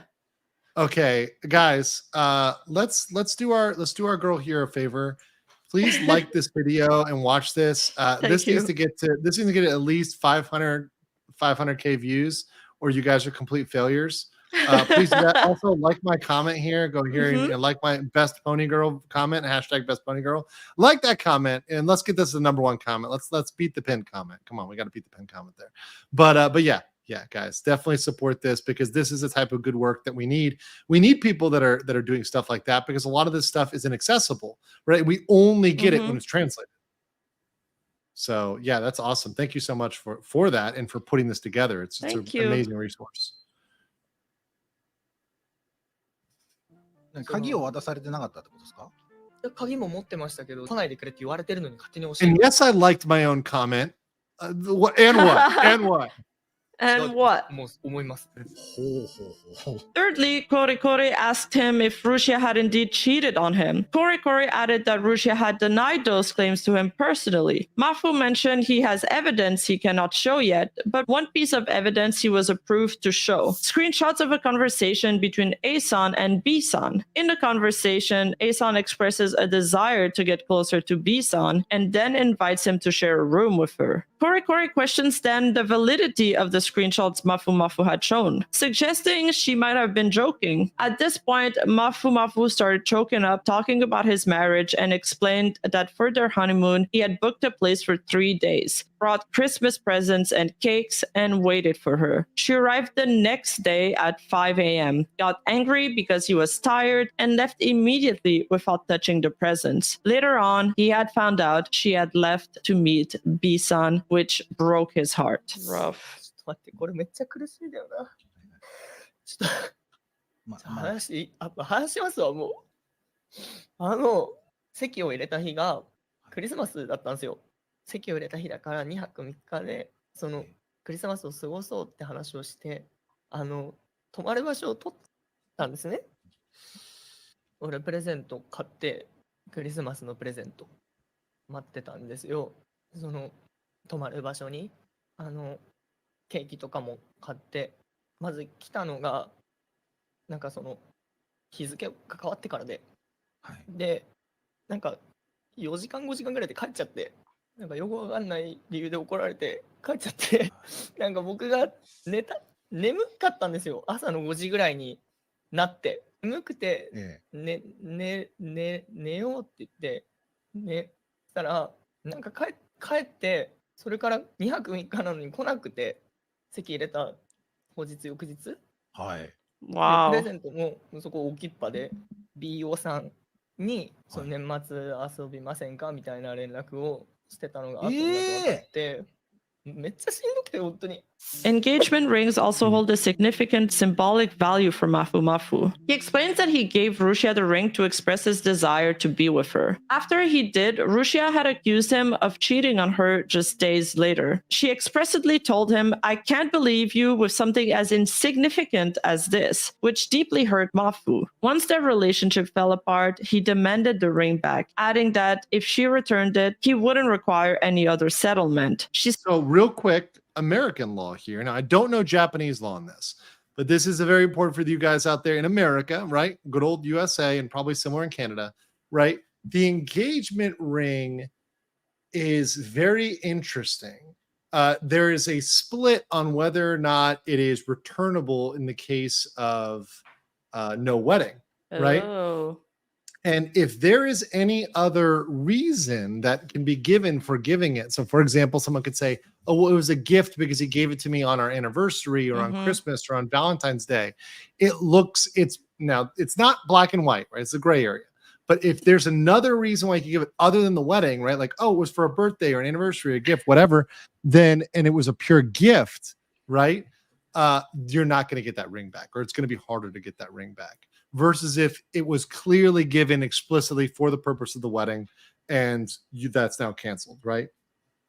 Because there's something as like conditional, right? Like you're giving with a contract, for example, you're going to pay somebody, right? If you're paying for translation, right?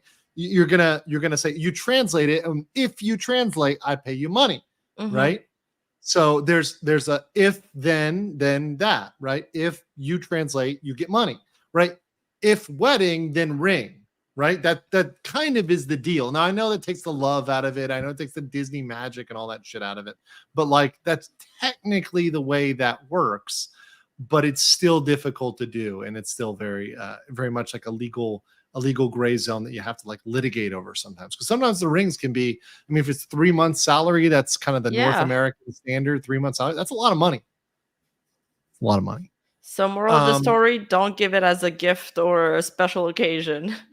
No, do not give it on a birthday, an anniversary, a Valentine's Day. No, you might want to just give it and also kind of, give them a little waiver, and be like, hey, it's my I love you waiver. Just don't stop loving me. Lenmar says she landed a VA gig, a music contract, was successful as a VTuber.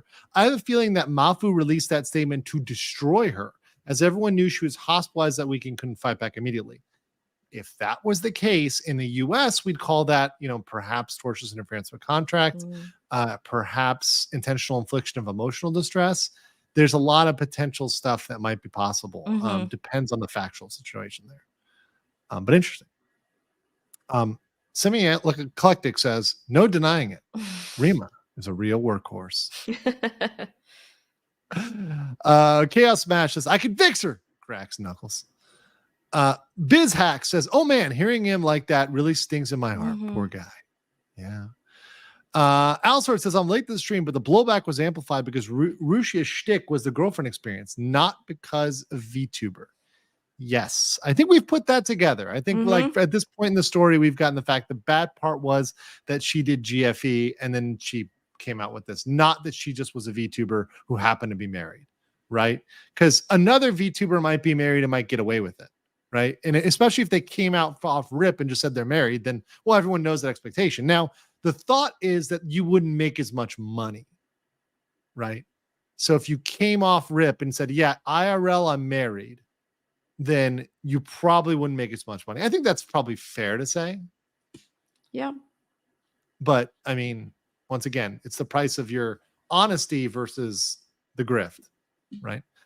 Like the Spikeman says, really, Mafu, you got this Ryokan. It doesn't even have its own onsen. I'm going to have to talk to Bisan and Fandeads. They care more. What? Are you going to cry? Wow. Also, don't talk about this or I'll get the scissors. Oh man, poor guy. Poor guy. But you know, she was just treating him like Fucking monkey とかさ。 all right, let's continue with this. He still hasn't given him his ring back to this day. Which by the way, someone asked this question. So an engagement ring is like an implied contract? Yes. Yes. that's semi. interesting. Yeah. And then Charlie Spur says, Rima, I want that ring back. I asked you to marry me, but then I find out you're horsing around with other chatters. It broke my heart. Sorry, ring got lost in the mail. Oh shit! She's not responsible for that. Go to the post office. Which is why he ended up getting ownership of his house back. Mafu then reveals another incident involving Sisan, who is a mutual friend and songwriter. Sisan is rumored to be Uruha Rushia's ex-lover. Sisan often interjected into the couple's dispute regarding the argument they had about the ring. He initially took Rushia's side as she had only told him half the truth. It was later discovered that Sisan was actually Rushia's ex-boyfriend and that he chose to support her because during their time dating, Sisan's agent was a woman, and that woman had spread rumors that Sisan had sexually abused her and got pregnant, which turned out to be a lie. This greatly... Wait, what? Wait, hold on. So Sisan was the ex of Rushia? Yeah, Sisan is rumored to be Rushia's ex-boyfriend, and she spread rumors on him abusing his agent or his ex-agent and might have gotten her pregnant. That makes sense. It's a real mess. Okay. Yeah, that's crazy. Matt for 5 says, you say a married person can't make this much, but what if they leverage the parent aspects in a GFE? I think the internet might need some magic. No, by the way, I'm actually, to be clear, I'm advocating for honesty. I'm on the side of honesty. I think people should be honest. I meant to say that in the beginning, and I say that through. I said that myself, speak for myself. I think honesty is always best. And I do think there is room for like big parent energy, big dad energy, big mom energy, right? I think there is room for that. I think it's just unexplored, right? I think people, let me put it this way. People perceive that they will make less. They don't know for sure, right? And if you're the only parent VTuber, then maybe you're the one that takes up that slot and gets that market. Right? Let's think about that. Think about that.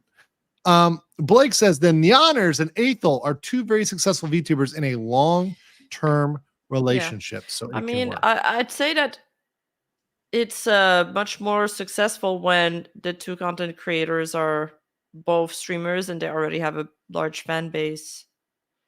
If they don't get locked into the GFE BFE thing.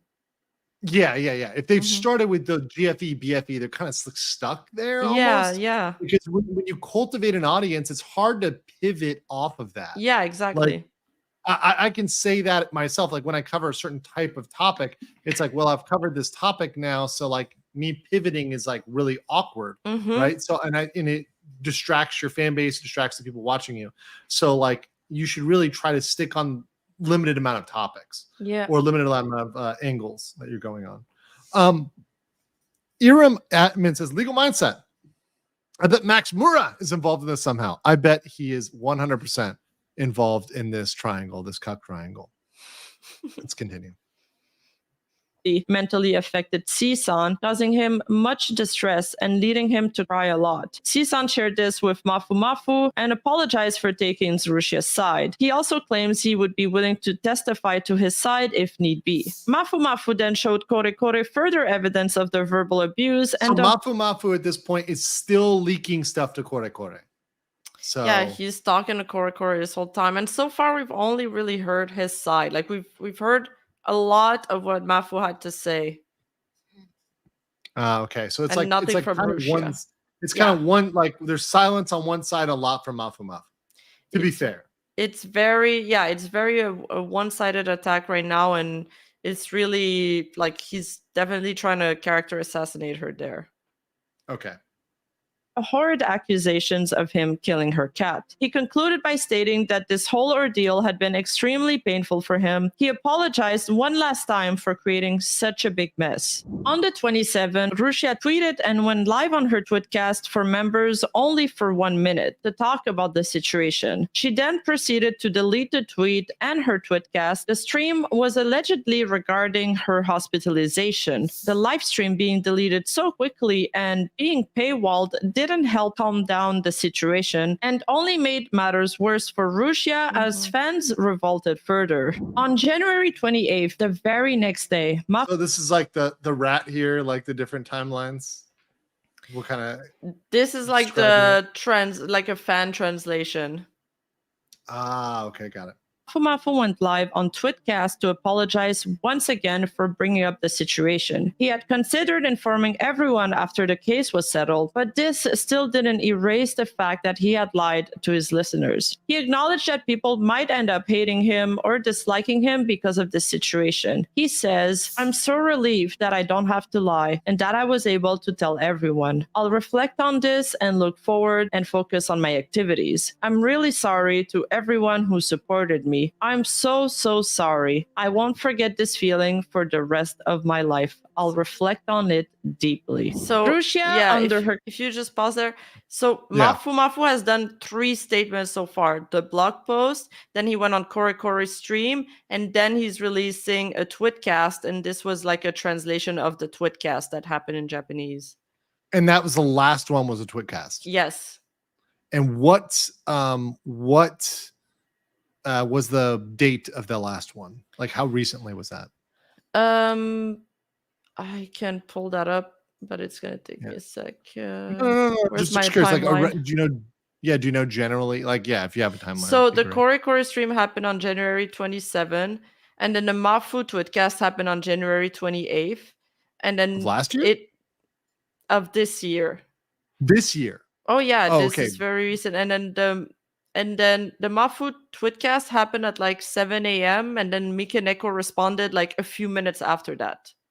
Like at 7:11. Oh, so it was like she was like on it. Okay. Yeah. That sounds like that's a situation where you have somebody responding before they talk to their lawyer, which is definitely not a sign of somebody who's thinking rationally, right? It's definitely like an emotional response. And probably her lawyer saw it and was like, take it down, or somebody saw it. It was like, yo, take this down right away.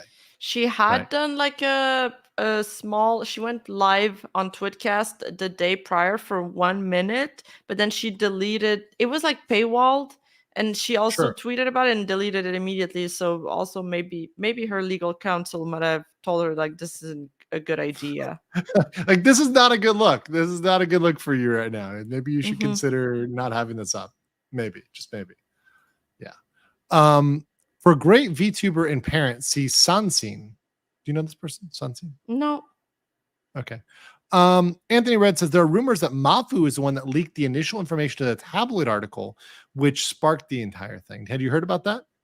Well, yeah, because of the timing. Now people are like, oh, did he leak that? So it would get released at that exact time. Because Mafu's excuse is that, no, this is me responding to the tabloid article. So this is not me. This is not planned. I'm just responding to the backlash and the slander against me. And now people are saying, well, maybe he might have orchestrated that. Yeah, timing is sus. Timing is very sus. Okay. Linmar says, by the way, Mikaneko always deletes her Twitcast tweets because they aren't archived. That's common knowledge. I did not know. Well, it's not common to me. I need to verify that. Yeah, I don't know. Yeah, so like that's new news to me. I'm just learning that right now. So if that's true, but like deleting them that fast, like doing a very short Twitcast and immediately deleting it like that fast. Okay. Interesting. One of the active livers in EG JP is parent. Well, that's cool. Cool. Awesome. Yeah. Like the Asmongold / Kasai ship, Asmon Papa. Is that the VTuber that he's adopted, kind of? Wait, what? He has a VTuber daughter. Well, not a real daughter, but it's just a VTuber that he raided, and then like his community loved her, and then they keep doing stuff together. Cassie reacts to Admin Papa Rage compilation. Oh yeah. So it's like the just like looking at his content. So not like a VTuber. There's a VTuber that's like solely reacting. Okay, got it. This shows you the rabbit holes that VTubing can get down. It's beautiful. Yeah. Doomslayer Dragons just super late getting in. What have we discussed so far? Rewind, man. Rewind. A lot of things. I can't educate you all. You fucking monkey. let's get it together, man. Guella O's Osgar, male VTuber in Niji, is also a married dad. Oh, okay, cool. I guess it's the one you're mentioning. And then Vixoria is a good VTuber parent, if I remember right. Vixoria. Okay, cool. So I will look those guys up and check out their content. And then Lamar says, yes, she always deletes them very fast. Okay, so if it's her common practice, then you can't hold it against her, right? Once again, I did not know this, right? So and then also Yinka Zombie says the government already does it, so what's the difference? That was, I think, from earlier. So well, if the government does stuff, the government usually has rights that private citizens don't have. That's the big difference when the government does stuff in any country.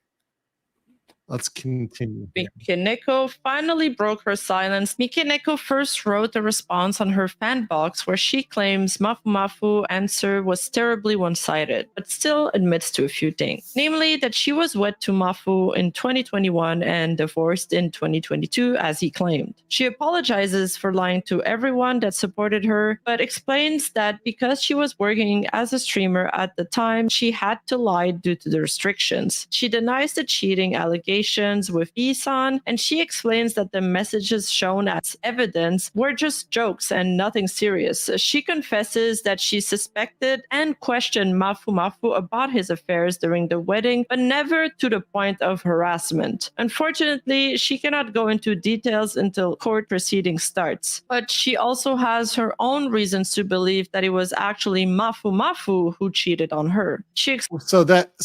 There is that like comment about her not being able to talk about it till that starts. That makes sense. That makes sense. As a lawyer, like you cannot make statement. Like I can tell you, your client should not be out there making statements if you are pending litigation, which is exactly what I said during the whole Niji Sanji thing. Like if anybody's thinking about suing or there's a lawsuit in the future, shut up, right? Like do not talk, which is why it's so shocking when you see people like put stuff on the record, right? Don't talk about the incident, right? Just say, hey, I can't comment on that while this is pending. And then once it's done, there's certain things you can and cannot talk about still, even afterwards. So yeah, if there's ever going to be a lawsuit or there is a lawsuit, you definitely cannot talk. But then going out and accusing him of cheating, the problem is here when you have these mutual accusations of cheating, and I may wait 2 seconds to get into this, but the way defamation works in Japan, essentially, if they're both accusing each other of cheating, they both have a case of defamation against each other. And my reading of the Japanese explanation of defamation, and we're going to read the law from the Library of Congress. Once again, I am not a Japanese attorney. I am just reading the stuff that's available in English, but you'll read it together, guys, and you'll see that if they're both accusing each other of cheating, that alone could be enough evidence for a case. Now, whether they will win is another question, but it's enough for at least bringing a case against each other. Explains that they both suspected that each other cheated, which puts their relationship under considerable strain as they couldn't trust each other fully. In that statement, she also clarifies one thing. Mafu claims that she did not request a monetary settlement because her affair with B-san came to light. But that wasn't true, according to Rushia. The real reason why they settled is because Rushia's parents were angry at how Mafu Mafu was handling the situation and had published their conversation online, which could have resulted in an infringement of Mafu Mafu's privacy. And so they settled on no monetary compensation. But her most shocking, they settled on. So let me go back to this. Okay. So first of all, is this confirmed? So he made a statement to the effect that I initially asked for money when I divorced, but when my relationship with Mr. B came to light. So is she admitting that she was fucking Mr. B or like? No, she's not in the later part of the statement. I think she clarifies it. She says Yeah. she claims that she was joking in those screenshots, just like Corey hinted at. And but she's explaining, because now it comes, because she's denying those allegations, she's got to explain why they settled without monetary compensation, I think is the word. Without alimony. Yeah, without alimony.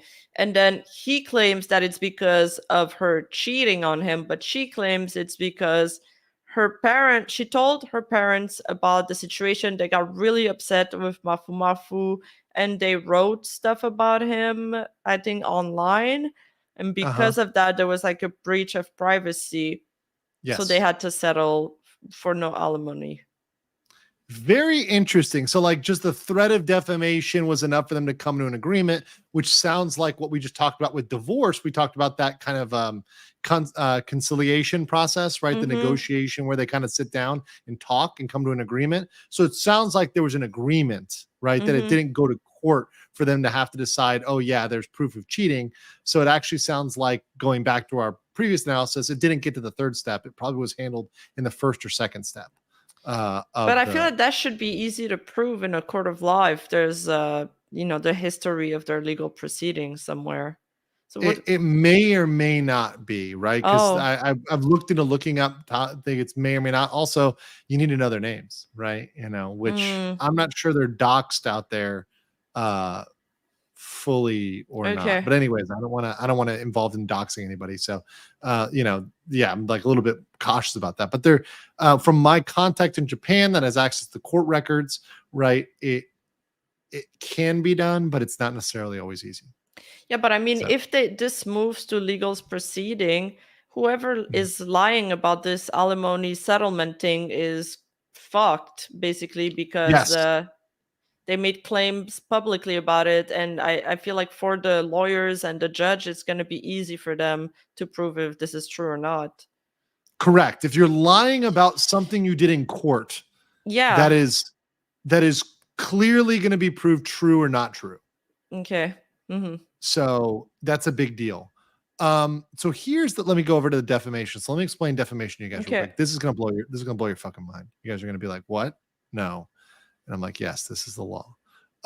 In Japan, apparently, once again, according to the Library of Congress, which I think is a pretty good source. So this is an English translation.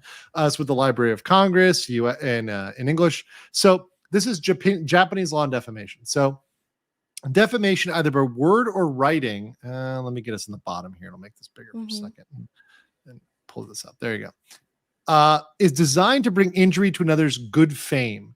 No distinction is made between libel and slander in Japan. There's difference in most of the Western laws. There's no difference there. Under the Civil Code, defamation constitutes an unlawful act for which monetary compensation and or suitable measures such as public apology for restoration of one's apology is required. An important note here is that defamation in Japan can be criminal or civil. So understand there's both criminal and civil defamation in Japan. So the pertinent provisions are as follows. A person who intentionally or negligently the right of another is bound to make, who violates intentionally or negligently the right of another is bound to make compensation for damages arising therefrom. A person who is liable in compensation for damages in accordance with the provisions of the preceding article, that's 709, shall make compensation for therefore, even in respect of non-pecuniary damage, which means so even if the damages are not tangible, they're intangible damages. Okay. You have to make compensation, right? Regardless of whether the injury was to the person, the liberty, or the reputation of another, or to his property rights.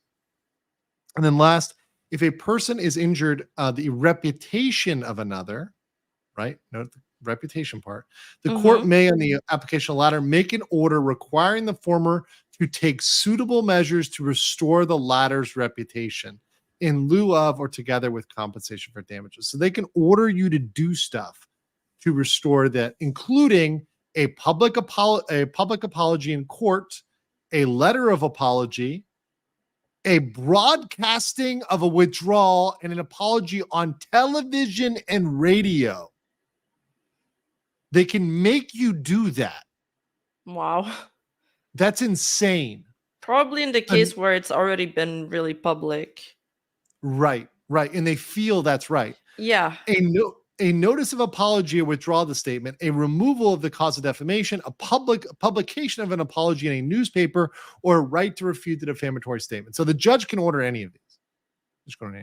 Now, here's the criminal code, right? So there's criminal and civil. That was civil. Here's criminal. Defamation is a punishable offense. So here we go. This is Article 230. It says criminal defamation. A person who defames another by publicly alleging facts shall, regardless of whether the facts are true or not,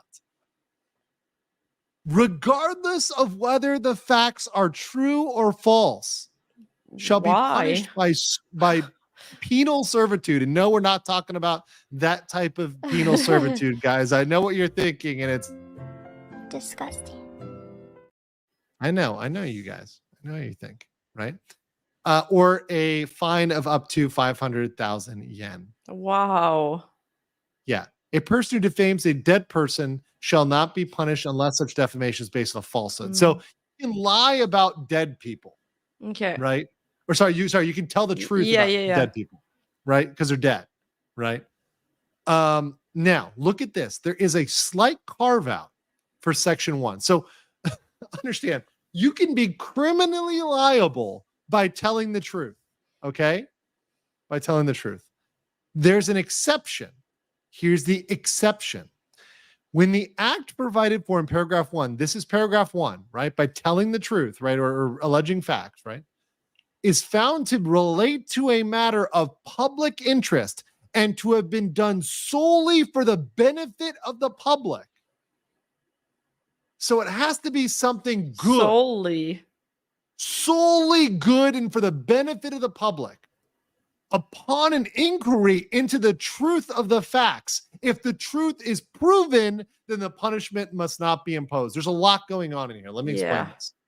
So they bring you to court for this. So you can get somebody into court for just saying public stuff about you in Japan, right?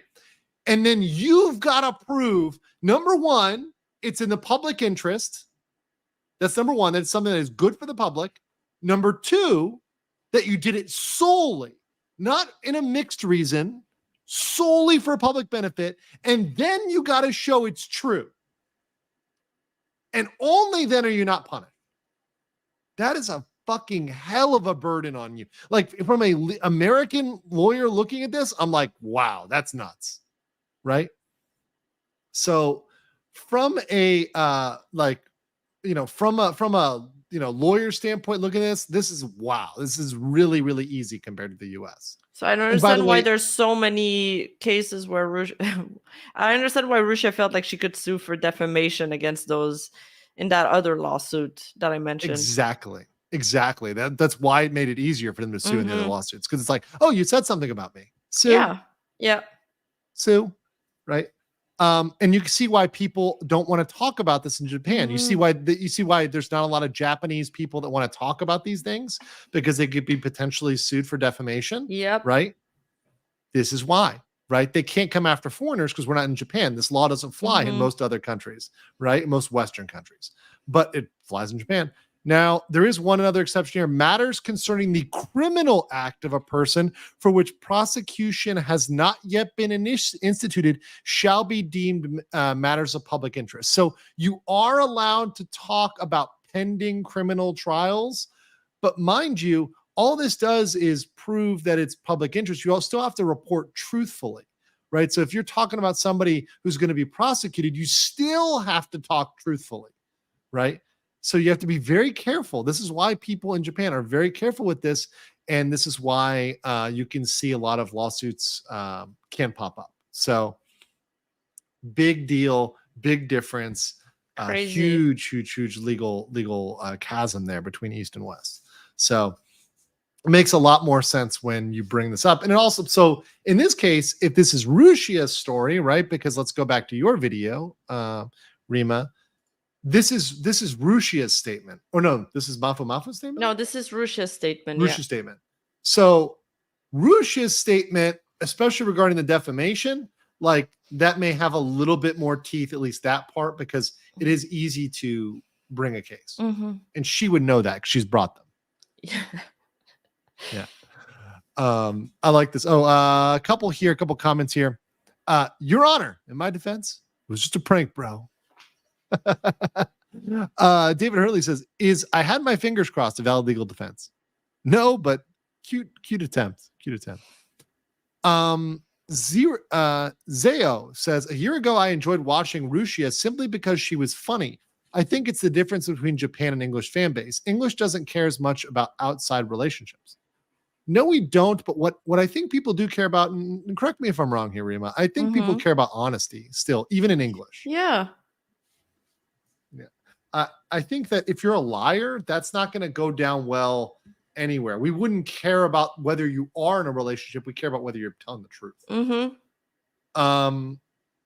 When the government has rights the citizens don't, that's tyranny. Just saying. Those who enforce the law should still have to follow law. I agree with you. That's my personal political belief, right? Mm-hmm. But that's not always the case in how the law works out. There's certain things the government can do that individual citizens can't. That's just a fact. I don't always like it. In fact, personally, I don't like that in most cases. But I'm just here to tell you the truth, whether or not it aligns with my beliefs or not. Right? The truth is that the government can do shit we can't. Mm-hmm. So it is the way it is. Mafu's statements come off as gaslighting. Well, to be gaslighting, they have to be false. If he is telling the truth, then it's not gaslighting, but we don't know that yet. We haven't conclusively proved whether he's not telling the truth. Now, there's some things that seem a little suspect, but we don't have that proven yet. Let's see. There's an open secret married members in HoloLive and are okay. Wait, is this true? There is There's openly secret married members and HoloLive? I don't know about this. Yeah, I don't know about that. So, okay, I mean, maybe, I don't know. At some point she talked about suing 4chan and I think 8chan. Well, that's going to be a little bit more. That's the other lawsuit that I was telling you about, where people are claiming she hired 8 lawyers. It wasn't actually 8 lawyers. Like, I have a statement from a lawyer explaining the situation. Okay. We can look at that after. Yeah. Yeah, let's look at that after. Let's look at that after we wrap this. And then real quick here, JP defamation law to prevent a Me Too mentality.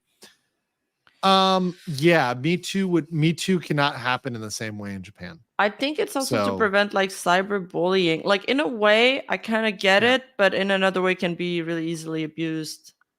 Well, there's a thing of like, you need to be very careful about what you're doing and putting out in public. And if you have your private life is private, your public life is public. This is the big concept, guys. Your private life is separate from your public life. So you have a right, like the East views that as like a right to have a private life. Like the privacy right is kind of different. And then Charlie says, does this mean Niji Sanji would be potentially more careful about releasing statements about Japanese talents?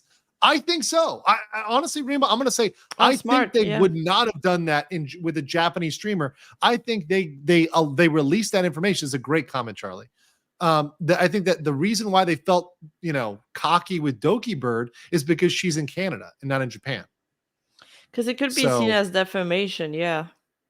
No, it was. No, it would be. I mean, sorry, I'm not a Japanese lawyer. I can't say definitively, but based on my reading here, it seems like it appears as if it would be defamatory, right? They made a public statement, and the burden would be on Niji Sanji to prove those things are true, because now they've made a statement, and God knows whether. But it's even true or if it is true, they can still get sued according to the law. Correct. So because if what Vox Akuma and Alira and Ike said was not deemed in the public interest, exactly, yeah. And you know what might not be in the public interest? Talking about somebody's mental health issue and stuff like that on a live stream, like maybe that's not in the public interest. Because there's the term solely used there, and like, I mean, correct me if I'm wrong, but like every word is very important in the law. So that means it has to be only for public interest, and the interest of the company cannot be bound with it. It can't be a shared interest. Yes, that's exactly right, Rima. You've won paralegal pony status. That is 100% right. Solely words matter in law, and when you say solely in the law, that means you're applying one factor, and the factor is that only for the benefit. If there's anything else, if there's even one other thing that is balanced out, it's company's benefit and public benefit. Nope, that fails that test. Right. So that's the biggest issue there. I like the Spikeman says, okay, I'll admit it, chat. I was driving in rural Appalachia last year. My car broke down near a small town. This quirky yet kind girl with a few missing teeth helped me out. 9 months later, we're happily married. Her name, ... What's the name? Cliffhanger. Okay, Cliffhanger is there. Take Rat says, so I'm having a cup of waifus kiss tea for the T-Man's Dragon's Treasure. Waifus. Glad they're all not as batshit crazy as Rushia. Yeah, there's some good ones out there. Find your good waifus. Like, for example, Rima, who's at 41.1k subs. So guys, make sure you're subbing to her there. Almost, we got to get her to 45, and then we got to get her to 50. Let's do it. Replay gang, get her there. That'd be great. If I'm not wrong, the judge allowed for the names and aliases to be redacted in the current ongoing Mikineko Mafu divorce lawsuit. And judges can have discretion to do that. And I think that Japan's one of those that, because the way they do records and they don't have the same transparency laws, I can see that being a thing there. So that would make sense to me. Thomas Gabriel White says, since her entire career is role-playing, it's possible that she did the role-playing with people, even though you shouldn't do that if you're married. Shouldn't and what happens are two different things, my friend. It's two wildly different things. I mean, I think there's a discussion there. Like, if you're an OnlyFans girls and you're married, should you not continue your OnlyFans activities? That's an ongoing debate, and I think there's arguments on both sides. What does your husband think, right? If you're married and your husband is okay with it, then theoretically there's no problem, but you probably should at some point disclose that, because it's going to become public. Like, people are going to figure that out. So, but it's kind of always obvious. Like, if you have a real person and there's always a guy around you, like, people are going to figure this out. Yeah. Especially the hardcore fans. Thank you, chat, for getting the joke. Wait, what? Oh, it's Pippa. Oh. Pippa. Oh. I didn't know she had missing teeth. I don't know about that. She does drink a lot of soda. Oh yeah, I do know she has missing teeth. She drinks a lot of soda, but yeah, that could make sense, I guess. Poor Pippa. R.I.P. Based Rabbit. All right, let's continue. No monetary compensation. But her most shocking confession is her admittance to slandering Mafu online, which led Mafu to sue her. She explains that at the time her contract with Hololive had just been terminated while she was going through a divorce with her husband, which resulted in her being in a terrible place mentally, which led to her posting her feelings on the internet. And while her lawyer claimed that the posts weren't considered illegal, the singer still demanded several conditions from Rushia as per their settlement deal. 1, that she would suspend all activities online under her streamer name. 2, that she would never be allowed to use social media again. And 3, 1 million yen in compensation. Okay, so this is what allegedly the lawyer for Mafu demanded from Rushia. That's a lot, that she's never allowed to use social media again. Like, it means she can quit her job. I'm calling bullshit on this. Oh, yeah? I'm calling bullshit on this. Yeah. Here's why. First of all, here's two things. First of all, I doubt any court would enforce a full suspension of, like, her job is a streamer, right? So, like, saying you can't do your primary job, the thing you've done, like, that's not going to be something that goes down easily, right? So saying you can never use social media and online, that to me seems almost unenforceable to me, these provisions, because of the extreme nature of that. And that pretty much is like, it's like saying, like, you're an engineer and you can't, like, approve any project plans or like examine any schematics, whatever else, right? Like if you a doctor who can't go near patients, right? That's not enforceable. That no court, at least in the US, no court would do that. I assume Japan is similar, right? It just seems like this would be what we call unconscionable restraint of trade, which is extremely unfavorable in the law. In the US, these two would be unenforceable. Now, the yen is the yen, right? So 1 million yen, it's a lot of money, right? My theory would be here, Rima, is that she mentioned 1 and 2 to piss off her fans and to weaponize them against Mafu Mafu. That's honestly what I would think she said this for. Because her fans that are still holding out hope and the fans that are like Mafu Mafu is evil, because she's now got this narrative of, well, you know, the white knights, you know, trigger the white knights, you know, the people that want to save her from evil Mafu Mafu and make him seem like he's the thing that they need to go after. Right? To me, this seems like this is like fan baiting or like white knight baiting. That's what I would go on with that. I think this this was advised by her legal counsel? I don't know. I don't know if she would say that. I don't know whether her legal, because the thing is, this is easily provable whether it's true or false. Yeah, right? That's the thing. Like, but this is now a pattern, right? We've now seen 2 things that are easily provable, true or false, and now she said them. So we're getting in a situation where this could come down to like the court has having to decide on this in terms of defamation, right? Like, are you making a claim that's untrue? Because you're going to be able to prove this, right? Saying her statement was approved by lawyers. I mean, it just seems very extreme. I really highly doubt this. I really highly doubt this. Now, maybe this is like a bad translation, and maybe this is like that she's not going to use one of her accounts, like Mika and Echo or something like that, maybe. But this one never using any social media again, that doesn't make sense. Like that to me is like really unenforceable. You might be able to say she couldn't use one name, right? But not all social media. Like you're going to ban her off all platforms? It's like an online restriction order. Yeah. That is kind of, I don't know. This is, I'm calling some bullshit on that. Okay. Japanese commenters are saying these demands are too much. Yeah, and if the Japanese are saying it's too much, you know. Semi-Eclectic was saying, would making statement of 1 or 2 for that reason be considered brigading the fans? I almost think, like, to me, as a creator, I'm thinking about like a creator with followers, right? Like that sounds to me like what that is. It sounds to me like this is not for legal purposes, because legally, once again, I think it's unenforceable from an objective standpoint. But I think from the fan standpoint, this makes a hell of a lot of sense. And Hell says they seem to both be weaponizing fans in the public. They truly deserve each other. Well, maybe we'll see. J and Q says, do you think Mafu can be guilty of defamation if Mafu only referred to his ex-wife as Asan?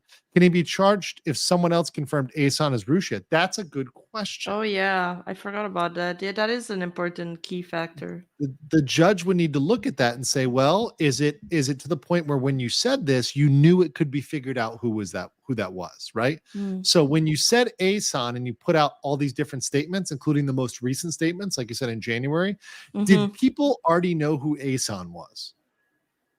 Because if it's at a point where the regular average Joe can figure out who Asan is, then it doesn't matter if you call her the acronym.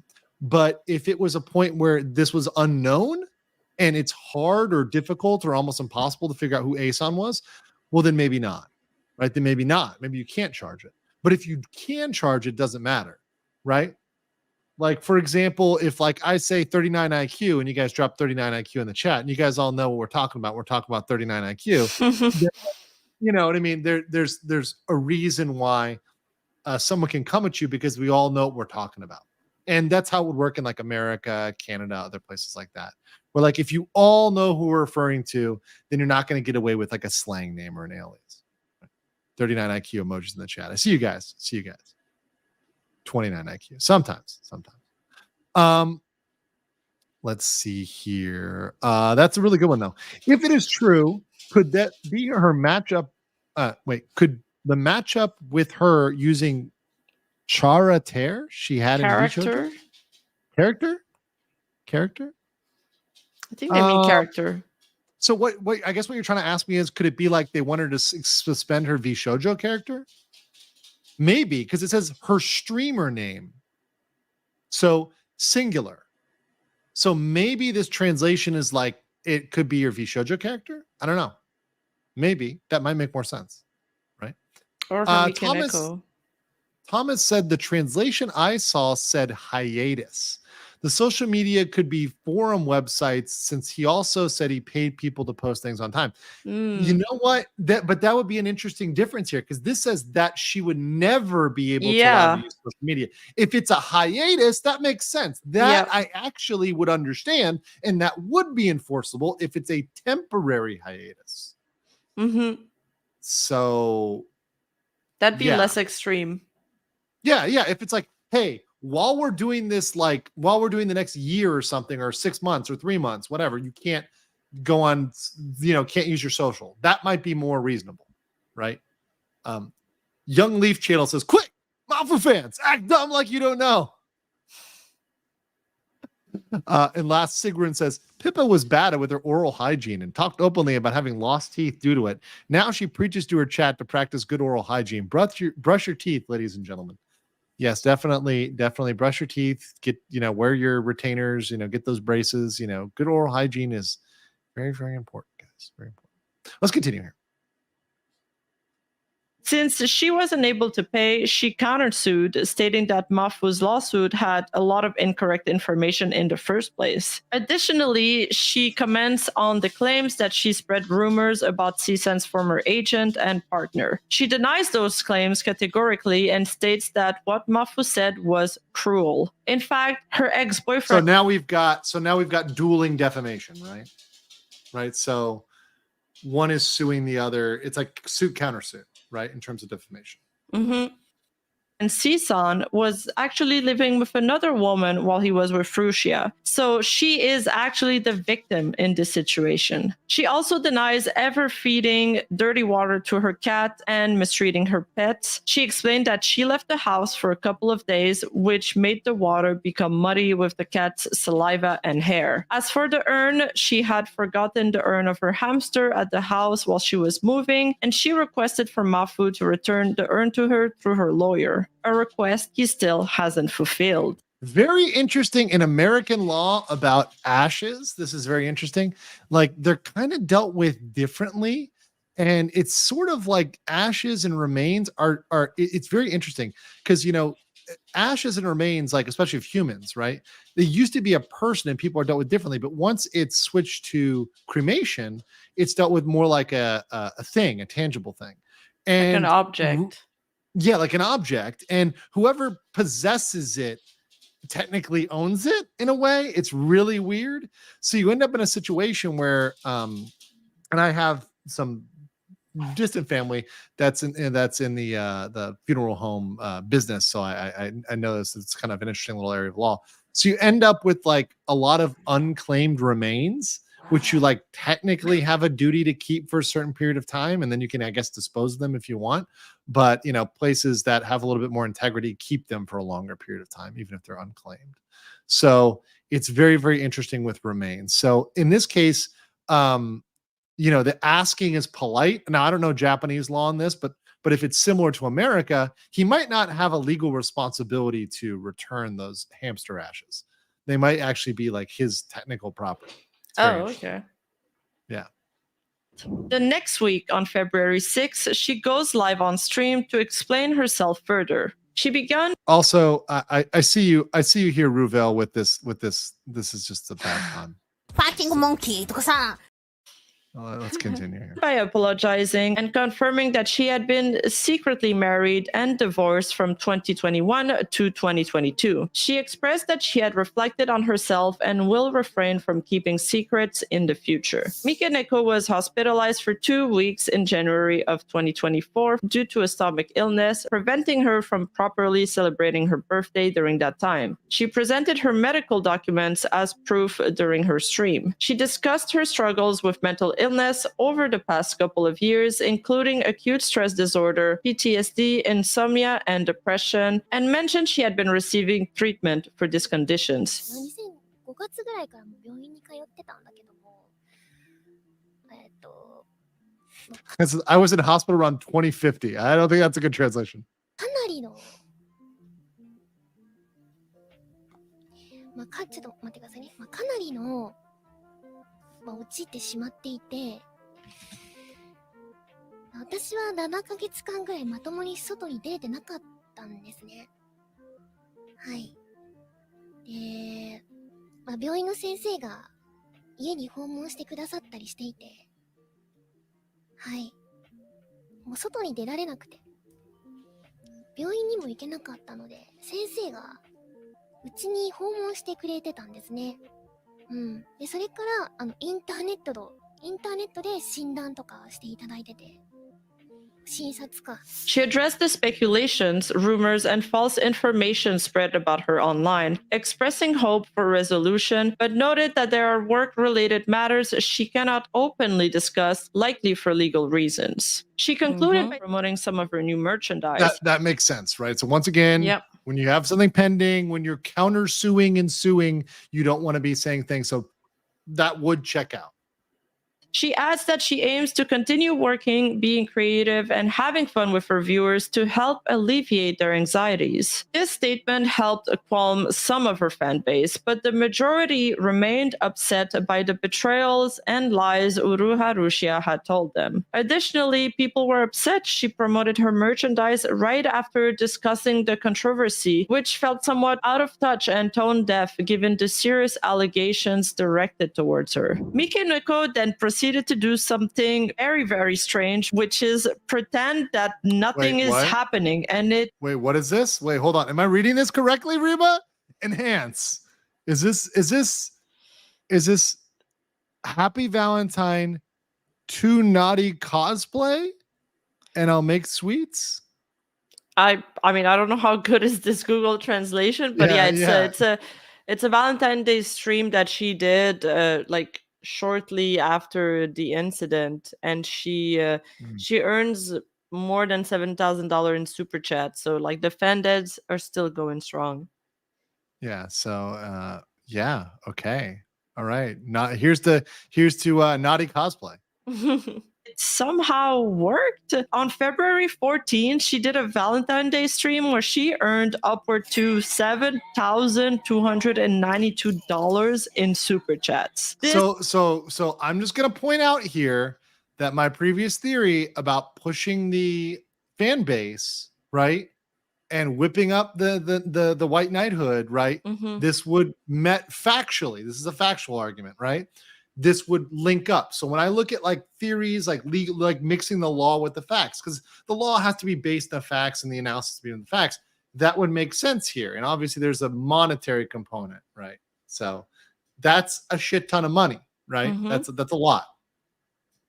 This really proved that she still has a lot of fan deads and a lot of gachikois willing to stand by her and support her no matter what. And this particular stream really pissed off Mafu Mafu's fan base as well as bystanders. Is this her stream? Yep. With Boba? Yeah. We got Boba here? Yeah, not flat IRL. This is also we're like not flat tuber here, we're definitely we're cooking it. Yeah, is it a maid outfit? Yeah, it is a maid outfit. It's a maid outfit. Wow. Naughty cosplay. Okay. Yeah, so it is a naughty cosplay. Oh man. バレンタインの思い出とかってある？ She continued this odd behavior. On February 15, she then returned to her character. People in the chat, not Patan, right? Which is, I guess, like the not flat, Character Nazuna from the agency V Shoujo, from which she had recently graduated from just a month and a half prior. This appears. Listen, Django Fat. Listen, I understand. I understand your point. I understand your point here, bro. Yes, ancient women. Any woman that is physically above the age of 13 is ancient. I know that's your position. I got you. Appears to be a pattern with Rushia where she switches from persona to stream whenever the pressure becomes too much on one of her accounts. As Rushia's statement was pretty brief and didn't reveal as much from her side of the story as we had hoped for because of legal reasons, we're going to have to wait until legal proceedings start for her to be able to completely clear her name, if that is possible. Until If, right? Because we may get the lawsuit. We may never actually find out what's true or not, right? They could also come to a settlement, right? Depending on what's going on, right? There could be apologies that are issued on both ends, right? We saw the judge could order that. So that's fully within the spectrum. So we don't know right now. I'll let this finish here and then we'll wait. So if then we should a lawsuit, we're not gonna know. It's possible we could know, but they could also settle it, right? Between the parties. So they could settle it before the judge comes to a decision. Okay. Get what I'm saying? Yeah. So like there could be a settlement, even if it like goes to trial, like at the point of trial, they can, present information and even before, as long as it's before the judge issues a ruling, you can settle. Okay. Right. So let's say things are not looking good for Rushia or things are not looking good for Mafu Mafu, they could come to a settlement. They can say, okay, well, let's just settle because we don't want this thing to be public. Right. Should probably hold judgment until more evidence comes to light, as we only have Mafu Mafu's side of the story. For now, her voice acting agency has stated that they will keep on continuing to support her and hope her fans will do too. It's hard to know what the future holds for her, but one thing is sure: Rushia Uruha is a candle that burns bright and fast. Can I have rewind that for that like text here? Where did you get this text, Rima? This is from Needy Girl Overdose. It's a video game. How do you call those games? Like, is it like a visual novel? And novel of VA. Yeah, and it's about a gamer girl, a streamer, and you gotta like make her become famous. But she's like very needy and like mentally deranged, and she loves you and stuff. And yeah, I like how quickly that escalated. Yeah, I like how quickly this escalated. Do you remember where we had our first date, Harajuku? How many times do we have sex in this house? Like, whoa. People say more of a management game. But guys, fantastic video by our girl Rima. Make sure you guys go over there and like it. The video is in the description. This video is in the description. Also, Rima is tagged now in the title. You. And I'm gonna get her tagged in the description as well. It wasn't working for a while, but she's tagged in the title, so you can actually get her out of the title. Yeah. Go watch it. Leave it on if you've already seen it on the stream, just to help out with the views.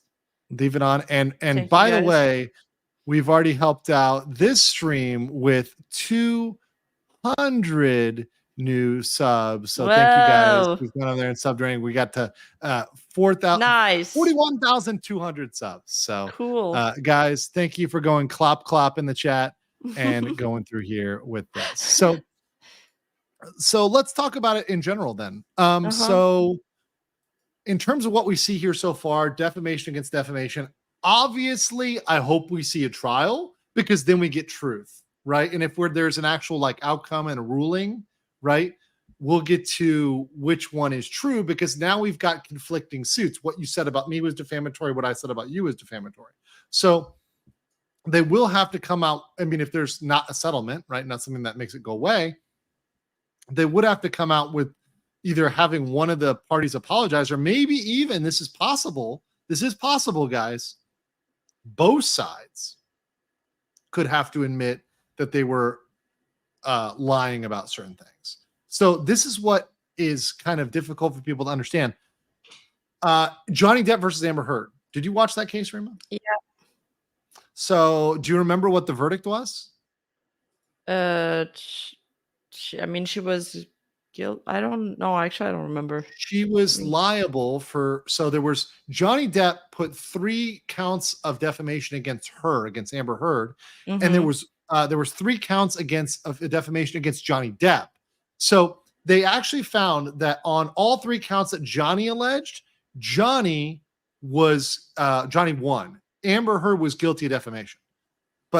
But Johnny Depp, through his lawyer was guilty, which is really fucked up, and the law was fucked up, and they could have appealed it and got it thrown out. It was bullshit. But his lawyer was actually guilty of one count. So Johnny Depp, through his lawyer, was found liable for one count of defamation. She was found, and Amber was found liable for 3. Wait, so did Johnny's lawyer get sued or him? He got He got sued, but your lawyer is your agent. So your lawyer is technically your agent. So if they say something on your now, this is fucked he's a up representation of yourself. Yeah. So like it Adam Waldman. So they found that what he said was outside of attorney-client statements, and it was beyond that. Even though I think that's bullshit. I think it's this was privileged information. He was acting as an attorney, whatever, right? But that aside, right? The appeal aside, it's called vicarious liability. You're liable for your agent. So if I send false ID out to go say that, Rima is 100% a horse girl, you can sue me for defamation, right? Because I sent him out to do that, right? All right, And if it's watch false, out, guys. yeah, if it's true, then I got you. But that's how that works. If you're telling somebody to do it and it's wrong, you can be liable. That's vicarious liability. You're liable through your agents. You can't be insulated by using somebody else. Now, this is what we bring back to this case, just like Johnny Depp versus Amber Heard. So now they're each alleging each other of defamation. If they're alleging different things are defamatory, especially in Japan, this could be a situation where they're both guilty, because what does it require for them to be innocent? What it requires is for it to be a matter of public interest, solely done for the benefit of the public. Well, the judge could say, what you both said about each other might even be true, but none of it benefits the public. It's all because you guys are being petty little bitches, so you're both liable for defamation, right? Yeah. So it could go both ways. That is very much possible. So this is, to me, very interesting from a legal standpoint. I definitely want to follow this. Me too. I need more information. A lot of people are jumping the gun and completely siding with Mafu, but I still believe in this thing like innocent till proven guilty. So I'm waiting. I believe in that. I'm a big fan of innocent and proven guilty. A lot of people who want to jump out there, and I deal with this a lot in the lawyer field. A lot of people like to make calls. They like to say, oh, well, this is the way it's going to be, or blah, blah, blah. And then they're wrong, right? Yeah. So I'm like, let me see the trial. Let me see the case facts. Yeah. I'm going to give you the law, and this is the law, which is true. But we have to actually see it play out and see how the ruling is, because trials can go any way, right? They can go any way, and you don't want to be one who's sticking your neck out there and saying this is how it could be resolved. All I'm saying is this is what the law is, but a judge could rule in the favor of Mafu, could rule in favor of Rushia. We don't know yet. Yeah, absolutely. So so going out there and saying that like 100% Mafu is going to slam dunk on Rushia is not accurate. It's not accurate. Now, I'm going to read some of these super chats, but then I want to hear about this 8 lawyer thing. Okay. Zako Person says, we may be clopping, but Rima ain't stopping. Rushia's true betrayal was a flat model when she was clearly not flat. Okay. All right. Well, hold on. I got to do it for you. Disgusting.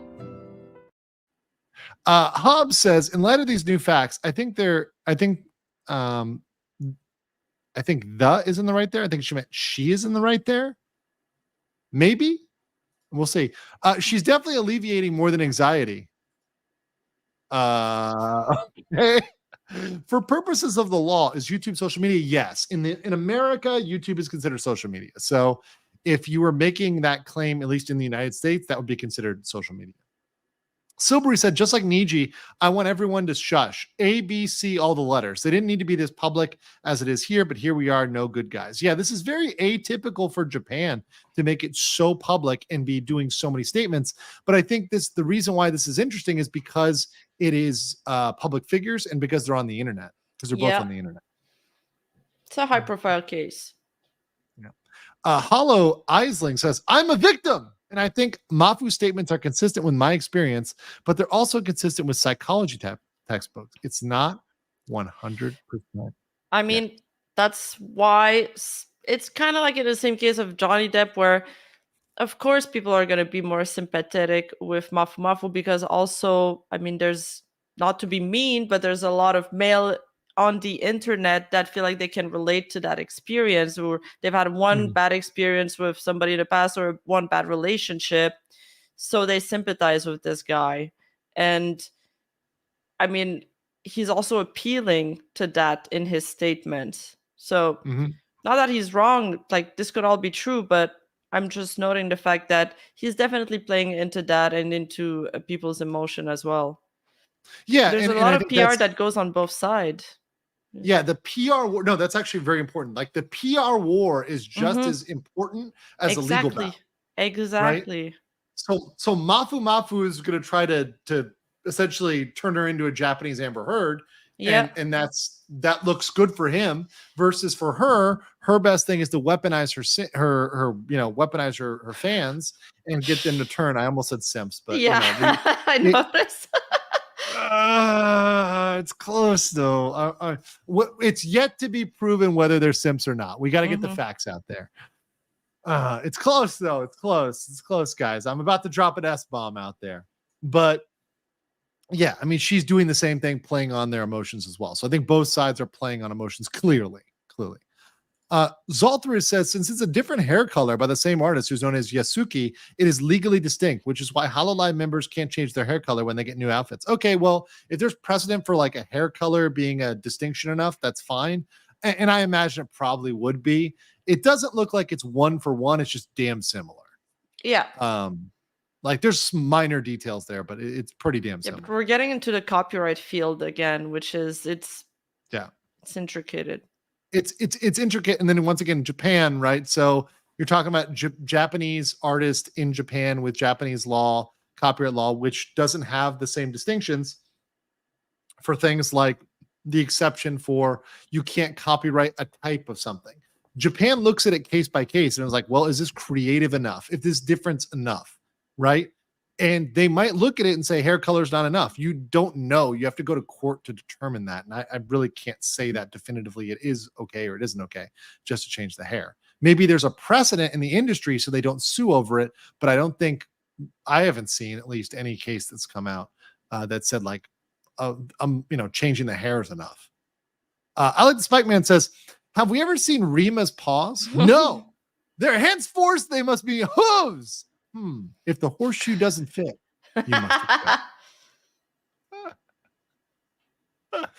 Pablo A says, DN really, I think Depressed Usagi, I guess, really believed Rushia was innocent, but as events unfolded, he felt betrayed. A lot of Rushia / Miko Neko feel the same way. Oh, is that true? I didn't know about DN. I mean, everybody thought Rushia isn't innocent. Everybody thought the fans' backlash over that Mafu Mafu message was unwarranted.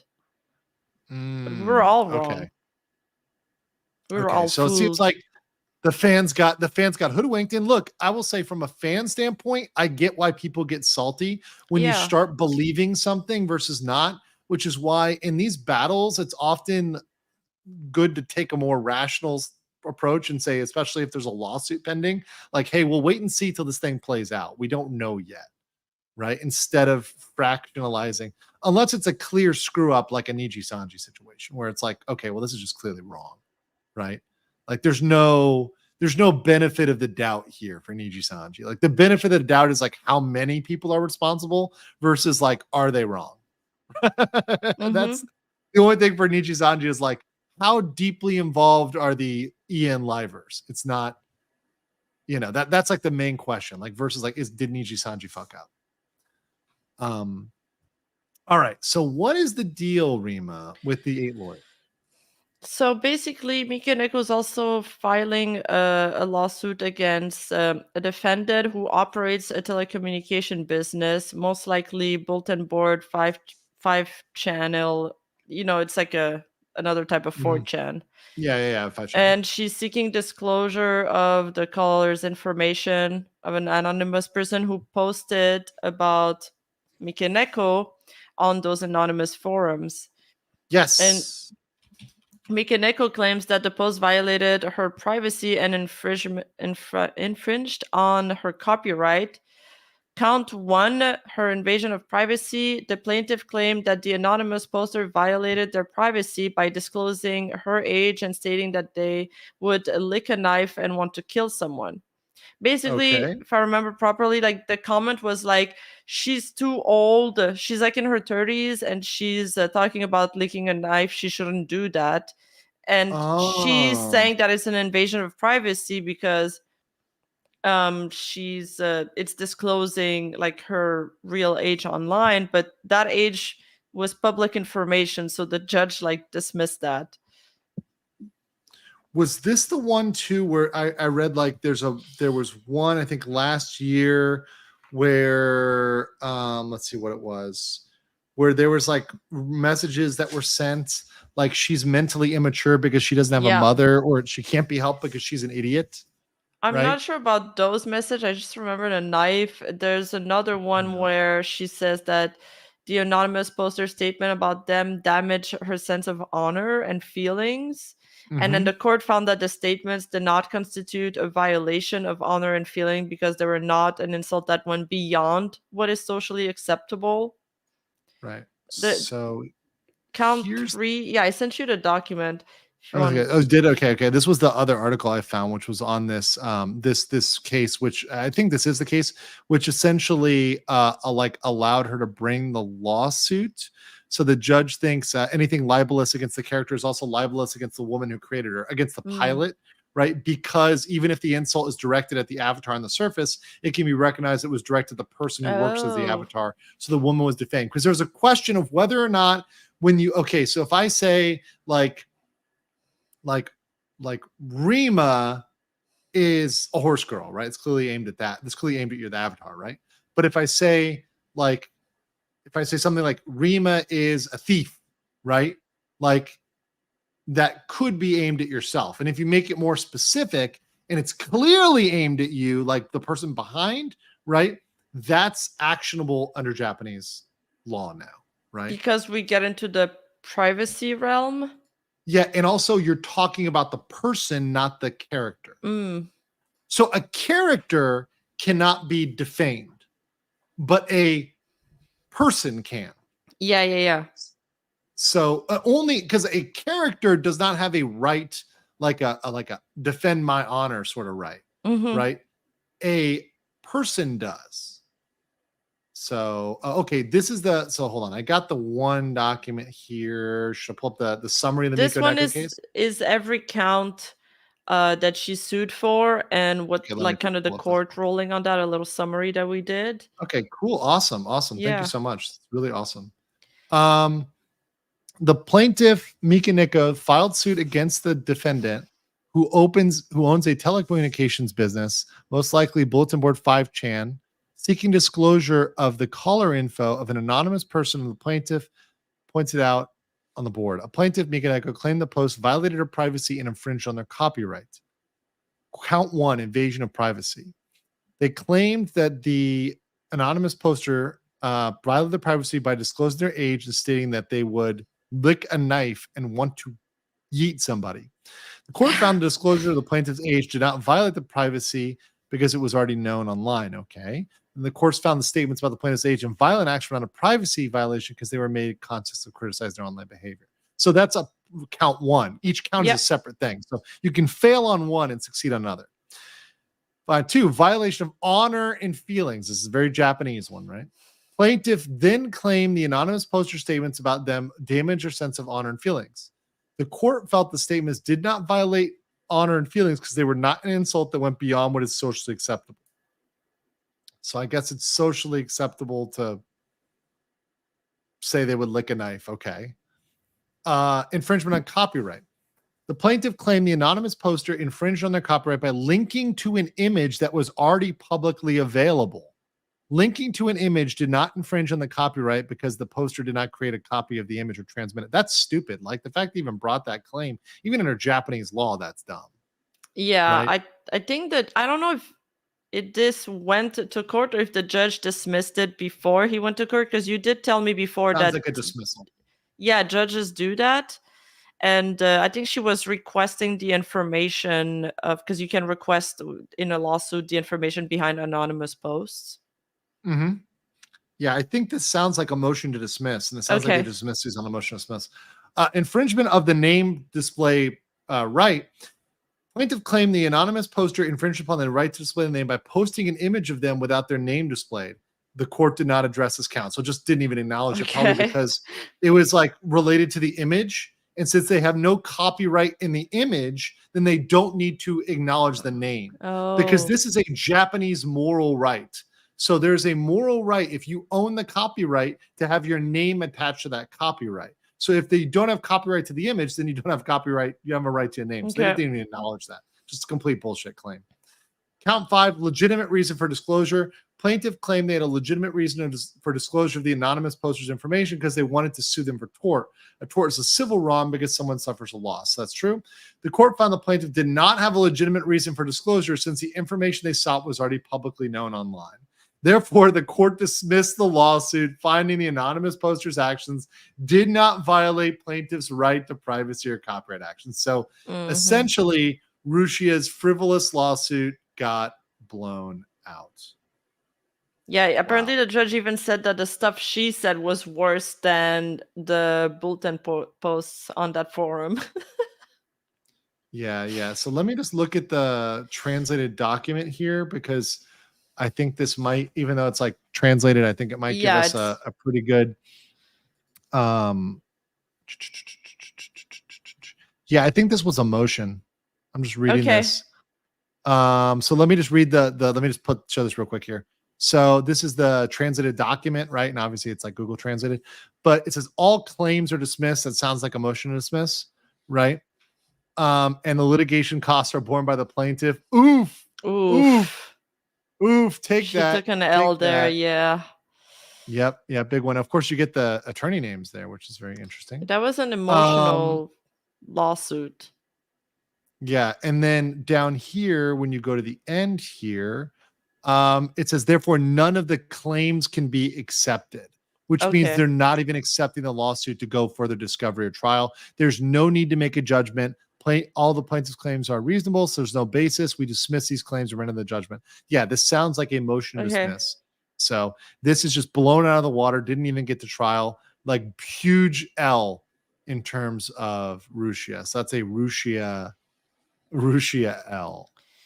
Yeah, and then this is the other tweet I sent you is just to clear out this misinformation about the 8 lawyers. I mean, I know it's fun to meme about the 8 lawyers. Like, I even have some really funny comments. Like, somebody commented on my video, I'm still down to donate super chat to Rushia as long as she uses the money to seek therapy and not to hire 8 lawyers anymore. But there wasn't actually 8 lawyers. Yeah, it's a good one. That's a good meme. She didn't hire me, so that's why she lost this. Yeah, obviously. Obviously. Usuke Urakawa says, it's not unusual for 8 lawyers to jointly sign a contract. There's a common misconception that it costs the fees of 8 lawyers, but this is not the case. Since the case is received at a law firm, it's only a joint name since one person is actually in charge. However, as far as I can see from the article catalog, it doesn't seem to fall under any disclosure requirements, so I get the impression this is the reason they decided to file a lawsuit. The lawyer probably decided to file a lawsuit after giving the advice. I think you're probably going to lose. Is that okay? So, you're talking about the document, because the document itself, which you sent me, hold on, let me reopen that. Does it have 8 signatures? Yes. Oh. I think it does. That's why but people hold fought. on here. Let's do a little. Okay, let me do this. Let me go back in here. Let me find the law firm. Right. This is with let's see, SoftBank Corporation. I'm trying to see if I can find the name of the thing. Maybe we can find 1 or 2 of these lawyers, right? Let's see if I can find. I want to see if I can find the name of this lawyer and like lawyer. Yeah, we reverse search it. Right, like reverse search it. Maybe we can find this lawyer. Maybe. I don't know whether this is the right person though. That's the problem.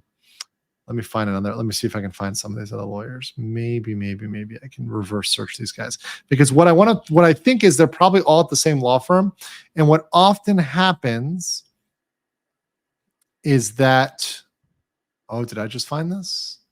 Hold on. Proact Law Firm. Maybe. Is this it? I don't know. I don't know whether this is it or not. Let me see. Let me see if I can find another name here. Risuke Kanda.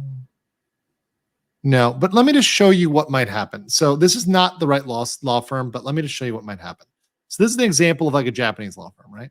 So this is not the right one. So it's not the right law firm. Don't get crazy here, guys. But what happens is that all the lawyers might have worked on the case, or maybe like there's a head lawyer and there's like the junior lawyers, Okay. right? Like right here, you see like little Aisho over here. Mhm. He looks like a young guy, right? So you see the young guys, right? Yep. Like Ishu, Aisho, Eri, right? Even Nobuhide. Like these guys look like the young guys, right? So the young guys typically do the work and the old guys take the credit, right? So, and also if it's a high profile case, they might all want to sign just to get their kind of name on there, get their name out there. So they might just all sign the document, even if only like 2 of them did the work, right? So maybe they were only billed by 2 of them or 1 of them, whatever is the primary one that did the work, but they might all sign. So if you had a Japanese law firm, this law firm happens to have 1, 2, 3, 4, 5, 6, 7, 8, 9. One of them is an advisor. So it has 8 lawyers here. So you might have all 8 signed for the law firm, even if only 1 or 2 of them did the work.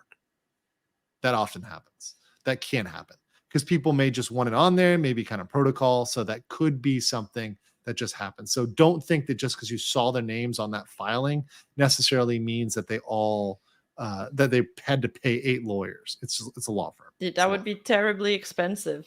It makes No, more yeah, sense. and also you wouldn't hire like 8 different law firms to work on something. Like even in Japan, that would be ridiculous. Like that would be preposterous to hire that many law firms. Let's see here. Can her mental state be accounted for? She's admitted longer being bipolar and being under treatment. She wasn't during the HoloLive drama. She was fired, but she's under treatment now. In what context? I mean, maybe it might have been relevant during the divorce, but that's done. So, you know, no takesies, backsies. So, I mean, at this point for defamation, why is her mental state? I mean, Rima, did Mafu say anything about her mental state? That she's like crazy or something? Did he No, say that? but he did sue against her for defamation. Like he sued the anonymous posters that posted about him killing her cat and all of that and him being a cheater. And then he got the information from these anonymous posts and it turned out to be Rushia. So I don't know if she can maybe defend herself by saying that she has a mental illness and that's why she wrote these things. Maybe, I mean, she could say that, but like if it's not true, that's not going to get her out of it. Like it's not one of the defenses. We read the defense. The defense is if it's in the public interest and it's true. It's not if you're mentally challenged, you can write defamatory stuff. Yeah. Right? That's not a defense. So yeah. Zara Schweizer for 25 Polish zloty says Rima ears are horse ears. No, You they're can't fox unsee ears. and can't unhear it. It's done. It's done. 8 lawyers could have been the next 5 guys. Yeah, they missed out on the franchise name there. I do miss 5 Guys. I do want a hamburger now. Thank you for that. Mhm. At 2:13 a.m. here. Jacob Foxfires 964 says, I think the main takeaway, and this applies to both Rushia and Mafu, in order to love someone, they first should love themselves. And they both seem to lack that self-love, yet in a big way. In a very big way. They seem to have some serious problems that they both need to kind of work out there in terms of not just like self-love, but like issues. And that also comes with experience because this was Mafu's first experience. He didn't know what was acceptable, what was not, what he likes, what he doesn't like. Now, maybe for his next relationship, he'll know that he doesn't like being on 24/7 surveillance. And he can stop that before it gets too far. Because they got married in a span of a couple months. Like, it all happened so fast. Yeah, knowing the Minhera girlfriend is not what you want to go with. Like the Yandere is like not a thing, right? Like should not be a thing. Yeah.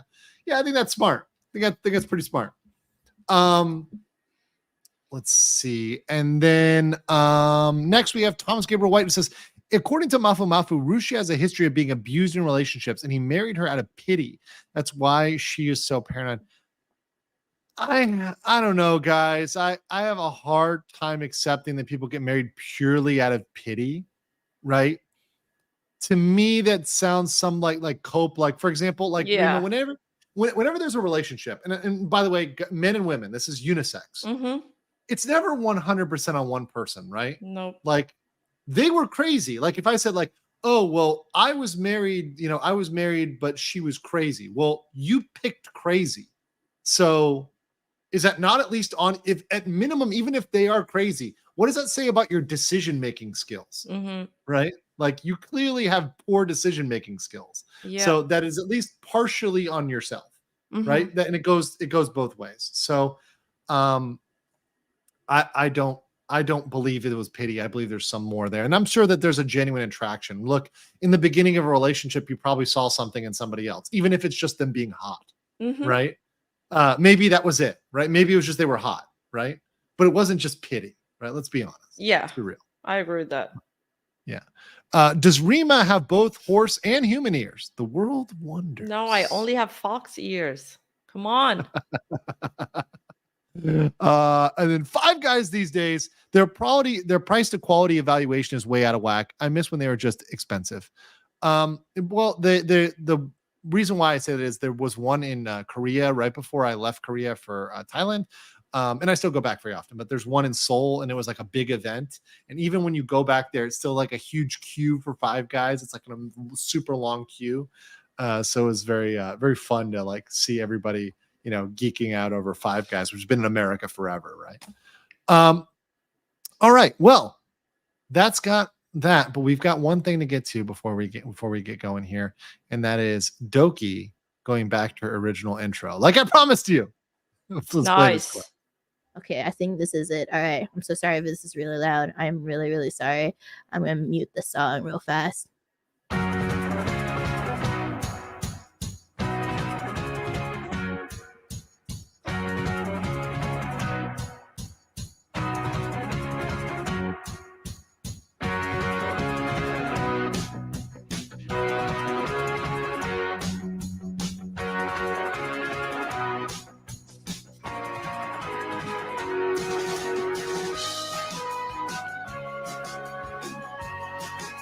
The bird is very cute.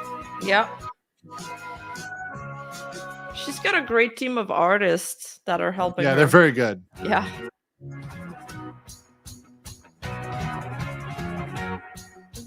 I love the bird. Nesticles, I see you in the chat.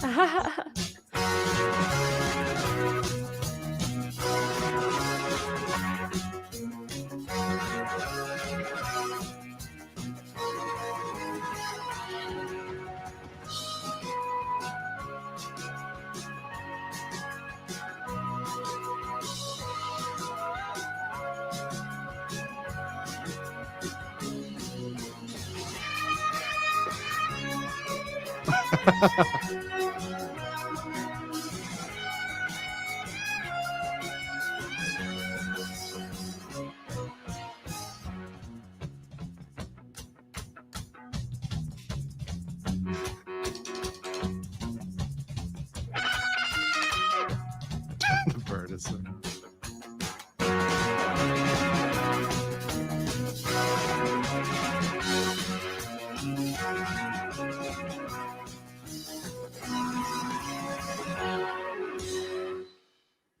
I was... Yeah, that's right. You guys didn't know that song is actually public domain. Is it? So wait, hold on. Was that her intro from song? That was an intro. Was that her intro from like, was that Sellen's intro that she got because it's public domain? How is it public domain? Was it originally a copyright-free song, or how does that work? Oh, so yeah, it must have been like a public domain song that they used, Okay. right? And they just had to switch the animation. Oh, Banger. So it's back. Yeah, if it's public domain. So guys, just so you understand, when something is public domain, there's not even an ability to copyright claim it. You can't even like fight it. It's not like fair use, we have to go through an analysis. When it's public domain, like there's no copyright at all. It doesn't exist. So yeah, that's really great for her, because then she can use it and just do any animation over it, any art over it. That's great. That's great. Awesome. What this made me laugh during that song. Credisite said, Neko says, what do ivermectin, ketamine, and Andrew have in common? All horse pills. Hi, Rima. Hi. Also, Dantazo says, I think what chat meant is that she not being in a stable mental state by the time she wrote these statements. What is a possible outcome that should be in the case? Counseling. Guys, this isn't like a criminal case. I know what you're trying to think. Like this is like a criminal case in America where like mental state comes big in. Like this is not as Japan, right? And we read what the analysis is, a very straightforward analysis. Mental state doesn't have anything to do with whether she made a statement and whether that's good or not. Like she could be completely whacked out of her mind when she wrote the defamatory statements. That doesn't make them less defamatory. In fact, it seems like if there's a remedy, she might, and that was the case, she might actually have to apologize for making those comments in an unstable mental state. So if she made a defamatory comment in a unstable mental state, that doesn't excuse it. It might just be something she has to talk about in an apology, maybe, potentially. Once again, we don't know yet, right? I'm speculating. I'm wildly speculating. But that's, that's based off of just like looking at the Japanese law and thinking about how that would play out. Not a VTuber clip, but watch Morgan & Morgan 3.0 since the form is from Florida. Oh, I know all about Morgan & Morgan. Let me watch that off screen though, because I've never seen 3.0. So we'll watch that off screen. If it's good, I'll bring it on screen. I had a lot of people I know who worked for Morgan & Morgan. I won't call them friends, but people I know. Beresford Production says, don't stick it in crazy. Don't let crazy stick it in you. Lessons for life. Mario Brandon LTL says, can be a translation error, but I read that as Mafu said he was the one that suggested being monitored 24/7. Yeah, he did say that. Well, he did, like, it was to calm down her fears that he initially suggested that. He just didn't know what he was getting into. Okay. It wasn't a translation error. It was in the clips that I had played. Yeah. We probably just didn't really linger on that part. Evil Mandrake says, don't worry, YouTube will make sure someone can claim copyright on it. Yeah. Okay. So this is going to be my one tomorrow, and I'm going to really get hard on the law. And then we're going to go into like the practical reality, like law versus reality, because YouTube is so out of reality with what the law is about copyright claims. It is nuts. And this does drive me up a wall, because what they're doing is not at all close to what the law is and what the process is supposed to be when you're submitting copyright claims, particularly DMCA takedown requests. They're not handling it properly. Doki also got the same animator who did the intro. Well, that's really cool. And then Steve said, look up Sellen's intro to see how similar it is to search Sellen intro. Okay, so like I'll play a couple seconds of this, but it looks like, yeah, I'm seeing where this is going.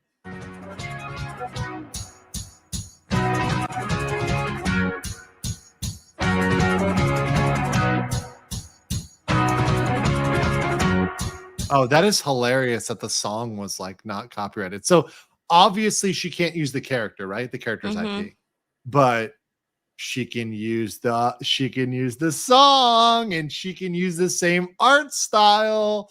So yeah, totally going to be there. I hate that some public domain songs sometimes get bought by a music label like years later, and then they can copyright it. Well, I've had bullshit. that happen. Yeah, well, then they weren't really public domain in the first place. If it's public domain, it should not be, right? So I think what it may have been is like somebody owned it but wasn't enforcing the claims, and then they sell it, and then all of a sudden it's claimed. Like, you know how they say that after a certain amount of years, some songs are supposed to be copyright free? So I was researching, like, I don't know, a Beethoven song for a video, and that one was copyright claimable because it was bought by somebody. Well, here's another thing, Rima, and here's where people get wrong. So the original Beethoven song is, but like a version of it, like an alternative version of it that's done by like an orchestra later on, might not be.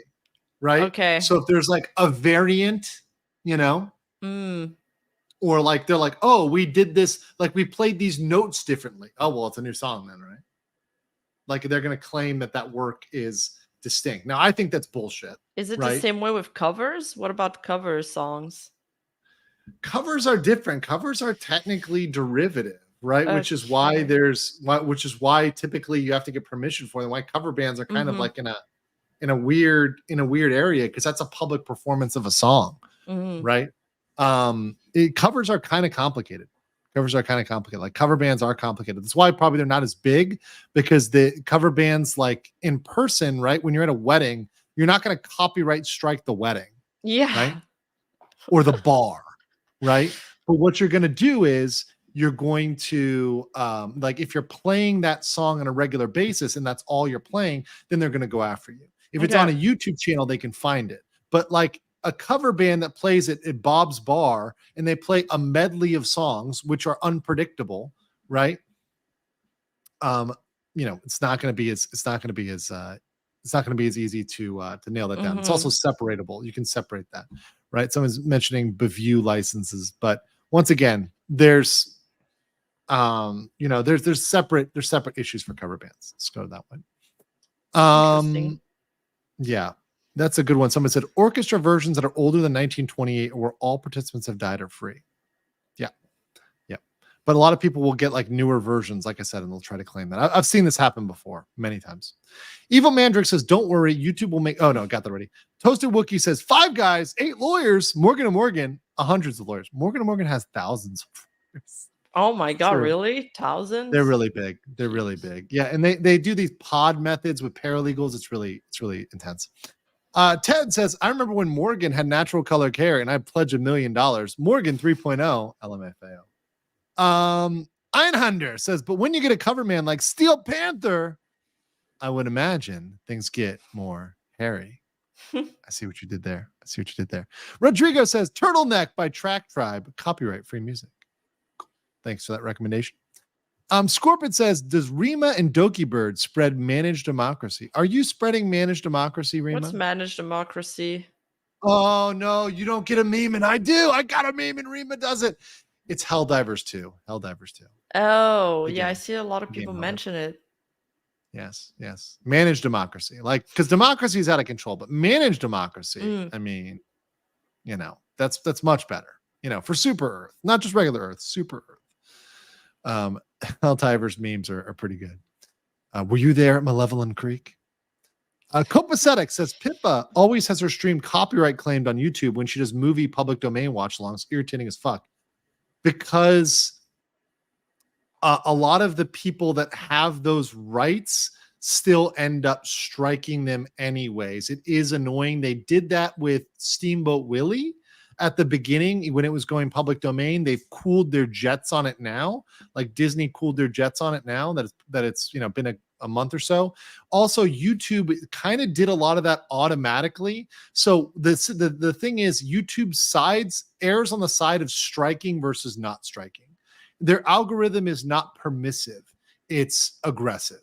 Yeah. So it's on the side of the larger interest. YouTube. That's why YouTube is not something that is enforcing the law in the way it should, which is if there is a valid defense, they should presumptively leave it up, which is what it actually dictates, right? If you actually have a valid claim or you're contesting fair use, they've got to sue you to take it down. That's not what YouTube does. Don Tazo says, by the way, what happens when cover songs become more popular or subjective better than the original, which has more views and the like? Well, that's where you've gotten lawsuits, right? And that's where you have things like fair use, transformative use. So it might be something that's become something different, like Amish Paradise instead of Gangster's Paradise, right? It's changed the use, and like a parody song has become different. I don't know if you remember that one, Rima. Yeah. Okay. Einhander said there's a recent issue of Kobo Canero's original song getting copyrighted on her own channel. How? If Bro. it's original. Yeah, like once again, like what? My question would be, was it actually original, or did they take elements from another song and say it was original? Right? Now, that might be an issue, especially if it sounds similar to something that is already out there. It's possible. So, interesting question here. I want to learn about that. I don't know about it. I'm just asking questions. And Zao said, yes, managed democracy, a term few people get. But one thing that they do get is they get that subscribing to good content helps people out there. So guys, make sure you ding the subscription bell today. I hope I've earned your subscription. Make sure you like the video. We are almost at 3,000 likes. And also make sure you follow the most base, totally not horse girl. And that is Rima Evenstar. Rima, thank you so much for letting me use your videos today. It's been absolutely awesome. It's been fun to have you. Thanks for 5.5 hours getting back to the long streams on me. But it feels good. Feels good. It's been interesting, yeah. What is coming up next from your channel, Rima? I have a video on Pippa coming on next Saturday, and it's edit wise and stuff. I'm pretty proud of this one. We were cooking. You're cooking with Pippa. Yeah. I mean, she's a controversial topic. She's a divisive topic, but I find her very entertaining, very interesting. Okay, I'm excited for the Pippa pill. So look forward to that next Saturday, right?